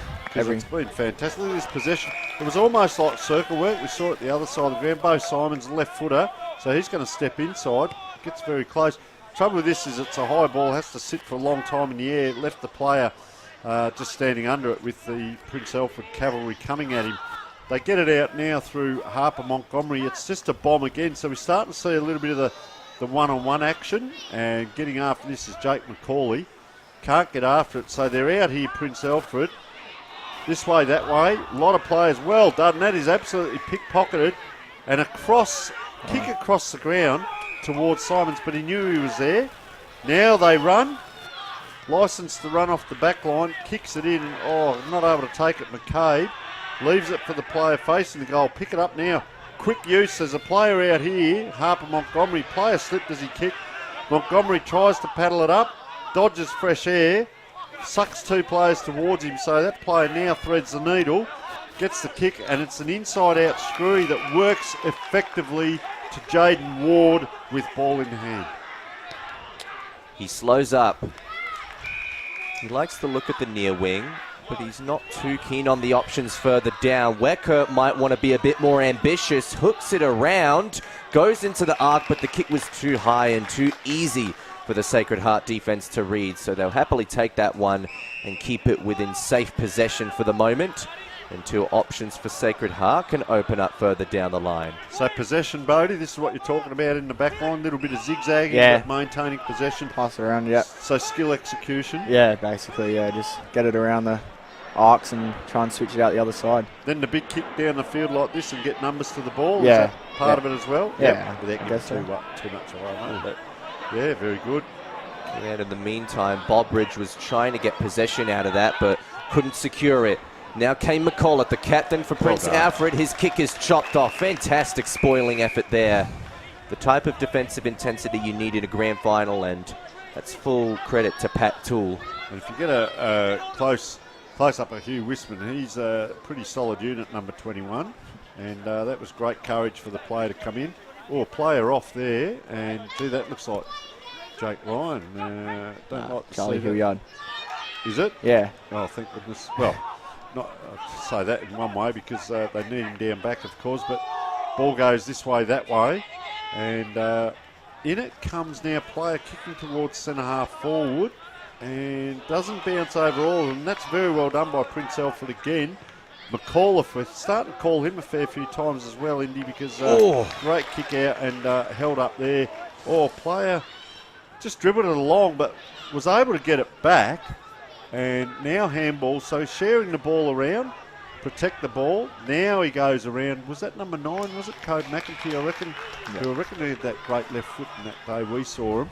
They're inside 50 now. Players ran on. Very well done. I don't know that you're allowed to get away with it. Ryan, it is over the top. Player still down there. We don't like to see that. So fairly physical. They're popping the ball around. Now player runs in, has a shot on goal and just off. And I reckon that was Wisman. Ned, what have you got for us? Charlie Hildyard came off before holding his knee. Didn't exactly see the moment where he hurt it, but hopefully it's just a knee-on-knee sort of injury and nothing ligament-related, boys. Yeah, well, we wish Charlie all the best there. Hope he makes a speedy recovery. You can hear all the noise down there, and this execution needs to be spot on, as Bodie alluded to.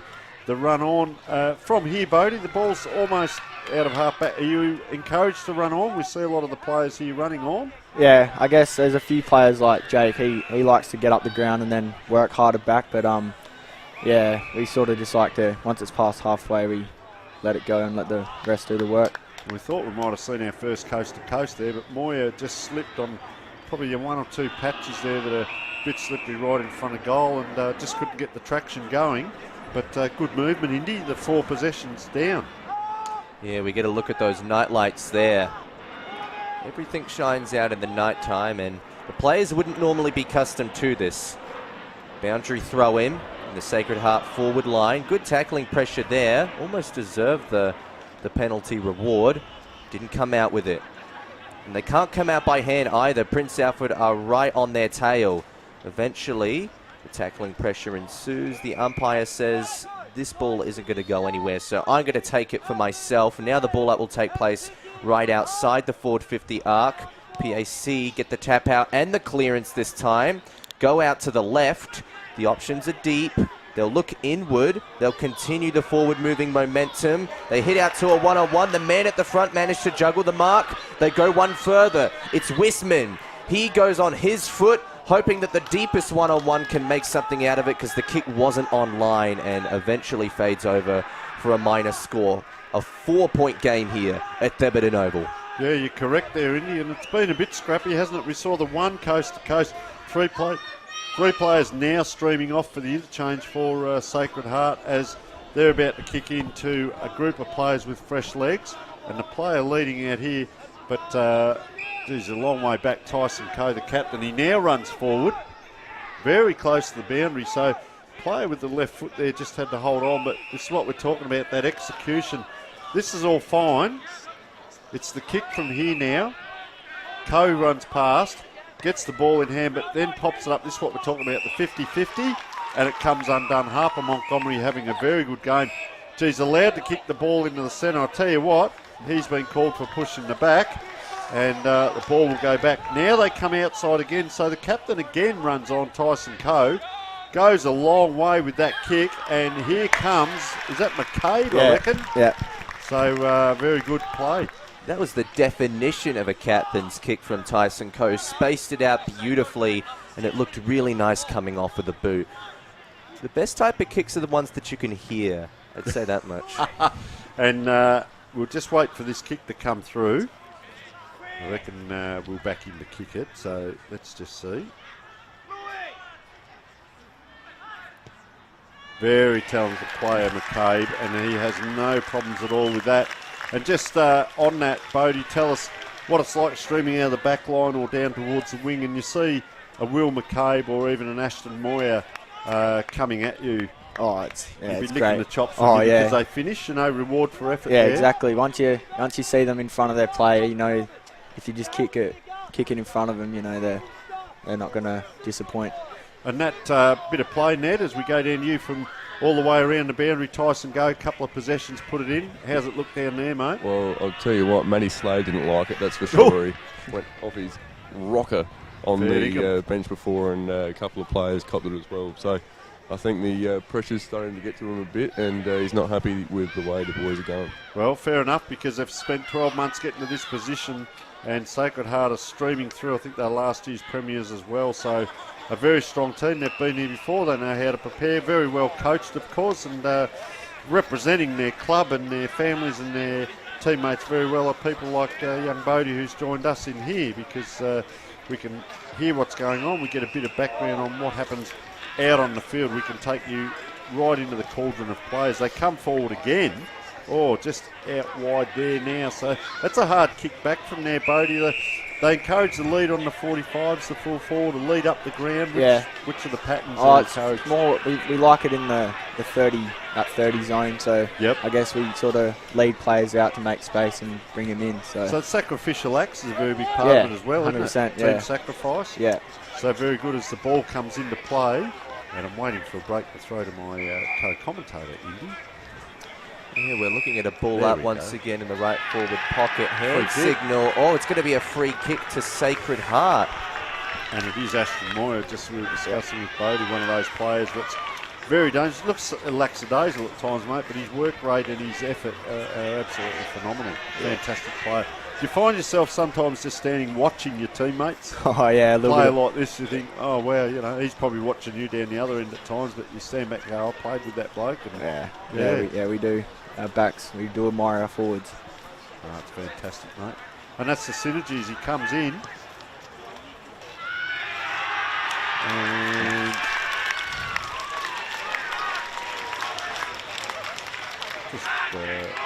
that was a goal. I'm looking at the crowd behind and not much action going on. I thought they're not getting excited. Well, it's the opposition. Well, is it? Or is it? No, it's your team. No, it's their team. They just expect it from Ashton Moyer. So he's got two. Of course, Bowbridge with two. McCabe with one, and Exeter with one takes us through to 6 goals with Jaden Ward and Lucas Slade 1 and 2 respectively for the opposition, and pretty happy with young Ashton Moyer there. Free kick in front of goal, Indy. Yeah, not a great time or place to be giving away a free kick like that, and they don't want that to come back and bite them. They can get a clearance here though if they're sharp enough. Sacred Heart, they have other things to say about that. They're going to clear it out on their own boot. They're going to take a mark 2. That was Lovelock. He found an option that was uncontested. Gets, goes, runs on, and didn't utilise the opportunity there. First point of the quarter, though. They've kicked 3 goals, 1, so they've had 4 scoring shots. Prince Alfred, 2 goals, 3. They've had 5 scoring shots, so you can see Prince Alfred haven't capitalised. 9 shots to 11 overall, though, and Sacred Heart, just in the later part of this quarter, have had the ball going their own way from those couple of kick-ins, I'd suggest, Indy. Yeah. Oscar Kreger comes out with the rebound. mark's been taken here. It was a difficult one to finish, but managing it. The kick smothered, though. The kick was supposed to be from Wisman. He's going to have a second effort, but this one goes out of bounds on the fall. So it's going to come back into Sacred Heart possession here. William Patton will kick it back into play as he analyses the options up the ground. Everybody's starting to get down back, and Prince Alfred certainly need to spend some double time in the defense right now. They don't want to concede another goal before half-time. Left foot comes in, hits the pack. No mark paid, despite a PAC player trying to claim ownership of it. Now a centering ball comes up, and another pack attempt will come up. This time, William McCabe takes the contested mark. I'll tell you what, Jake, Pavia Amato there came through and read over the top of is that Jake down there or Chester? That's Jake. Yeah, Jake. Yeah. He read what was going to happen. He anticipated 3 Prince Alfred College players. He got in the middle of it, anticipated, got the ball and popped that back. A very clever player. To take it up to a 23-point margin for Sacred Heart. It's going to fade to the near side. And that'll only register a minor score. The 2 big towers, as we said, McCabe and Moyer starting to come to the surface now as well, Indy. We're out the other side. Oh, are they? This is dangerous. Ball looming as a potential turnover here for PAC unless they can get it out of trouble. They've got some run to work with, so that'll compensate. Kreger, who's out wide, kicks deeper, but kicks to absolutely nobody. A completely manless wing. Sacred Heart the ones to take advantage of it. And Bodie, just on that one, mate, tell us, do you try and set up a spare man back there at times? How does that work? Oh, I don't think so. I think that one, we do like to have that spare person for intercept, but we don't talk about it. I think the players just sort of if they press the opposition, if they want to go forward or flood. Yeah, we always have another person back. Yeah. Don't tell me. That was a point. Yeah. So sorry to just take us away from the play there. Yeah. So if the opposition push up the ground, are you encouraged to go with them as well? It depends. It depends on the timing of the game. If it's like if we're winning, we sort of like to have one back, but if it's close, we sort of like to flood the centre. Push up, because that creates congestion, and then you can move in crab formation across the ground. Yeah. It's good if they take you down the ground. You don't mind that because you get closer to the play, but it does leave a gap out the back. Yeah, exactly. Ball comes out back to the far wing. This is where Sacred Heart turned it over last time.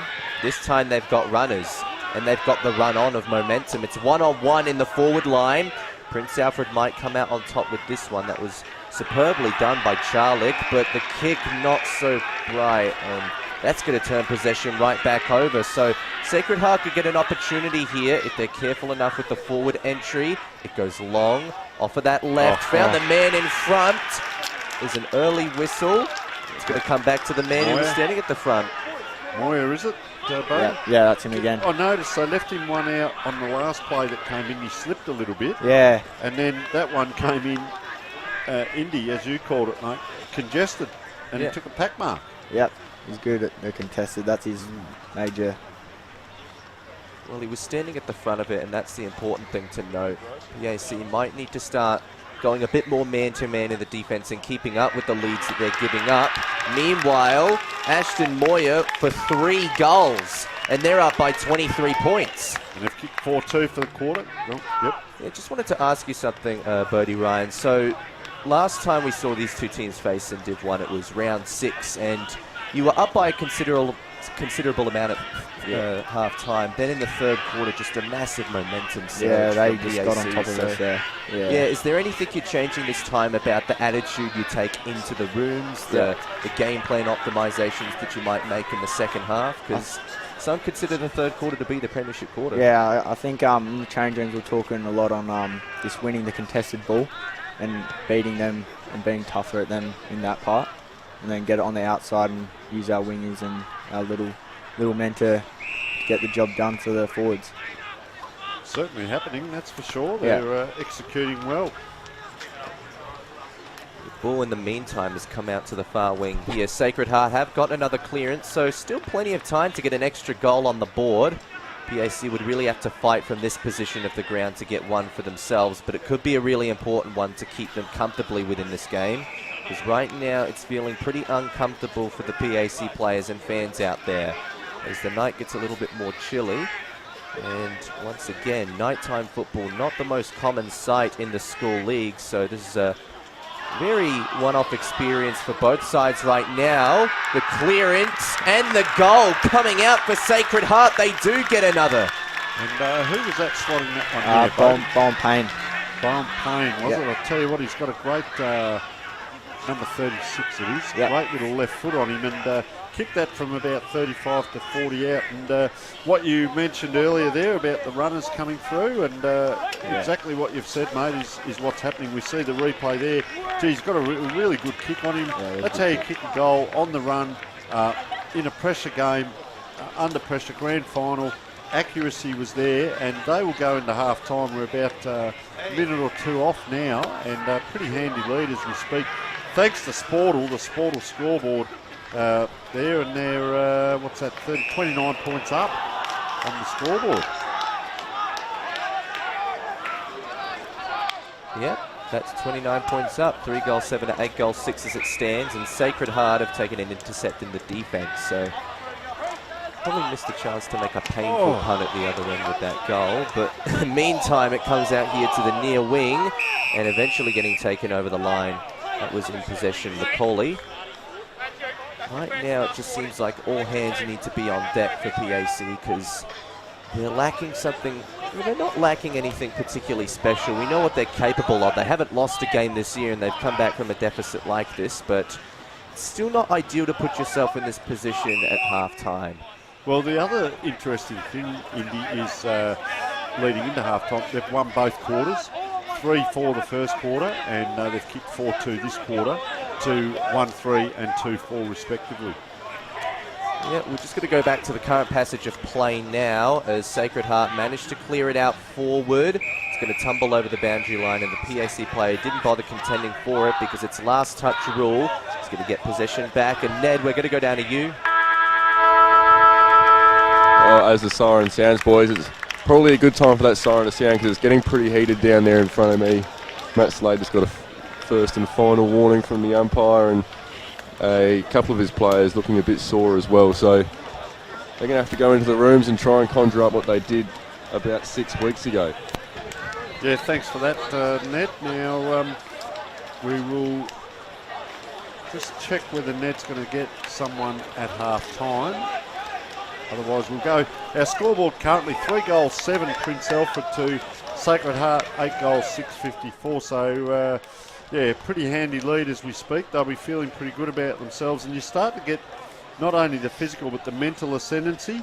So you start to feel good on top. Yep. And the team that drops away is Prince Alfred. They might be in for a little bit of an ear burner inside the rooms if everything that Ned has alluded to is correct. So it's a 29-point lead now. It was 13 at quarter time. It is now 29 at half time, and I'll tell you what, second quarter was a little bit better.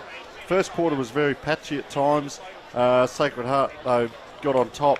Second quarter, you started to see really good patterns of play out of the back line and so on. What can you see there, Indy? Has Ned got someone, has he? No, I'm just looking at the Sacred Heart huddle. They're huddling in before the actual half-time break, but I think Ned does have somebody, so...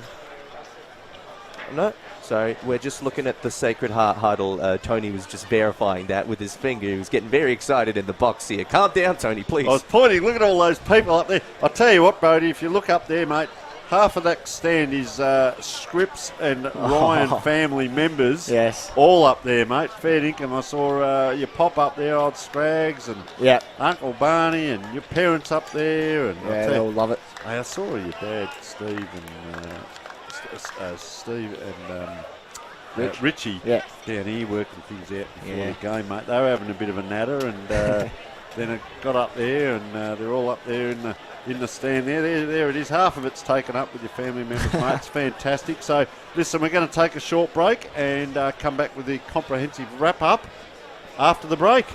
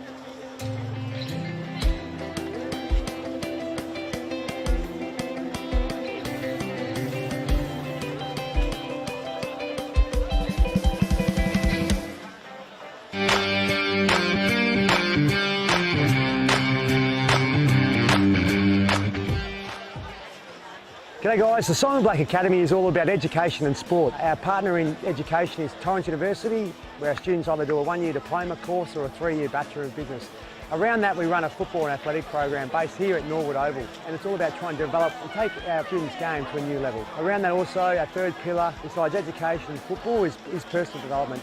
If you want to get involved, check out our website, which is simonblack.com.au.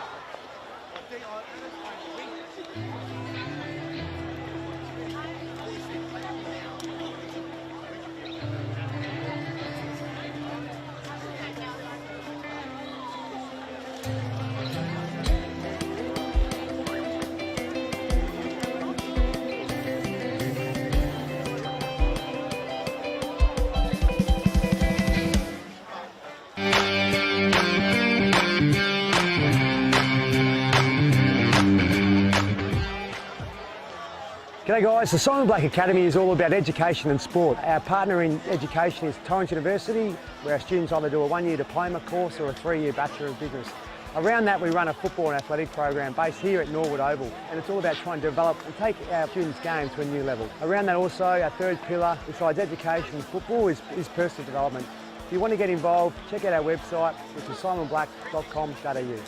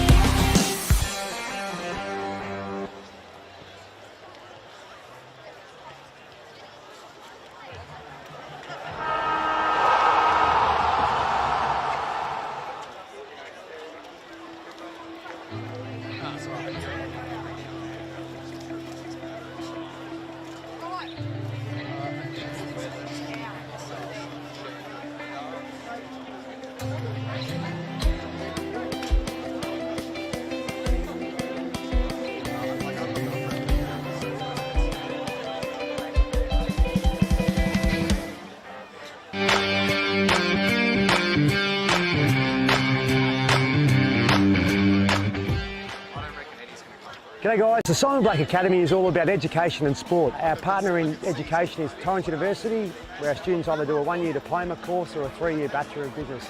Around that we run a football and athletic program based here at Norwood Oval, and it's all about trying to develop and take our students' game to a new level. Around that also, our third pillar, besides education and football, is personal development.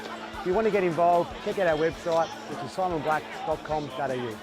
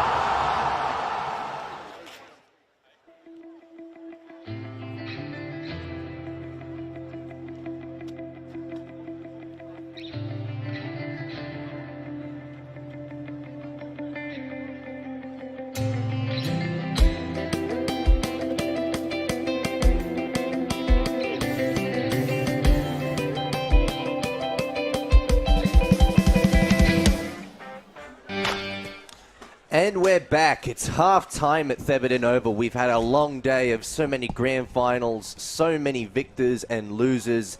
And right now we've got one more game and one more half of a game to see through, Tony. And I tell you what, Sacred Heart have come out there a bit more accurate. The senior team kicking 8 goals, 6, 14 scoring shots to 10, but they really opened up that second quarter, didn't they? I said the first quarter was very scrambly, of course. And we saw that from both teams. But this quarter, Sacred Heart, you've got, as we said in the talk there, Ashton Moyer up forward now, who's kicked 3 goals, number 15, and Will McCabe, who's kicked 1. Will McCabe really got them going in that first quarter and spoke with both coaches about nerves and adrenaline. I saw an interview with an ex-AFL player, Wayne Johnson was on the footy, and he said, used to love grand finals, the first 10 or 12 minutes, I'd just get going, get a few touches and away we'd go and get a good start. Then you're taught the other way with sports psychology, and they have a bell chart with arousal versus performance. And if you get over mentally aroused, then your performance can drop off. So there's two sides to the equation. I'm more of the get out there, get the adrenaline going, and get a touch.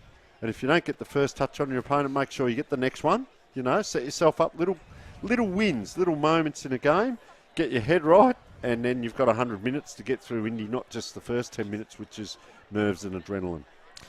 Yeah, well, another important thing to note is that we currently see a 29-point margin. This is an unfamiliar territory for Prince Alfred and Matty Slade. They can overcome a deficit like this.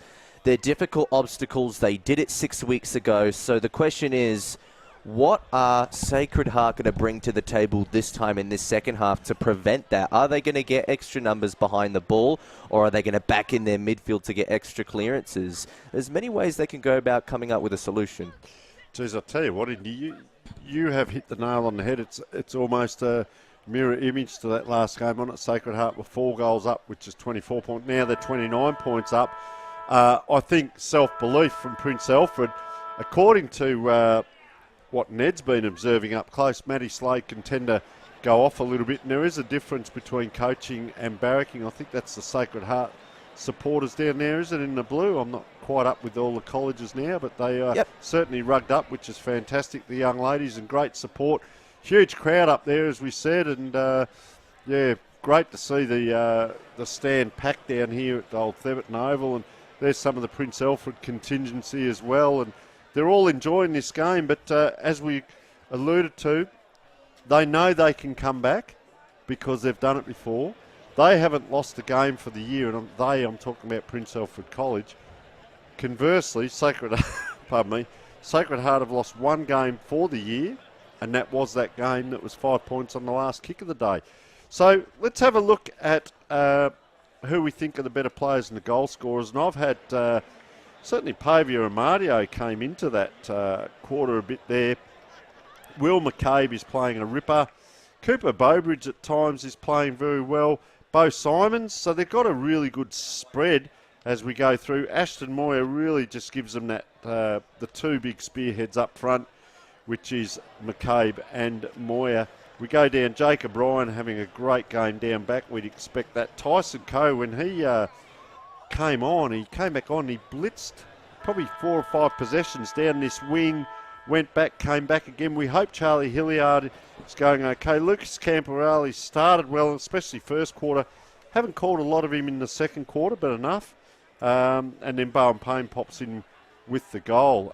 Who have you seen for Prince Alfred and also the goal scorers down there, Indy? Well, for PAC, Lucas Slade kicked 1 ripping goal to start that second term, and it looked like it could have been a tone setter for the quarter. Unfortunately, wasn't. Another player that you'd have to mention, I've really liked both of the Montgomerys, but more specifically Harper. I've also been a fan of their skipper, Kane McAuliffe. He's been probably their best player, in my opinion. Will Charlick's had some moments in the defence where he's strung some things together, and I've appreciated that much. But probably what they lack is the major intercept work which they had in that last game. The last game, yes, they were down by a big deficit at half-time, but also they had the intercept work to keep themselves in it, and they just trusted their defense enough to really give them that confidence. I reckon this time the defense has been a little bit more leaky. They've conceded 54 points already, correct, to halftime. So this is without a doubt an undefeated team's biggest setback of the year. Can they overcome it? We've already seen Sacred Heart come out early. We talked about this last time as well in round 6. Sacred Heart were leading at halftime. They came out early. Prince Alfred spent extra time in the rooms. So I wonder what Matty Slade's got to say. In fact, I wouldn't be surprised to be witnessing the players come out of those rooms burnt to a crisp. You would be able to tell that Matty Slade's done his work there. I love it, Indy, because I was going to suggest they would be busting to get out of the rooms, I'd suggest. There was, pre-game, there was music on, it was party atmosphere, and, all the players, nerves, adrenaline. A lot of them wouldn't have slept last night. There'd be nerves and adrenaline going on. I'd be suggesting the nerves and adrenaline are gone. It'd be a totally different demeanour inside the rooms. I did see him putting up some nice quotes and that around the rooms when we went in to chase him up, but they'll be busting to get out of here in a tone because they do know what to do. That's the other side of it. Let's not underestimate that. Both these teams, we allude to this, it takes you 12 months to get to a grand final. For the coaches to pick your best 21 available every week, to learn game patterns. It's big in America, college football, college sports. I've got a person I know playing college basketball over there at the moment, and there's a lot of been some successful coaches through college football over there, of college sports, and learning a game plan fairly quickly because you get a rotation of players. You lose your year 12s this year and you get the next lot come through. And pardon me. The good thing with John Simons is that, as he said, he's had these players for a few years and he gets them early and they've already learned. By the time they've got to senior football, they've already had 2 or 3 years of his methods as well.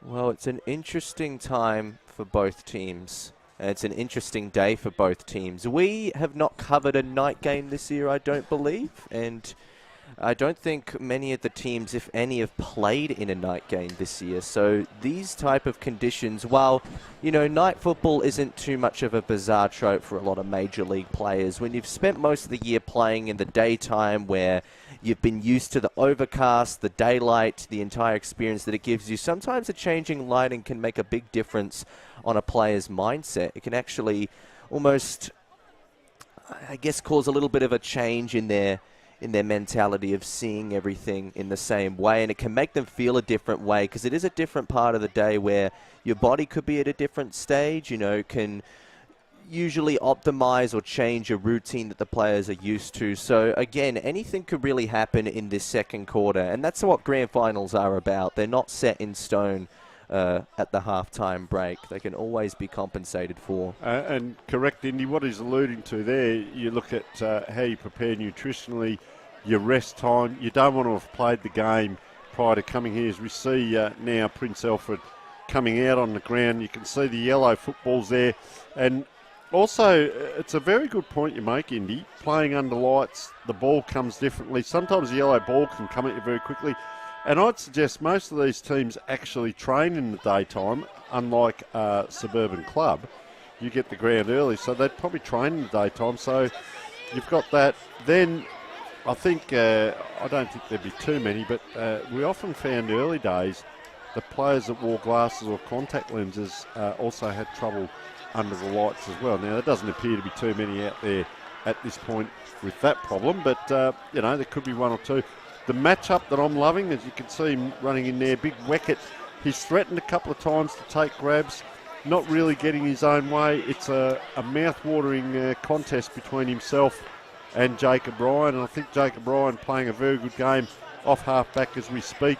I guess if Weckett doesn't get it, we've seen Hugh Wisman get involved up forward. Jaden Ward did glide by for that goal as well. Virtually roved it off the pack. But Lucas Slade is the other one. So they've maybe got to find an avenue to goal. And where are their goal scorers if it's not Patrick Weckett? You can't be a one-trick pony. You've got to have options. Very quickly, our sponsors, Magnificent Dartfish, Simon Black Academy, Sports Interactive Filming Football, and our scoreboard. Indy, brought to us by Sportal, scores plus scoreboard across the nation, and they provide our scores today. They allow you to keep track at the state of the game and where it's at, and right now the scoreboard reads 3 goals 7, 25 to 8 goals 6, 54. And just quickly, we do a football show for the Adelaide Football League through the week, and the Sportal offices have been open to us. We've actually recorded there last week and this week, and we are highlighting the scoreboards. If you're a school out there, a club, anywhere Australia-wide that's looking for a scoreboard that is interactive, can operate via your phone, the technology behind this is unbelievable. It's more than just the scoreboard that we see out here today. It is absolutely unbelievable with what they can lead in as the players are now getting into position. And very quickly we'll cross to Ned. Yeah, just quickly, lads. I hope they've done a proper warm-up, because I reckon it's dropped about 5 degrees since they went into the rooms. I'm absolutely freezing down here. Anyone got some more layers up there? Or? Well, I've got about 5 on now. We could probably double it. We did see some people around with blankets, mate, so I think if you're nice to them, you might get hold of one. But we'll come back to the football, because this is what we're here for in the big game. Up it goes, and determination on the Prince Alfred player. But guess what? Sacred Heart get the tap. Prince Alfred player can't quite pick it up, so they're under a bit of pressure down here. Player pushed out of it there. Umpire sees that, and I'll tell you what, they're going to open up early here. And didn't they come out on fire there? And young player with the headband on, that's Bjorn Borg, I reckon.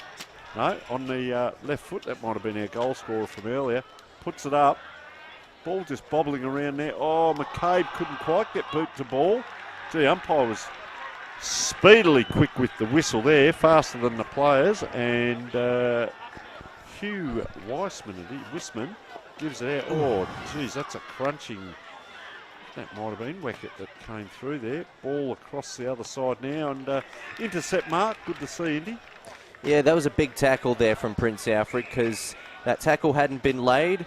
Sacred kicked the first goal of the quarter, and all of a sudden, all of that halftime chat is undone. So the first goal of this quarter could be really important for more reasons than one.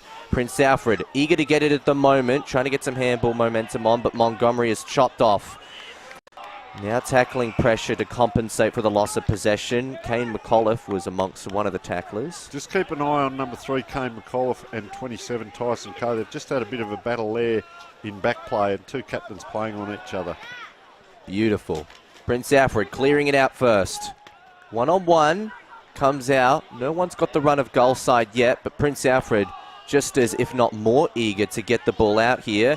Walker goes further down, hits it to an empty space within the arc. He's got runners to try and take advantage of it. A lot of pressure applied there on Mano. He goes back to another man who steers around the body, trying to hit the pocket. That was Weckett, who couldn't quite take the mark. Gee, and they've confirmed the minus score here. And maybe that's the key to the little fellas around the feet of the big fellas, mate. Might be working. But anyway, there's been a discrepancy here. Young player just... The cheer squads haven't swapped ends in this quarter, Tony. Haven't? No, they haven't. After swapping in the second, they haven't dared move in the third. They might be too cold to move. Well, you're correct there too, Indy. So frozen statues.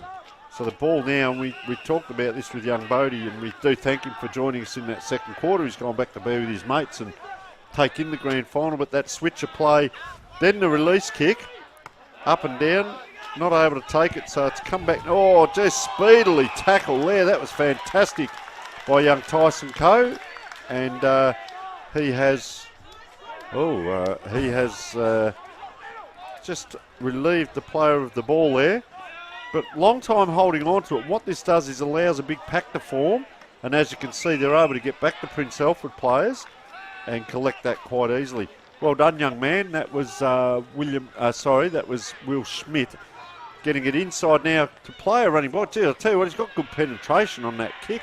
That's a good kick by young Jake Walker, but just a little bit offline as a little bit going on inside the commentary box. The temple of a body, I used to call mine that in Indy. You've knocked back the banana bread. First time for the season, so it's all happening, and we'll let you call this kick in, mate, as I chomp away. Yes. running out wide. Wanted to use as much space as possible for that kick in. And they get the mark out of it. McCabe has gone out wide. Taken it. It's in safe hands, that's for sure. His field kicking should be able to live up to his goal kicking as well, hopefully. But there's a free kick going the other way this time. A bit of collision, just to remonstrate it. PAC, they keep it on the far wing here. They want to try and go back into the arc, but it falls back to turf. It's rolling across the ground. No one's able to take clean possession just yet, but PAC snap around the body. Big moment. Isn't met with the accuracy required. That was Ollie Wilkin who missed an opportunity there. And Prince Alfred are 3 goals 10. So they're peppering away here and not able to get a major on the board, but under a bit of pressure, Sacred Heart now. So maybe Will Slade did burn a few ears in, if you like, in there, and just control of the ball here. But it's this kick, it's that first one they give you, the second one becomes a 50-50, and he's got a good set of hands, this young man, Louis Montgomery. So he comes inboard, ball goes up, and talking about good hands, there's Jake Ryan once again, been really stoic down back in the back line. Cousin, of course, to Bodie. They like twins when you get them both out there. He's just going to come back to a nicer looking kick. That is a great kick, actually, and that is to Ben Excel. Has scored a goal. Little left foot, just a very short kick. Cops one in the ribs for his troubles, the player. The handball, chain of handball. So run and carry through the middle by Sacred Heart here, which is a tactic some teams use, but they get it down towards McCabe and Moyer, but easily running out. Oh, player ran a long way, though, with ball in hand. A lot of free players coming inside. That's dangerous, but effective.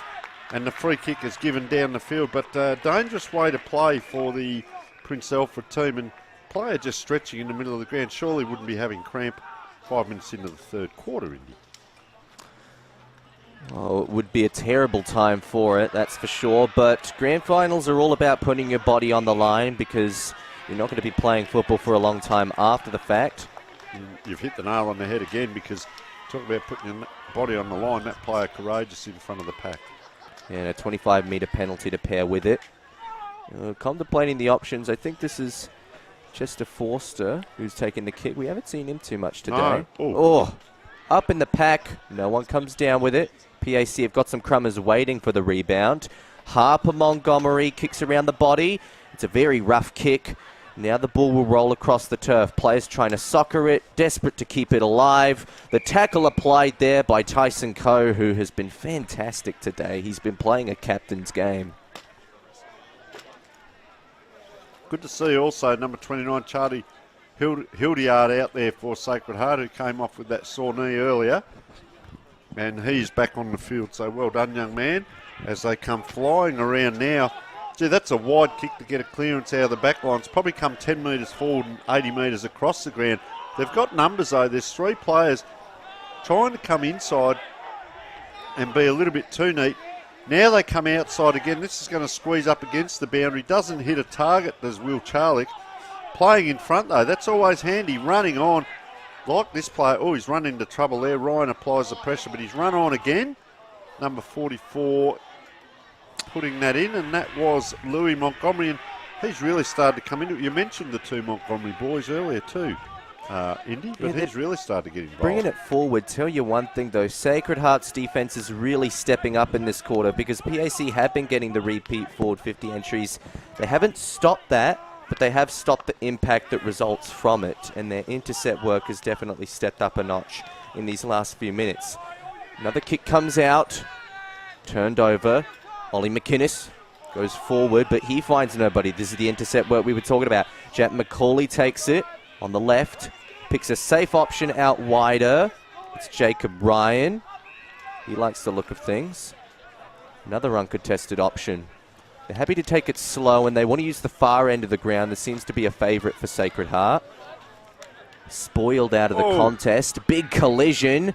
It's a hard ball to be won, that's for sure. PAC, once again, trying to get it out of trouble, but those chaotic kicks just to try and remove it from the pack. They clearly don't want to grind out the contested ball right now, but They need to find more efficiency going forward if they're to get back into this game. Mark, not paid. Geez, I would have thought Moyer there. Yeah, it is Moyer. Yeah. Gee, it was a long time the call coming from the umpire, but trouble is now Moyer's a long way away from where he needs to be. He needs to be now where this kick's coming to, unless they've got McCabe down there. Players are going to run on to this. Sacred Heart play, they've worked this out not too bad, but I'll tell you what, Indy, you hit the nail on the head once again. That's a lot of nails today, but you've spoken about the backline pressure that they're under. Sacred Heart at one end and Prince Alfred at the other, and just there, probably a goal-saving tackle as the ball comes around and they clear again. But it really has become a battle of the backlines this quarter so far, as Wisman it is now, gets a run on. Solid player through the middle, and you'll see now a good 50-50. Weckett now doesn't try to get around, just tries to snap it around, and I'll tell you what that'll do.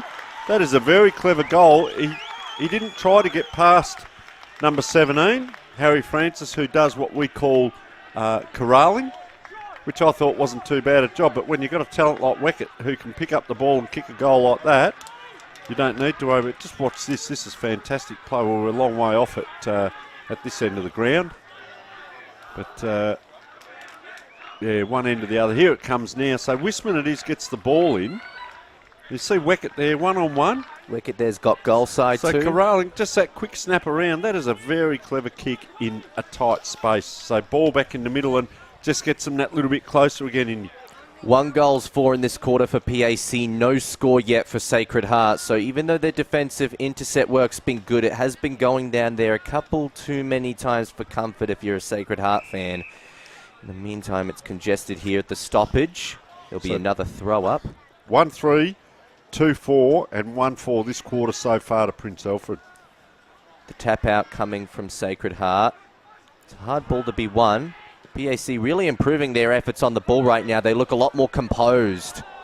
They've managed to get that out of these early stages, but once again going forward, they're cut off, and we've seen that a lot happen too. Patton goes out wider, finds a vacant man. Camporeale, sorry. They'll go further down. Sacred Heart really like that wide wing. They've used it so many times this quarter. Oh, cut off there. Tyson Coe caught with his hands in the cookie jar. No, it was an illegal tackle of some type. Just going to watch the course of play continue here. Left foot going along into the arc. Around the body. That was a quick snap. That happened in the blink of an eye, and it's a goal. Celebrated. He had the arm in the air, didn't he, before he kicked that? So yeah. Felt really good about it. That happened in the blink of an eye. Who kicked that one, Tony? Sacred Heart, mate. Well, Team in blue. No, it's this player here, but we'll just have to wait for him to turn around if he will at all. Here we go. Oh, he's given one there. Well, we won't look at that. He's teased us. Oh, there you go. Number 35. That'll do us. Archie Lovelock. Thanks for that. You ripper. Well done, Archie Lovelock. And nice goal coming out of the pack very quickly. I think we might just go down to Ned. Ground control to Major Ned. No, just a technical issue there.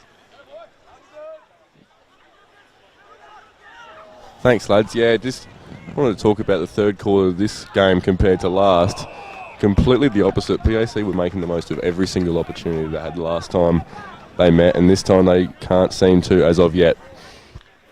Well, just talking about that, Ollie Wilkin picked up the free kick and it went forward to Patrick Weckett. Weckett now has a shot at goal. Player down on the ground. He's up. Well, he's a bit sore. Or is he cramping as well? They must have had a tough week. So Weckett, so he's going to kick from 35 out. As we mentioned, kicked 8 goals in the reserves a couple of weeks back. So comes in dead in front. And he likes it, leans back, and they get around him. He's, I suppose, what do you call it, the talisman? What's the word there that I'm looking for? But certainly brings them together and lifted the team. And I was going to say something else then, but yeah, very good by Weckett, and that straightened them up and brings them that little bit closer. They've had a big quarter in regards to 2 goals 4. A little bit more accurate, they'd be a bit closer. They can do this, though, as we've said, Indy. We've seen them do this before. They're still 19 points down. It's 4 goals to take the lead back for Prince Alfred. They've been good in this quarter, not quite as elite as the normal standards. We're going to go back to play now in the middle, where we can see tackling pressure being applied early by Sacred Heart. Both teams really arm wrestling for the ball down there. It's not going to come out easily in this quarter or in what is left of this half as we tick down to the 14-minute mark. We approach it with Sacred Heart getting another tap out from this next stoppage, but again, the ball is going absolutely nowhere. That was a crunching tackle there from Kane McAuliffe, who finds himself playing on the ball, and he needs to be in front position, that's for sure, because right now PAC need him. But a free kick here has been conceded to Sacred Heart instead, so this could be problematic. Trying to get a look at who exactly it was. Well, it was handed off to, I think that was Ben Exel. Mark, not paid at the front. It went to the pack, but it stays within forward 50. Camporeale. Great kick, yeah. Sorry, Indy. Finds another target. McCabe.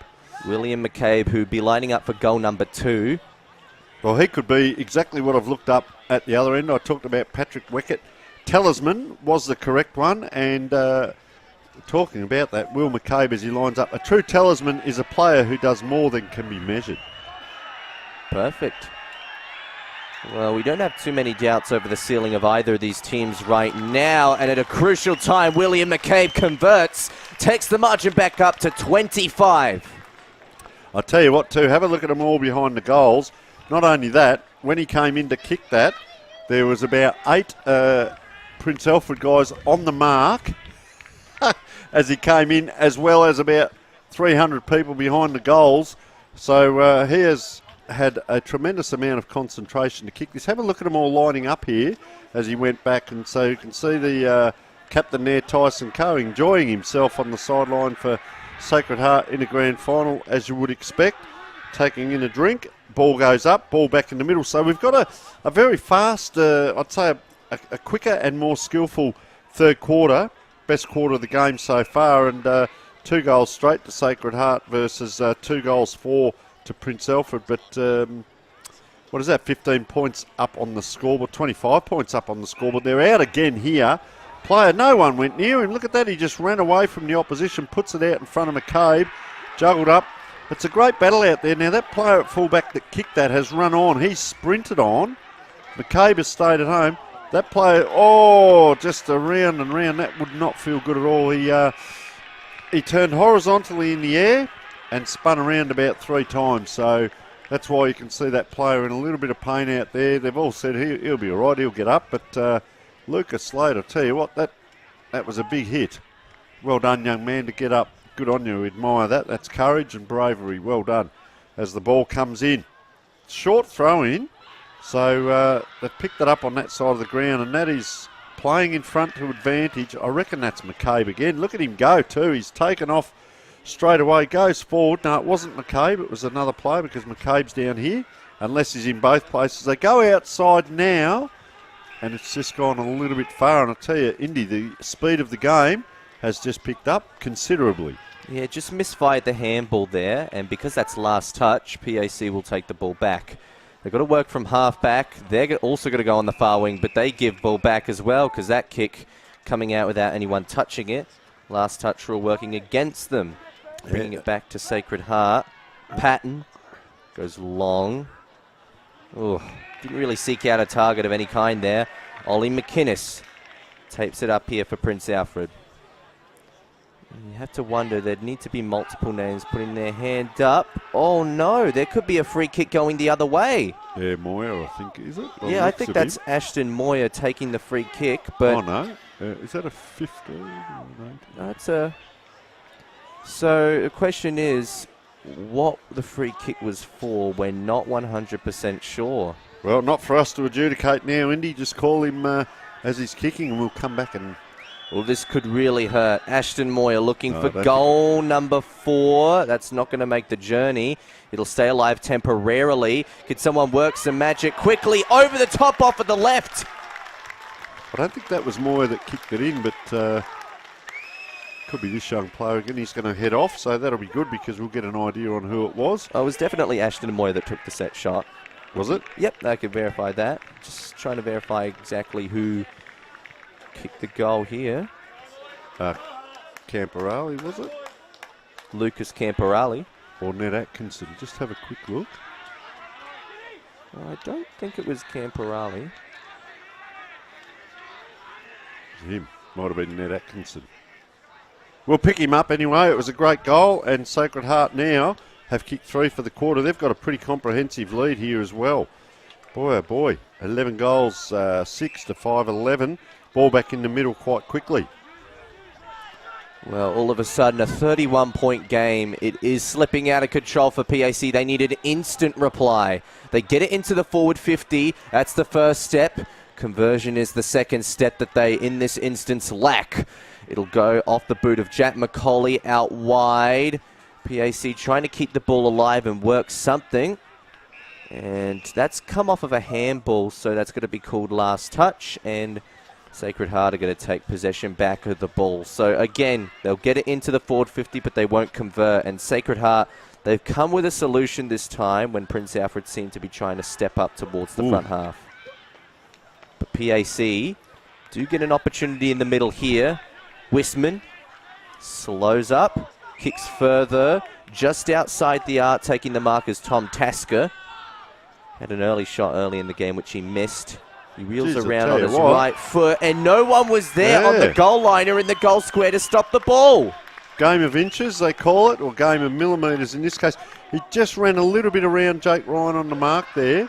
Didn't kick it high, but it was a penetrating kick, and yeah, just over the top of the pack, and it rolled through. Geez, you don't like to see that as a coach. John Simons wouldn't be happy about that one because, see, it came in. So he's a fair way out. You can see the square there. Just look to put it up to the top of the square. It wasn't a high kick. Look, over the back and rolls through. You would not be happy about that, trust me. Ball back in the middle of the ground now. They're making a game of it. Certainly Prince Alfred. They're not going to walk away from this. They've kicked the 3-4 for the quarter now. Ball just wobbling around in there. It's a clearance, but player running forward. Umpire called it back. Almost could have played that an advantage. So Tyson Coe, geez, I'll tell you what, he puts himself in the hard places. He's a battler. Gets it through. Nice kick forward. Gives his forwards the opportunity. The amount of times we've seen the ball reach hands and then not actually be taken. Oh, a player going to ground there. Pops back up. They do attack the ball hard, Prince Alfred, coming out of the back line. That Kane McAuliffe there, number 3. He will run through a brick wall. You'll also see Jake Walker down there. They're behind the pack. So the player, I'm just going to say, there was a big gap there. The player took it out. Now the ball's on the ground, scooped up by Wisman. Gets it out. There's 2 or 3 players running by. Around it comes now, high ball. One-on-one battle. Just a fist up, which you like to see.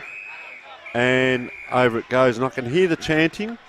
And I'd say that's the Prince Alfred cheer squad. Is it Indy to the right of screen chanting? Anyway, umpire says I'll throw it in.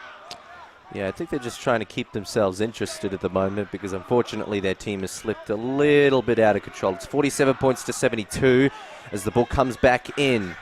And didn't really make the distance of the rucks, but the clearance will be greenlit anyway. Mark intercepted back here by Prince Alfred. They're not wasting any time. Step on the gas, but they hit a 3-on-1. Not the most favourable option. Some tackling pressure's got to come quickly, but they've got the numbers to spare right now. McCauley headed it off to a teammate. They go forward, hit a pack, will eventually get seen over the boundary line under all the pressure. And a little bit on. A bit of push and shove here. Well, right now I think what Prince Alfred need to do is focus as much as possible on actually finding a clean option, getting it back into the forward line. And these chaotic balls like this don't really do them too many favours. So Montgomery's snapping kick doesn't lead to anything favourable. It halts in the middle of the ground, though. Prince Alfred do manage to snatch it back out. It's 1-on-1. It bounced awkwardly. They've got another runner coming in here. I reckon that's Lucas Slade trying to make something work out of this. Snap around the body comes from Walker. Keeps them alive.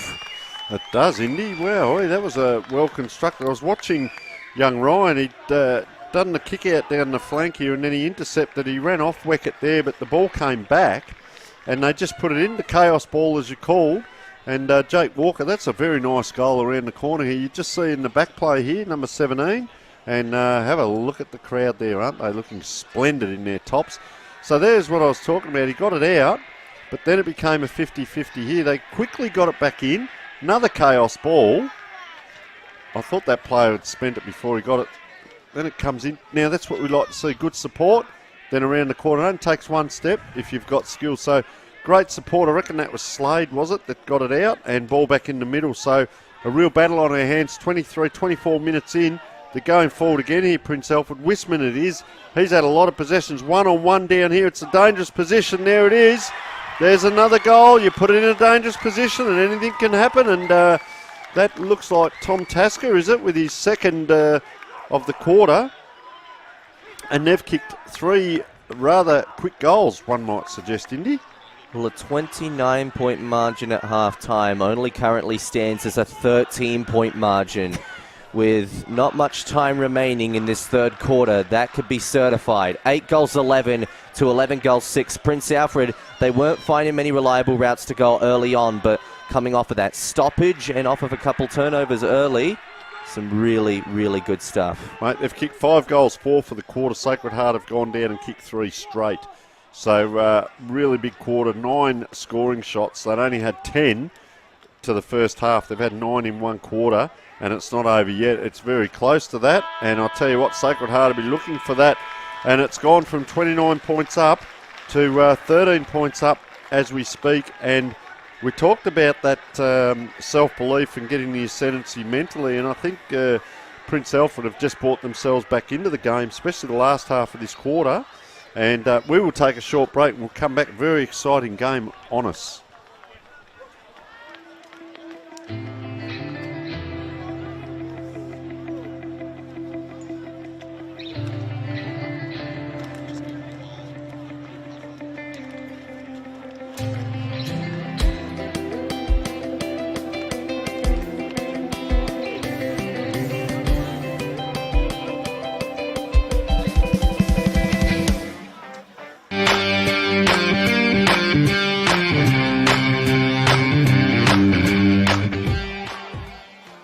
G'day guys, the Simon Black Academy is all about education and sport. Our partner in education is Torrens University, where our students either do a 1-year diploma course or a 3-year Bachelor of Business. Around that we run a football and athletic program based here at Norwood Oval, and it's all about trying to develop and take our students' game to a new level. Around that also, our third pillar, besides education and football, is personal development. If you want to get involved, check out our website, which is simonblack.com.au.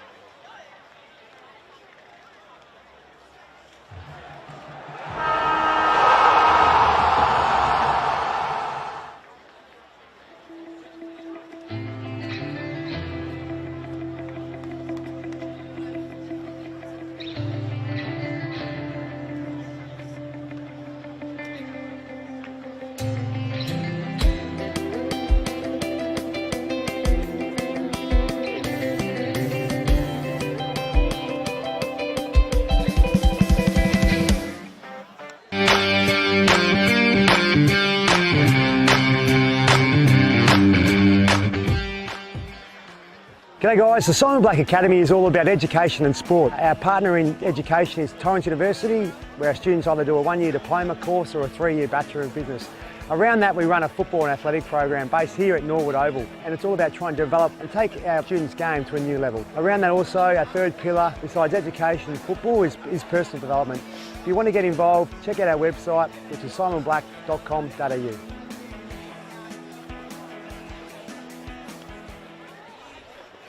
It was 29 points at half-time, but it's turned into a 13-point game. Prince Alfred have kept themselves in it, and once again, a crucial third quarter to keeping their chances of a premiership alive. They haven't lost this year yet.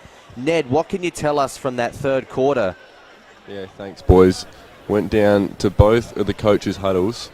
Went over to Sacred Heart first. They were adamant. We have to be calm. We remember what happened last time. They played us 6 weeks ago, and they ended up getting rolled in the last minute. They were adamant. They said, we just got to stay calm, stick to our procedures, and we'll be fine. PAC, on the other hand, they want to go flat out. They want to win this game. They want to do a repeat of what they did 6 weeks ago, and they believe they can, boys.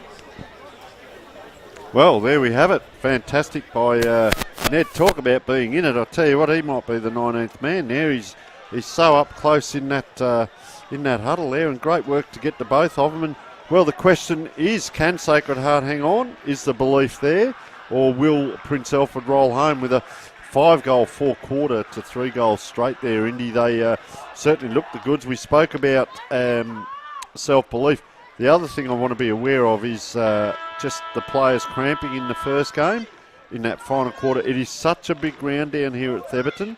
A little bit cooler night game, so you want to be staying warm and touching wood that no injuries come now or even cramp, because we're down to the pointy end of the season. It all comes down to this moment.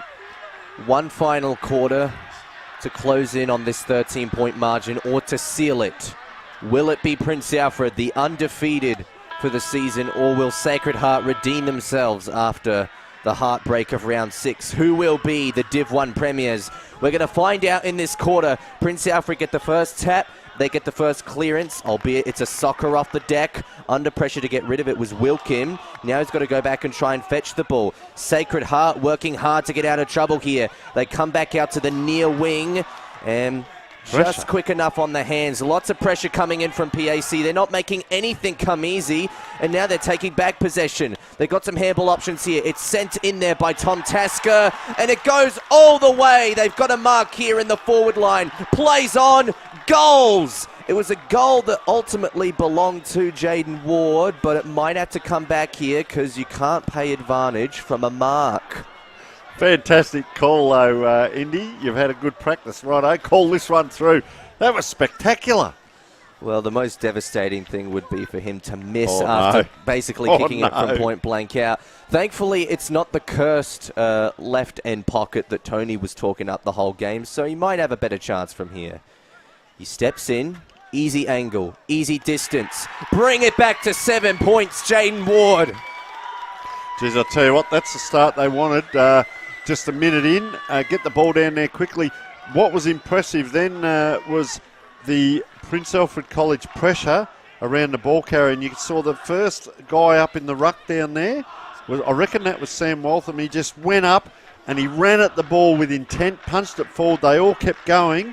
And down it went. And you could see when that ball was in the pack there, they kept going and going, pushing. They got the ball in through Tasker, who's had a great third quarter. Up it goes again now. Can they get it going? So he's won the second tap. This time it's Sacred Heart bobbling the ball around there. But look at the pressure. We spoke about it. Bang! Slam to the ground. And I tell you what, they are on fire, Prince Alfred. They have come to play. And Sacred Heart just better watch themselves here. And out they come, and I'll tell you what, I reckon that's Moyer, who's gone up into the middle of the ground as they come around now. Ball just, player socketed it and was pushed as he kicked it, and that was 35 Archie Lovelock it was, which last possession now marked the Prince Alfred. So they will load up again, and they've had to turn my microphone down here. It's so exciting in here. We're trying to bring you a great call of the game, and up it goes. Oh, down it comes. Here they go again, and I'll tell you what, that's the ruckman Waltham getting that ball on. Bang! Another player's cleaned up. I'll tell you what, there is pressure out there like you would not believe. A hack kick forward. They're feeling it, and Kane McAuliffe will steady.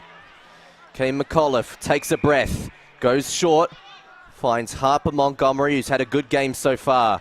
He'll be a big factor in getting Prince Alfred back in front. He kicks into the forward 50, but a brave contested mark for Sacred Heart. Keeps it in their possession. William Patton's the one to slow it up, we believe. He likes the looks of things. Goes out wider. Seeks a far man out. They found another one here on the wing.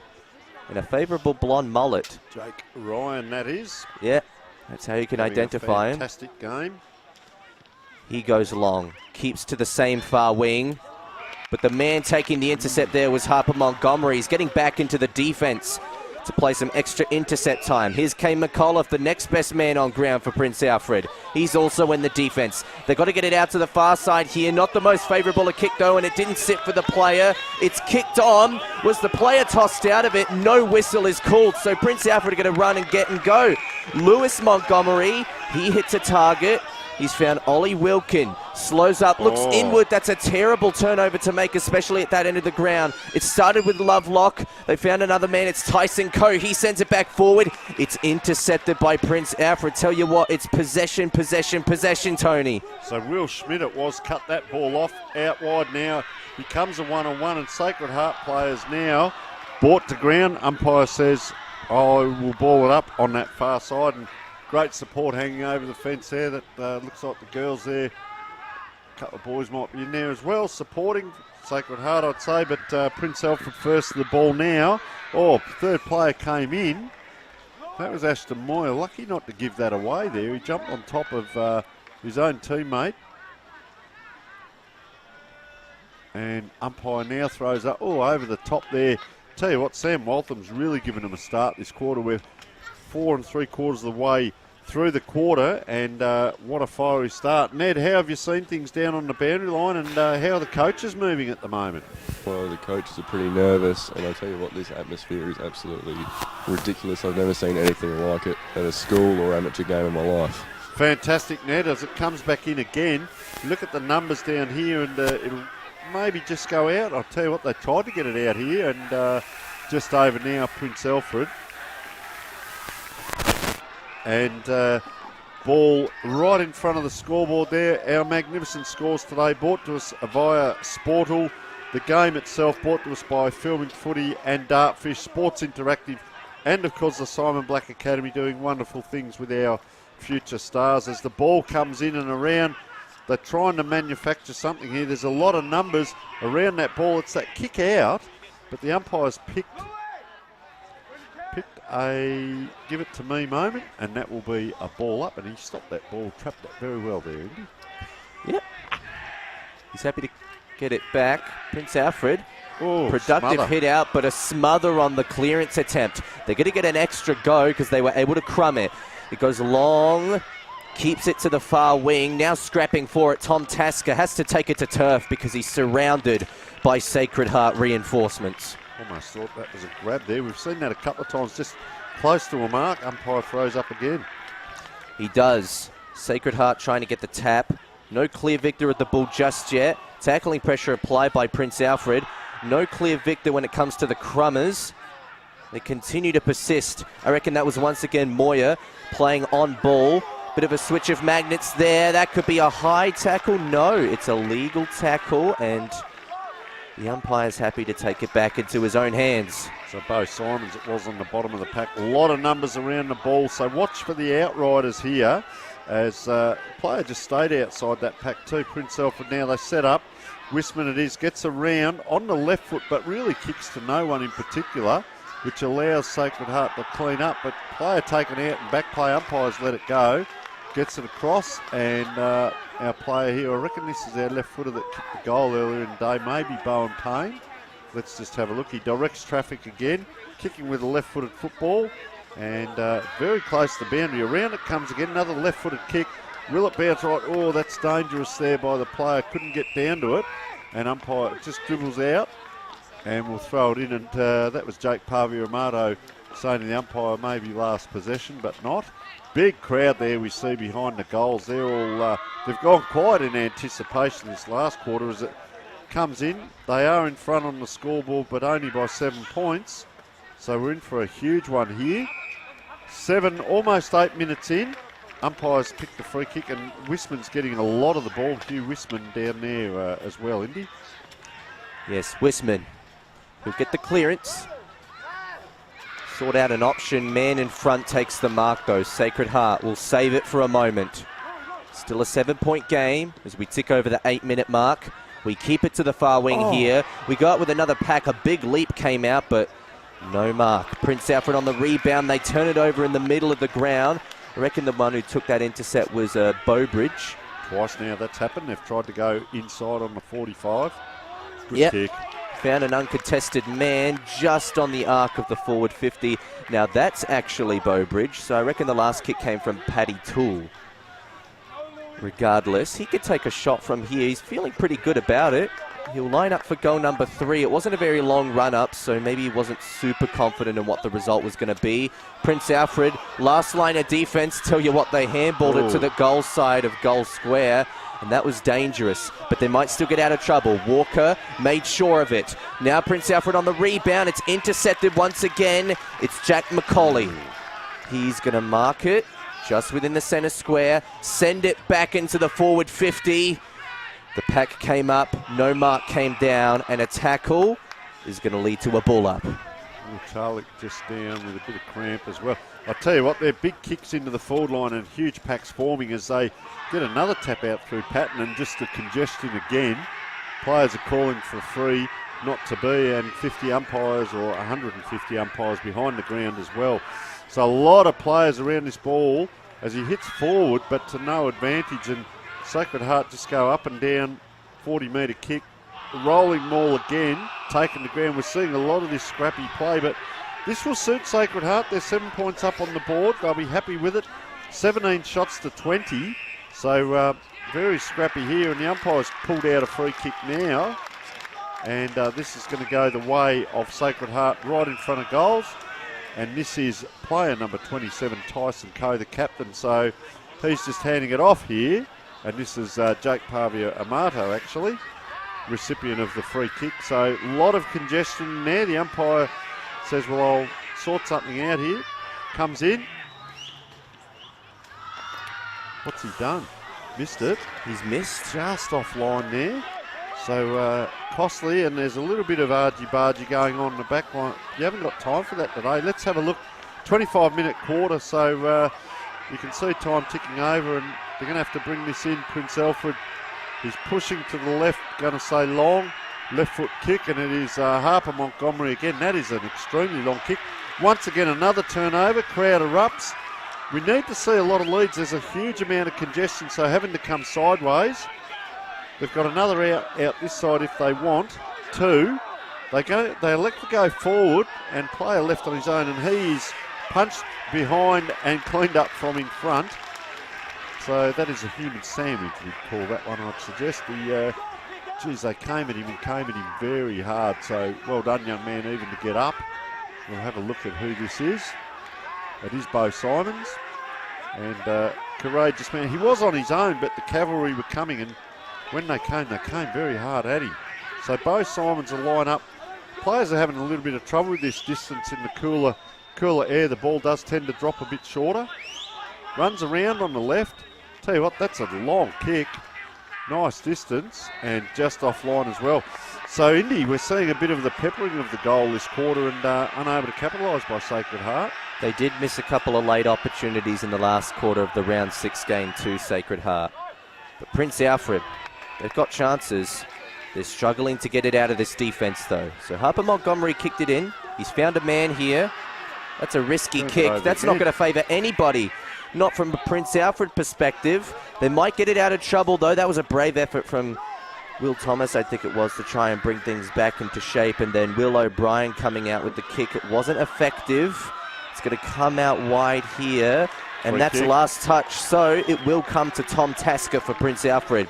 He steps off, wastes no time, because he found a vacant man and he really liked the look of him. Weckett, I reckon. Yep, that was Weckett. He goes deeper. They've got options down here. Can the Crummers compensate for the lack of mark? Well, the hand pass was from Marno. Trying to shrug off the tackle. That's got to be holding the ball. Jaden Ward tried to bite off more than he could chew. A big moment at the game for Sacred Heart. We're correct, Indy. It is a grand final. Let's not forget that. And Tyson Coe, is it? Maybe. No, I don't think it is actually. Just, yes, we'll play with ball in hand. Gets it off, very quickly to Jack McCauley now. Gliding by now. Coe gives it off. players weren't ready for that. He's come past again, can't get hold of it. It's a kick into the forward line. They need to capitalise here, but Prince Alfred have been good. But just that mop up there, kicks to a 50-50. Wisman it is, he's a strong player, number 21. But I'll tell you what, coming through, Sacred Heart, just a bomb forward. That'll do in a final. All players gone down here in back play, number 54. But smart enough is McCabe, but it's out to one side. And I reckon poor old number 54, Cooper Bowbridge, has rolled his ankle just in that contest, and he's not looking too good here, and that could be a big struggle if he's going off. He's trying to stretch. I think it might be cramp, I say with a bit of luck, but hopefully it's not an ankle, but he's going to try and get off his Bowbridge. He's not good at all. So they're down one at the moment in the forward line, and player dropped the ball there. Umpire's seen holding the man, so ball will come out. Ned's just with us as we speak. Just seen the player coming off. Ned, what are you seeing? Yeah, a bit of cramp, boys, as another point. 2 players out there, cramp as well. Yeah, he's hobbling off like he had to stick up his you-know-what, so I think he's... Sore Achilles, we'd say. Yeah, a bit of bit cramp lower for a down. young fella, and late in a tense game, especially a night game as well. Well, we did say that. Thanks, Ned. We did say that in the last game. We saw this, a lot of players getting cramp, and we're starting to notice now players from both teams here stretching. Big impact on the pack there was the player for Prince Alfred coming through. This takes its toll, this scrambly. That's a great tackle there. Umpire with a sense of theatre has let it go, and he's now called the other way. Another player with cramp in the background. So they're going to come square. Good set of hands to have it in. Ollie Wilkin. He's got a player out here if he wanted. He elected to go high, which makes Camperale, and he has been collected in the back. We do say it's a final, so there's a little bit going on, and a 25-metre penalty. The player that actually hit him has hurt himself as well, and a fair bit going on. There's coaches on the sidelines trying to give calls. There's a player, Camperale, very smart. That was a great grab as well. Now he's too far out, so he's going to kick on his left, just into this pocket. Dangerous position and a punch out by Prince Alfred, but it's in a good spot now for Sacred Heart on the clearance, and they've got 1 or 2 back. Scoreboard reads 9 goals 11.65 to 11 goals 9.75. It's a 10-point game.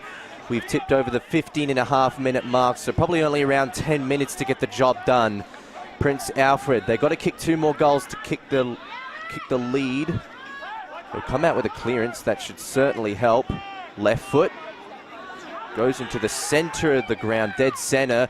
Tacklers pile on from all angles. Sacred Heart somehow managed to find a way out of traffic, clear it back into the forward 50, and they've got a mark to work with. This can tick off time, and it could extend the margin further. Tell you what, this man's not going to need the sunscreen on his nose at this stage, but he's still got it on. Ned Atkinson. That was a strong mark to Indian. Just as he was doing that, I saw number 4, Jack McCauley, taking off the other way. They had no one behind the ball, Prince Alfred, if they'd have got that out anyway. But Sacred Heart was setting up both ways, so very well structured as we speak. Ned Atkinson. It might not be the dagger, but it could get quite close. And this would make the job extremely difficult for Prince Alfred. Jeez, nice that kick is completely online. Everything the doctor ordered. Very nice kick. They've kicked 1-3 to 1 goal straight for the quarter, and we mentioned this. We're now 17 minutes into the quarter. The third quarter, Prince Alfred kicked 5 goals, 4. This quarter they've kicked 1 goal in 15 minutes of football, so it's just dried up.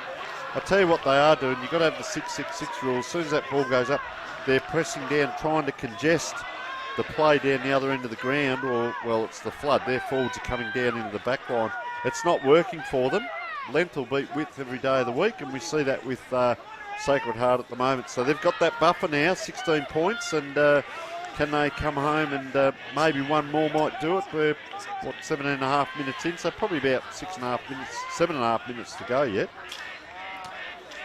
Prince Alfred, no room for errors anymore. They have to come out with this next clearance. They got the support for it. Walker, he was back there waiting to take the kick, but it's intercepted. Fantastic defensive stuff. I reckon taking that mark must have been Chester Forster. They've got little numbers, haven't they? Yep. Archie Lovelock in the middle of the ground. He saw something he likes, and that's another really good mark. That's Ned Atkinson again. Slows up and gets a 25-metre penalty. So I reckon he kicks this, the game is over. There is a bit going on, but all too late, she cried. No good being tough after the mark or the whistle's gone. It's when it's your turn to go and get your own ball, that's when you've got to do it. So you'd hate to see the state of the PAC bench right now. But what matters is what we see on screen, and Ned Atkinson's going to have a chance for a second goal in probably under 2 minutes. Steps out the centre square, into the arc, kicks from within, 45 out.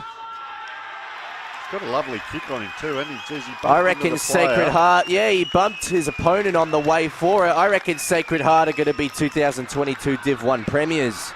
I think you're correct there. It might have been the PAC player. He's tried to bump a few blokes there and he's having a bit of chat with a few blokes. But, geez, they're on their way here. Good, I was going to say good start the quarter. We're 19 minutes in. So I'll tell you what, he's got a great kick on him, Atkinson. A bit chatty there, but you don't know what's being said between two opponents. And I often say this, Indy, even with the last game, a lot of these players will be playing senior football if they were back in the Adelaide Footy League amateurs or in the country leagues, and some of them have played. And as we said, Wackett actually was going to line up for the league team a couple of weeks ago as well for PAC. So it is like a senior game of football, if you like. So around it comes. Really impressed with their patterns of play. Oh, player charges out, can't hold on. For Prince Alfred, so around they come, and that was Pat Toole. Gets it into a dangerous position. Atkinson again, the man of the moment. He's pushed out of it. Doesn't matter, he's got support. Oh, it's gone a little bit far now. Gives Prince Alfred a chance.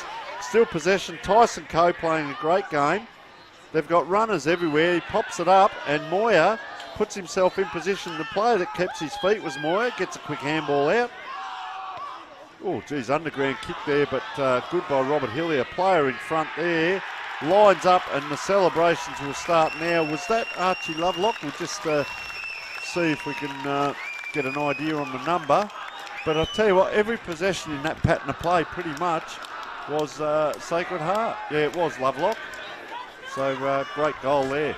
It's been a fantastic last quarter showcase. They were only 7 points up. Prince Alfred kicked the first goal of the quarter. Could have set the tone for something disastrous, but Sacred Heart have responded, gone to the other end and wrestled back control of this game. They now lead by 28, and the game is well and truly over at this stage. The only thing that we need to wait out are the next 5 minutes before the celebrations can begin. But it's a glorious day for Sacred Heart, that's for sure. A Div 2 premiership already secured and another Div 1 premiership on its way right now. The call of, I reckon that was out there at centre half back. He's battled all day, and they're out on the wing here. Good to see. I always say you don't drop your head. Play your last 5 minutes like your first 5 minutes. Your traits as a footballer, you might never play with this team again or this level again, but you go on to bigger and better things. Up it comes now into the back line there. Oh, Ryan desperate there. Sacred Heart really going well, and might be just a bit slow to get up there. Jake Ryan a little bit sore on the left leg, and ball is going to come back in now. So let's just have a look here. Interesting angle, and just I'll tell you what, lose the goal umpiring amongst everything else there. So just a point. Wriggles the scoreboard on along 67 to 93, so rather large. 66, sorry, to 93. Large deficit now.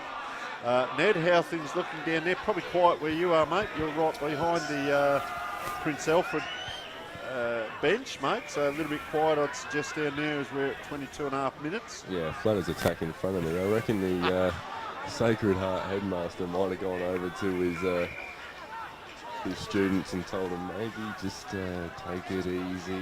Oh, keep a lid on it. Take it easy, boys. Because Oh, I wow. think I don't think he wants it to get messy. I'm sure it won't, but there's a few testosterone through young gents over there. So maybe the walk home from Thebarton over to Glenelg area is about 15 kilometres, so that might take the wind out of their sails a little bit. Anyway.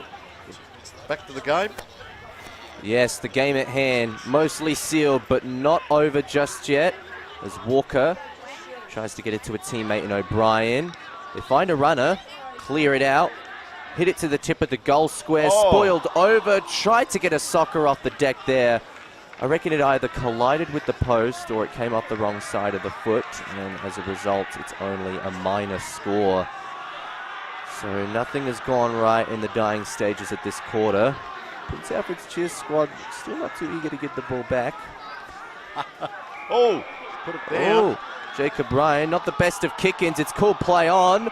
Pressure's on. It's not going to matter too much if this is penalised, and the umpire decided not to penalise it. Player threw him away like a wheat bag there. We're 23.5 minutes in. Ball goes up right in that forward area for Prince Alfred. Player streaming through. What's happened there? It's, well, just have a look at this. This is a curious case. It's a, must have been on the full. Looked like a free kick given. No, it wasn't. One or the other. Either way, this is a very... No, free kick, yeah, I thought it was. It's a free kick. Players waiting now. We're heading into the final 30 seconds. Indy, you can get a bit excited, mate, on the microphone there. We see young Bodie down on the bench as well there with the players, so good on him enjoying the moment. Yeah, well, it's very unfortunate that he got injured because he definitely loved to be out there with his teammates, but he still loves to unify with them after the game anyway, so I'm sure he's happy for his friends out there, and it's a very feel-good day for Sacred Heart right now as they take it out to the far wing, and they have come out and defeated the undefeated. They've redeemed themselves from a heartbreaking round 6 to champions 6 weeks later. Sacred Heart are Div 1 SAAS League premiers. The bench comes out, the fans come out onto the oval as well. Well, a couple of them stepped over the fence. No, the players are coming to them instead. How about that? Pandemonium down here at Theberton. Have a look at it.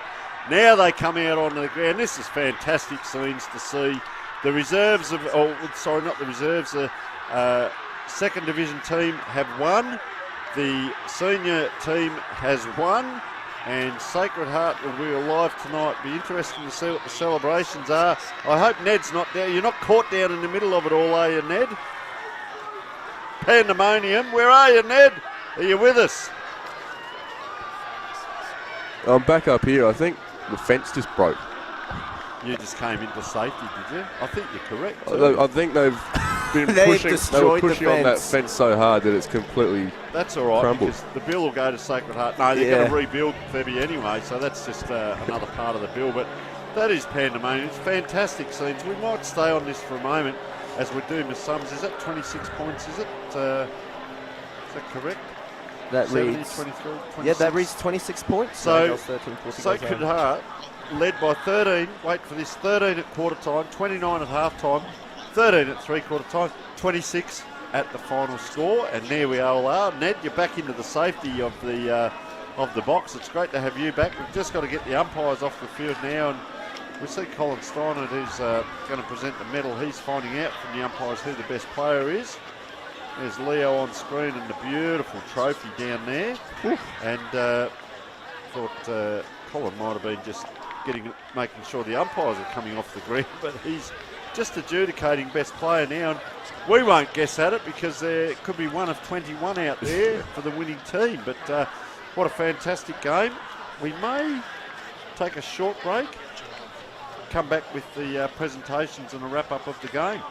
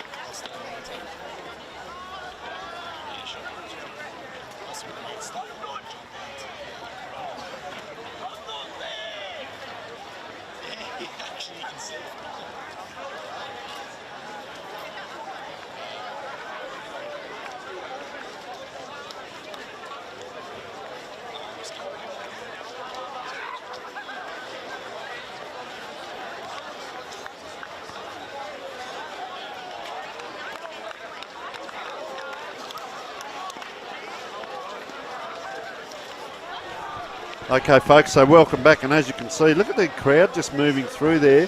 Sacred Heart crowd, and they'd be cock a hoot. They've all come back around from that far end, and yeah, as we said, 26-point win. 9 goals, 13. They kicked Prince Alfred. That's 21 scoring shots. 14-9 is 23 scoring shots to Sacred Heart. And just while we're waiting for proceedings, lots of photos being taken out in the middle of the ground. There's a swarm of people. There's going to be a fair bit of noise, I'd suggest, from all accounts, with all the players and support staff all wandering around. So great to see. Played in pretty good spirit, I'd suggest. A little bit of spite here and there, but it is senior football. John Simon's there. Look at him with the players. And I'll just go through a couple of quick ones. Ned Atkinson with his 2 goals. He really set things alight, didn't he, there late? And Jake Pavia Amato played a great game. Will McCabe, probably first half, I'd suggest. Cooper Bobridge with his 2, first half again. Bo Simons played a great game. Have a look at him celebrating there, good on him. Ashton Moyer with his 3 goals, first half. But then some of the other players came in. Jacob Ryan had a great 4 quarters. Tyson Coe led really well as the captain. Lucas Camporelli really impressed with his game. Archie Lovelock, 2 goals, of course. Bowen Payne with 1. Ben Exel with 1. Who have you got over at Prince Alfred? Well, I'm going to give credit to Kane McAuliffe because he played the exact type of game which you would need from a captain who wants a premiership, and he tried to set the tone. He ran out the front. He was a leader from the front. I liked Harper Montgomery. I think he was also really good at trying to take things together down the back. I think that compared to the last game, Gabriel Lagana was a lot more quiet than he was in that game where he was taking crucial intercepts. So that's just one thing to note. And other than that, Lucas Slade kicked a couple of good goals early. Ollie McInnes pitched in here and there, and he was also really good. So, yeah, to me it's McAuliffe, Montgomery, and McInnes. They were probably the big 3.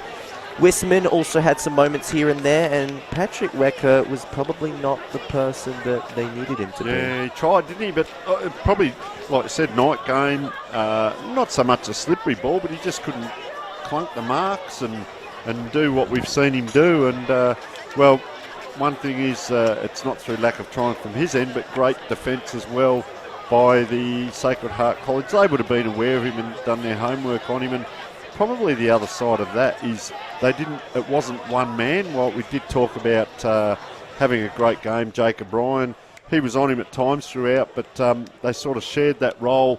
But it was also the Crummers. So we'll go to proceedings now. To everyone who's attended this evening, it's been a great contest and fitting for the 2 best sides to be going at it and really coming down to the last 5 minutes of a game. So, quality match today. Congratulations on both teams getting this far and into this final. This really is the last game of a long day of finals, but it's been a fantastic experience for SAAS and hopefully one that we can continue to build on for the association and for the students in years to come.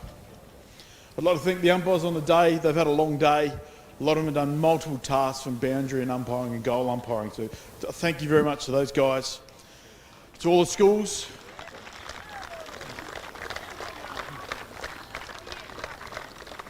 who have been involved over the season. It's been a long season with some quality football on display, so it's been excellent to see and some really close games. A special thank you to the SANFL for allowing us to use Thebarton Oval. We're very lucky that they've given it to us to showcase our football and for our association, for the experience of our players that play on grounds like this. I'd like to invite the runner-up captain to come forward and say a few words from PAC.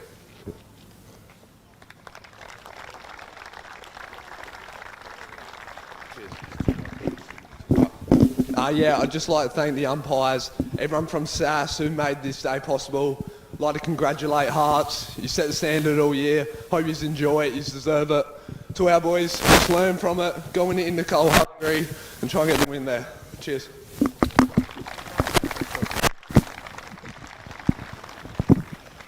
I now invite the winning captain from Sacred Heart to come forward and say a few words.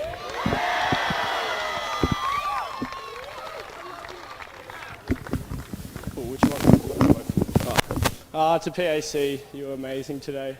Hold your heads high, like that was unreal. Slady and your team, you do a great job. We get scared to verse you.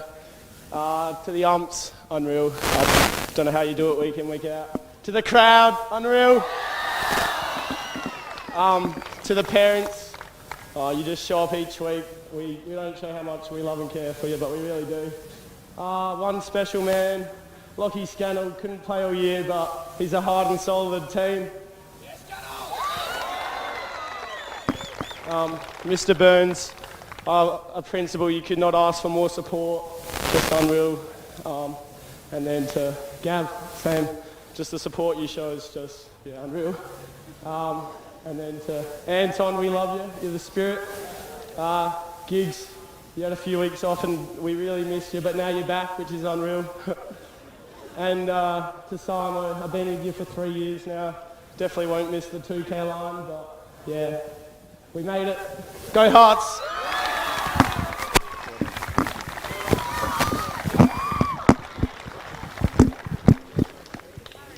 The SAAS Division 1 Grand Final medal was named after Colin Steiner.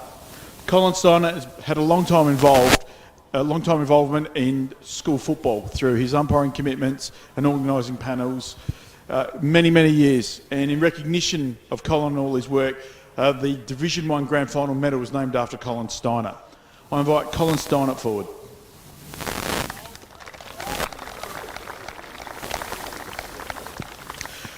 Colin and the umpires have deemed number 27 from Sacred Heart, Tyson Coe, as best on ground.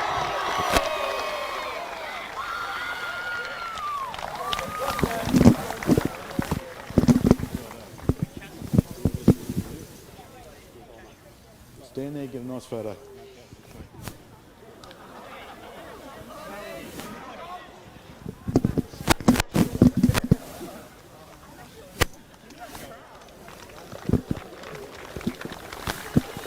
I now invite Sacred Heart Principal and SAAS Board Member Steve Burns forward to say a few words.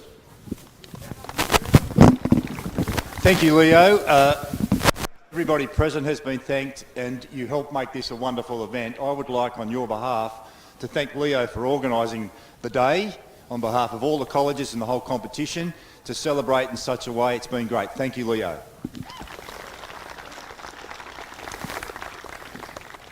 To both teams, these are unique opportunities that you get, and for many of you, you get them once. We've both been on both sides of this wager, winning and losing. There's a lot to be learnt from both, but we're all very proud of the fact that we came along to watch some very talented footballers this evening, but we're also really appreciative, as mentioned, of the support that you receive from your classmates, your family and your friends. Congratulations on a wonderful event. Thank you very much, Steve. I invite the captain from Sacred Heart to come forward and present the medals to his team.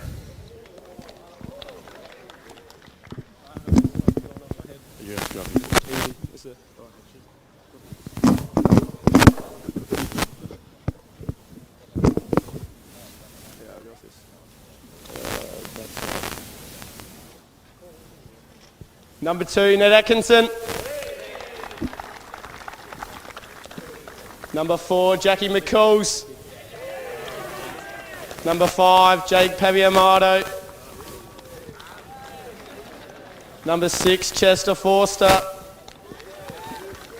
Number 7, Robert Hillier. Number 8, William McCabe. Number 11, Cooper Bobridge. Number 12, Bo Simons. Number 13, Darcy Minchella. Number 15, Ashton Moyer. Number 17, Harry Francis. Number 23, Jacob Ryan. Number 27, I'll give it to Lockie Scannell. Get up here. Get up. Number 29, Charlie Hilliard. Number 30, Lucas Camparelli. Number 33, William Patton. Number 34, Pat Salt. Number 35, Lovers. Number 36, Bowen Payne. Number 55, Ben Excel. Number 56, Ben Dewars. And last but not least, number 58, Ben Camparelli. Yep. Who's he? Johnny, come up. Simon. How many more have we got? Okay. Right. Tommy Corks, come up.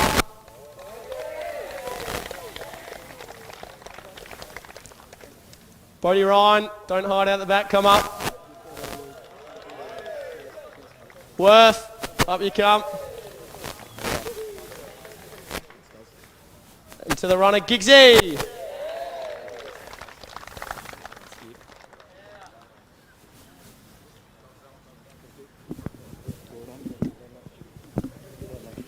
Cheers. Lucky last. Tyson, captain.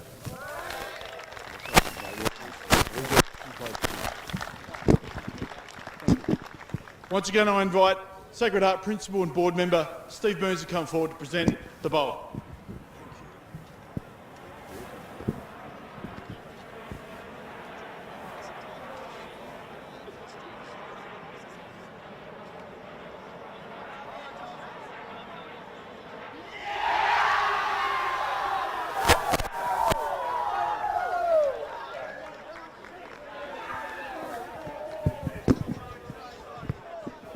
Thank you to everyone who's come out to watch over the season and for tonight. Commiserations to PAC and congratulations to Sacred Heart. Thank you, everybody. Any rubbish on your way out, please, if you could put it in the bins, that'd be much appreciated. Thank you.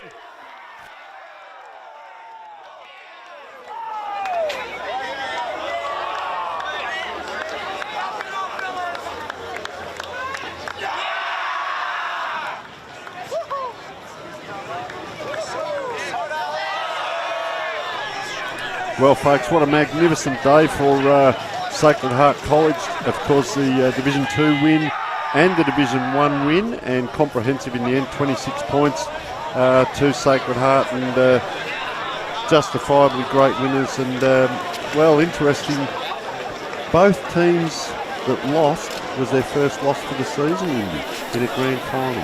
Yeah, well, it just shows that being undefeated in regulation, you can do everything right, but one day of the year can make all of it count and undo all of it as well.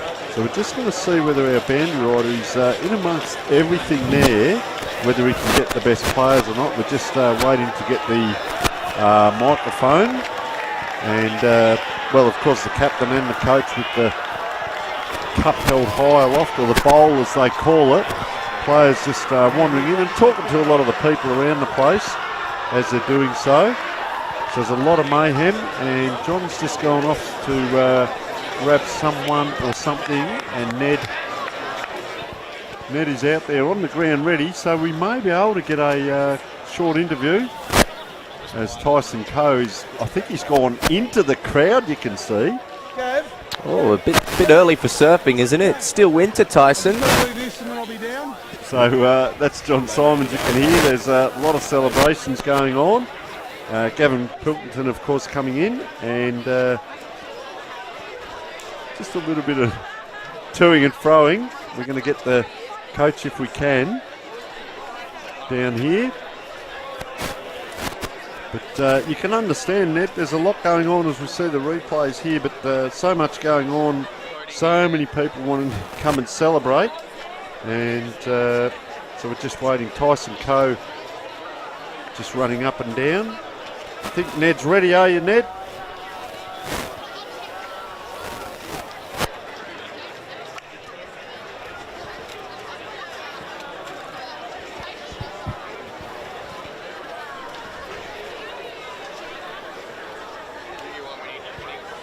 So James, our cameraman, there we go now. So we've got our band rider, John Simons is there. He's got his... yeah, here we go. So John Simons and Tyson Coe with Ned, our boundary rider. All right, here with the premiership winning coach and captain. Congratulations, boys. First, Coe, how does it feel to be a premiership captain and player? Yeah, pretty surreal at the minute. I think he'll probably sink in tonight. But yeah, we'll definitely go back to one of the players' house and celebrate and let it sink in. And for yourself, Simo, tough year, I'm sure, for all the boys, and must be very rewarding to get the win tonight. Yeah, look, really proud of the group. We played a tight contest against PAC earlier in the year, and we took some learnings away from that, and I think to put ourselves back in that same situation, similar sort of lead at half time, but really hung tough in that third and fourth quarter, and they made us earn the win every step of the way. So just enormously proud of our playing group, the way the grit they showed and the run they showed and the bravery they showed to take the game on. Thrilled, absolutely thrilled. Just lastly, Coe, a few celebrations planned for tonight, big one, or just a couple of quiet ones? Yeah, we'll go back to Archie Lovelock's house, have a quiet night. Definitely celebrate though. Beautiful. I hope everyone's not watching. Go sing the song and enjoy yourselves, boys. Congratulations. Put them in the bowl as well. Good luck, boys. Thanks, Ned, and thanks for your support of the coverage of the games this season. We thanks. Hope it was a good call, Neely. Thanks, Ned. Thank you. Thanks, guys. Back to you guys.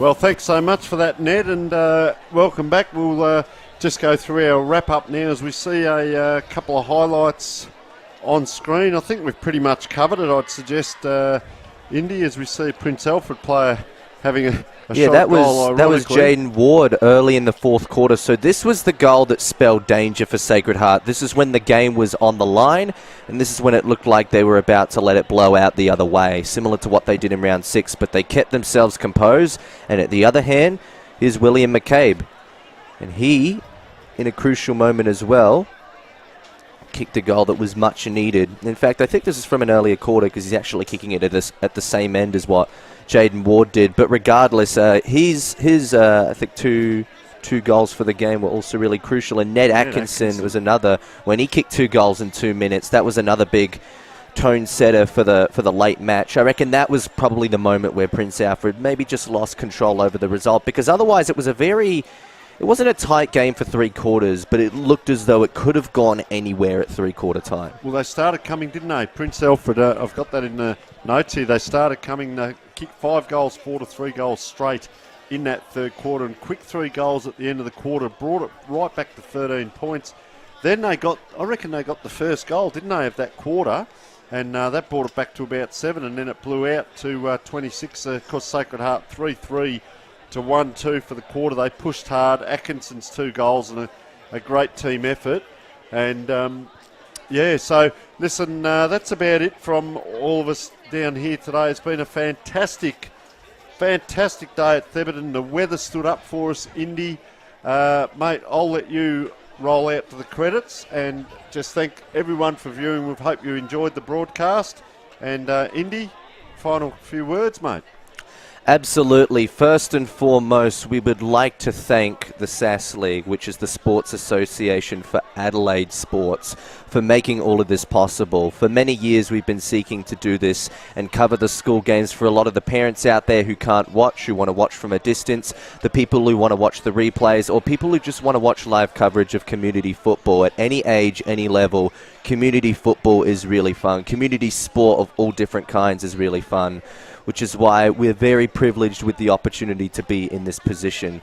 I think another person that we'd like to thank, more importantly the teams today, Prince Alfred and St. Michael's, very admirable effort for what they put in. And they were both undefeated going into today, which doesn't mean nothing, that's for sure. And Sacred Heart, I mean, what a day for the college, beating 2 undefeated teams. It's going to be a massive privilege for them. We'd also like to thank Leo Panzarino for making all of this possible. Without him, we wouldn't be able to compose the production today, and it would all fall apart. So he kept everything taped together, and we're really grateful for the effort that he does behind the scenes. And we'd also like to thank the filming crew, who've been fantastic today. I mean, Their accuracy to track the play, schedule everything has just been fantastic. The supporters, everybody who comes to these games, supporting the players, the coaches, and the parents who do that, the friends of the players as well who do that, people of all ages who are tuning in to watch this, and more importantly, Dartfish for making all of this possible. They're the company that greenlit this project, and we were very, very lucky that they chose us to be covering all of it. And alongside Dartfish, Sports Interactive, filming footy, Simon Black Academy, and our recent scoreboard sponsor in Sportal all made this very possible. Thank you, Tony. Thank you, Ned. Thank you to the crew. It's been such a massive privilege working with everybody this year. And this is Tony in Indiana signing off for the night. Thank you very much.